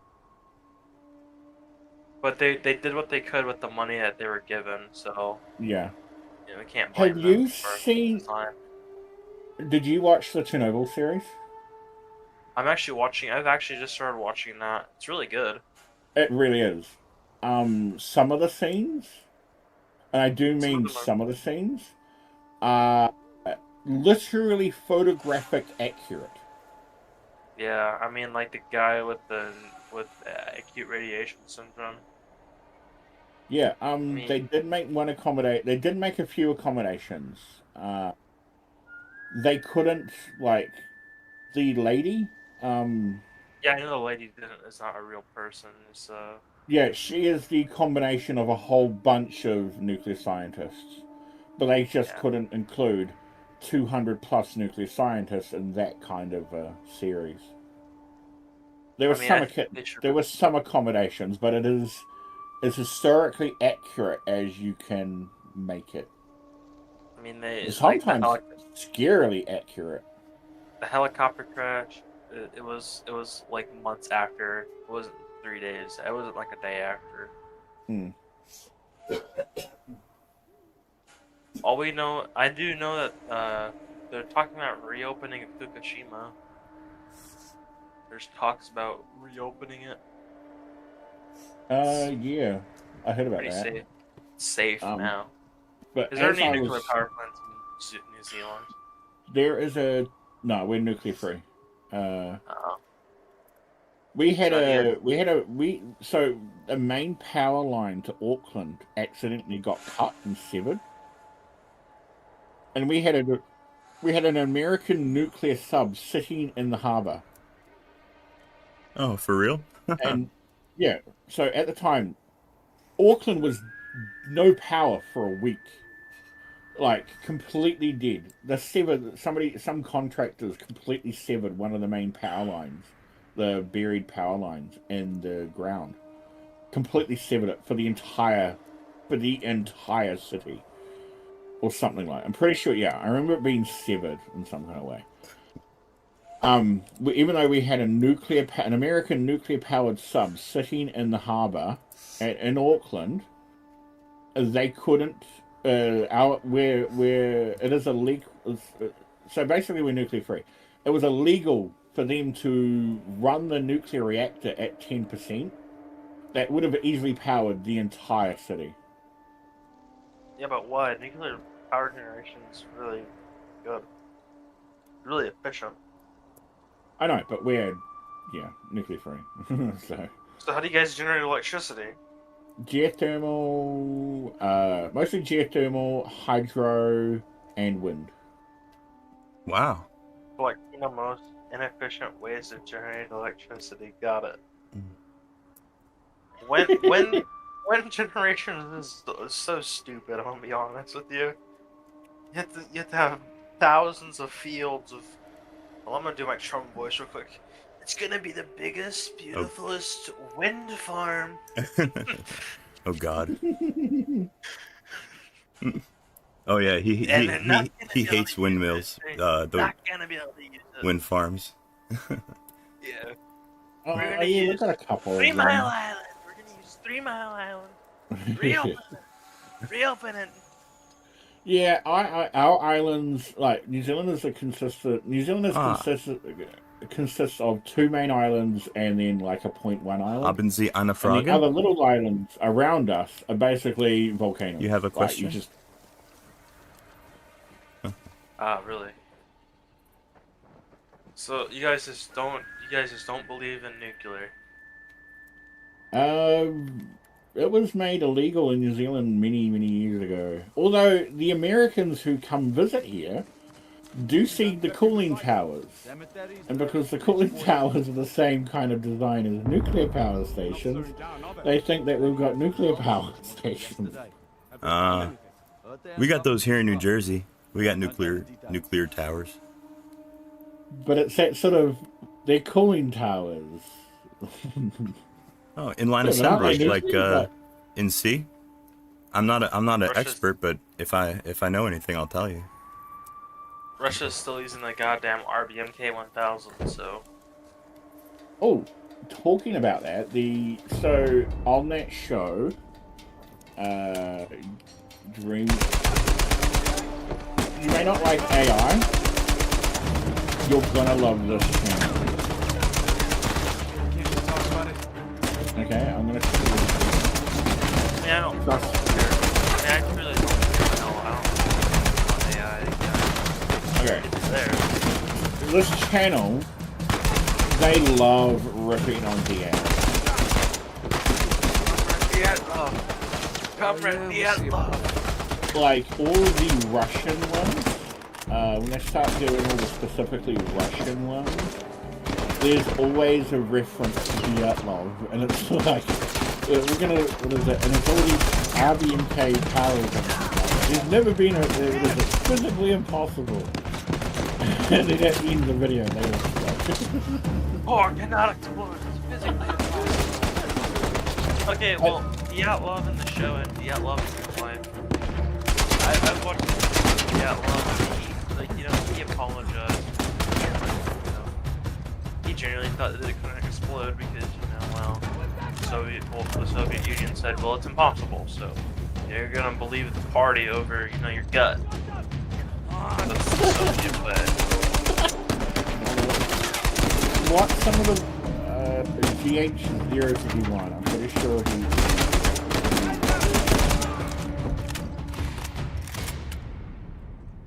That was kind of hairy. Someone was bound to hear all that. Just woke up. Come on. So, no. But, I didn't realize you're in chat.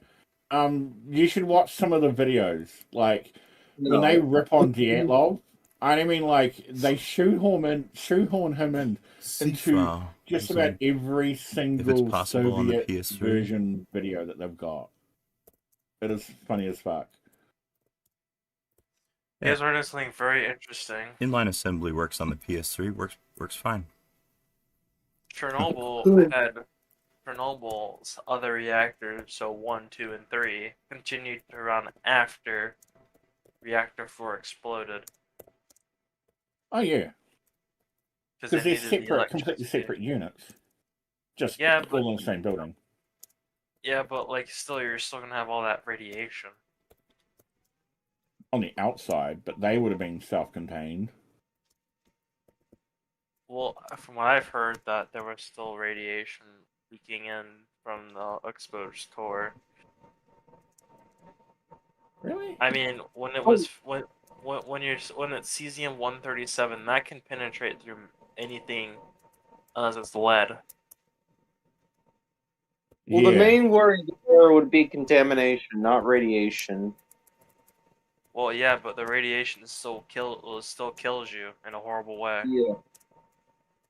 Yeah, in a way that worse than being just basically executed. It melts your organs from the inside out. I know this because I did the radiation safety course, so I know what it does to cellular you. breakdown, isn't it? Yeah, it's horrible. Let's get a move on. First, your skin like peels off in patches, like. From what I've seen, like I've seen pictures of the people that fucked around with the demon core, shoving the damn screwdrivers into the motherfucker. Oh, dropped it. Oh, blue light. Oh, you're dead. Yeah, it gave the other scientists my mic too low for the rest of their life. The fact that existed. Hold on, maybe my other audio's too high. Hold on. I mean, the nuclear bomb. Yeah, I can't turn my mic up anymore. The atomic Your audio bomb is fine. We can hear you fine. Yeah, Oh, it sounds okay. Oh, but I'm hearing you from Discord, not through the video, not through the stream. I think he's talking to me. My microphone sounds like shit, but I embrace it. I've got a Duocast, HyperX Duocast. I have some mic from the early 2000s. Oh, okay. Okay, sorry. The nuclear guy. Yeah, that's my name, guys. The nuclear guy. Yep. I happen to know a fat, balding nuclear safety guy. You can come visit me. I work at the Waxahachie Super Collider. We're gonna super collide some particles together. We're gonna open up the dimensions to the third world or something. Years ago, when I was a Windows fanboy and really an antagonistic little anti-Linux piece of shit, I'm actually kind of embarrassed about all that. Oh yeah, you mentioned you used to be against Linux. Yeah.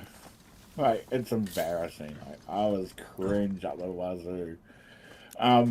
One of the women that I met, she runs the Linux website for New Zealand, the linux.net.nz website.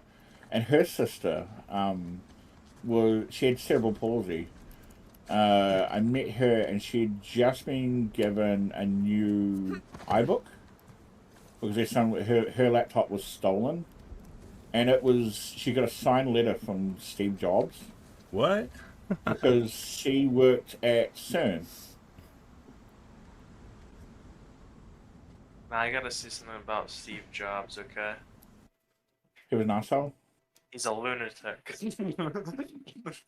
Yeah. He would drive 100 miles per hour down the freeway and honk at the cops to write his ticket faster. He's a badass. That's what he is. No, he was an asshole. Steve Wozniak would say that he was a good friend. He's like he has said he misses him, but has openly said he's an asshole. He was an asshole. Like that has been reputed by like several people. Like he was an asshole. Yeah, but he was just smart. He was smart as fuck. Smarter than most of us in here. He invented Apple computers in his garage. No, he was the business guy. Was yeah, I would say Wozniak probably did most of the heavy lifting there. Yeah. Like the whole construction, the whole engineering side, that was generally mostly Woz. Steve Jobs did the business stuff. He was the bomber. He was the guy in the show, like in the documentary. The first one apparently is completely its own story. Not accurate in many aspects. And they sent Steve Wozniak the script, and he sent them back a lot of changes with notes and everything, and more accurate. Hey, this is how that went down, and they completely ignored him and carried on making the movie. The second one, the latest one after that, that's the more accurate one with the more accurate historical, like how the conversations went down, what went down in what order, and all that sort of stuff. That's the more accurate one. But well, Steve Jobs also, right? Think about it. Right beyond those walls. Something like some clock or something with a whole bunch of stuff that he got from Hewlett Packard. But he got a job at Hewlett Packard building stuff too, so he wasn't dumb in the sense. I'm not saying that he wasn't intelligent. Like he wasn't capable of the kind of. I don't think he was I don't think he was capable of the kind of engineering that was. No, but hey, like, what's up, Antarctica? Is this a collaboration? Well, not really, but I think it's going to be about to be in a minute because Lorax just fucking failed again. Great. Open the Google Docs and we'll all join in. Oh god. And it tried to run a copy command. Copy blah blah blah blah blah. And I think it ran out of space in the drive or in the Hold on, let me show you. Let me get some input from you guys. I'm not great at Python.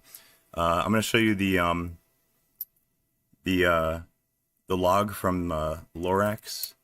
It's Do a df-8 before you do that. Show us what's on what the space is. Check this out. Yeah, cannot create directory. No space left on device. It must be in a cheroot or something.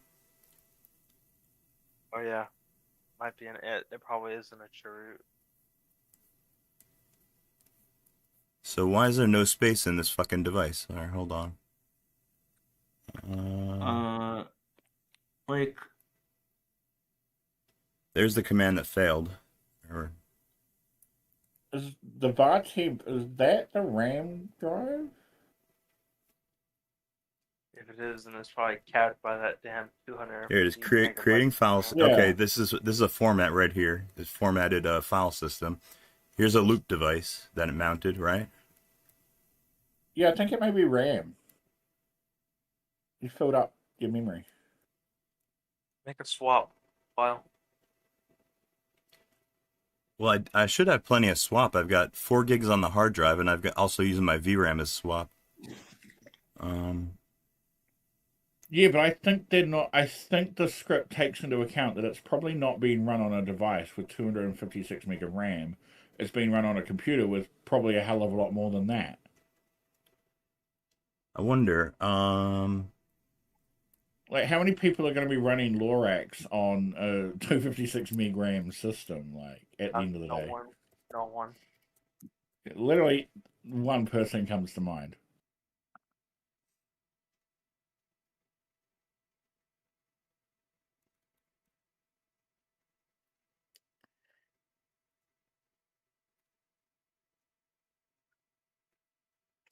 I can change the root FS size, but the smallest I can make it is a gigabyte.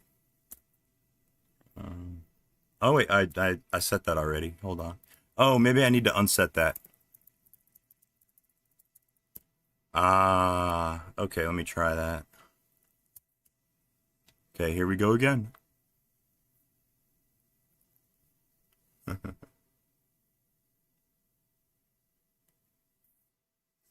Hey, let's see. Python's decent until you do nested loops. Then everything falls apart. Yeah, I don't like the indentation either in Python. I find it hard to figure out like what's still in scope and what's not without curly braces.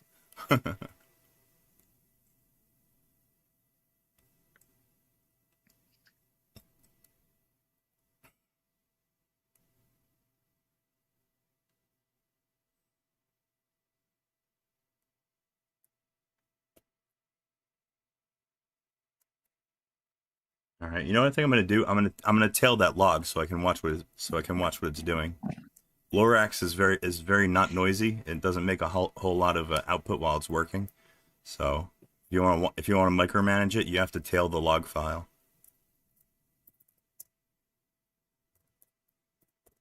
Yeah, still Wow. in Switzerland. She was she was a software engineer for it way back in the day. Is there no thing for that? Is there no for broke flag?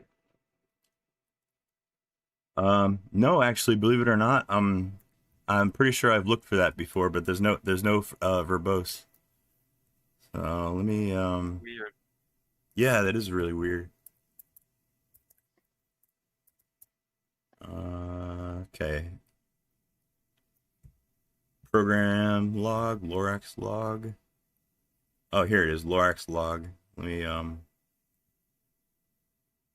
start tailing some of these log files.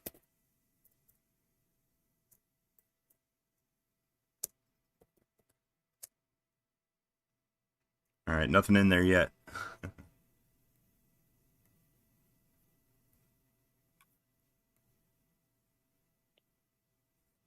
I wonder if it's using a different log file. It's running Anaconda. Well, It's probably running hasn't got DNF to a at the point. moment. Yeah, probably hasn't got to a point to use it yet. Lorax.log, original package sizes. Wonder what's in Lorax.log. Oh, I don't want to cat that. That's 1.2 meg. Alright, well, it's the same thing that's on the other screen. Ah. DNF.log.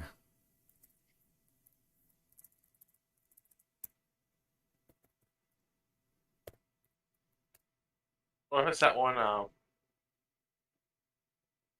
Pylorx.log. Yeah, the Pylorax. Let me check that out.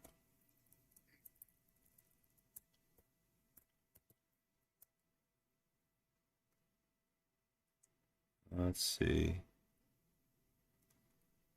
What the hell is it doing to libvorbis? Ah, there we go. Yeah, this looks promising right here. It's what it's working on.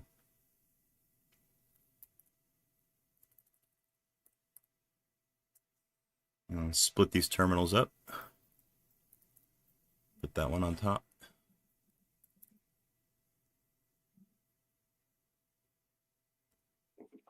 Probably just running out of RAM. Well, you know what the thing that really pisses me off is that this is I'm positive this has worked before. So, you know what? Maybe since I removed the 1 GB cap. Okay, we're installing packages. Very good. There you go. Yeah, 737 packages just to run the Anaconda installer. My God. Yeah. And they say Linux isn't bloated.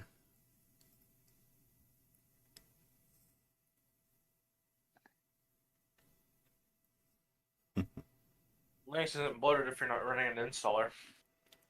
Yeah, it's true. You know what? I'm just being stubborn. You know, I could totally like write up like a bash script or something that'll download a stage 3.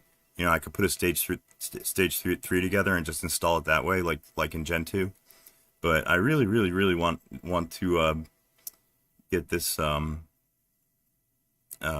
Anaconda working. Just for the challenge, number one, and also because a lot of people don't like to install Linux using a stage 3. You know, I'm trying to bring PS3 Linux to the masses. Well, yeah, because this might sound a little mean, but I don't think there's that many. I don't think people are that intelligent. To be honest with you. I have a suspicion you're probably right. Yeah. Oh, trust me, when you're a computer technician, yeah, people aren't that intelligent. Oh, I'm sure you run into all kinds of interesting shit that people do to their machines. Oh, it's not so much that. It's not so much what they do to their machines. It's oh, what was it? Just oh, I don't know what's happening with it, and it's sort of like, oh, this doesn't work, and they'll just leave it. and it's sort of like, it's got a virus on it. Oh, okay. And, yeah, just trying to get people to actually, like, buy a new SSD for your computer. Oh, it's okay. Oh, it's just... No, it's It can not be annoying at okay, times. especially when your computer has like 32 fucking smart CTL errors. When your drive has like 80 smart CTL errors that say drive failure expected in less than an hour, replace now. Conda, that's from a different distro, I think. That's from a uh some kind of a Python distro, if I remember right. Python, it's related to Fedora. I've heard about Conda before. I've come across that in my studies. Well, Omarchi actually made a thing, a TUI installer. Omarchi, that's pretty popular now. I haven't checked that out yet. A lot of people seem to Yeah, like it. it's set up as the alternate to Hyperland, from what I can perceive. No, it's just Hyperland. Omarchi's a Oh, distro, not really? a. Conda's like Anaconda but lighter? Interesting. Oh, I didn't realize it was different. I just... Oh, if you don't like Hyperland, go to Omarchi. And if you don't like Omarchi, go to Hyperland. You know what I've seen. Omarchi is just a Arch Linux with bloat installed, pretty much. Ah.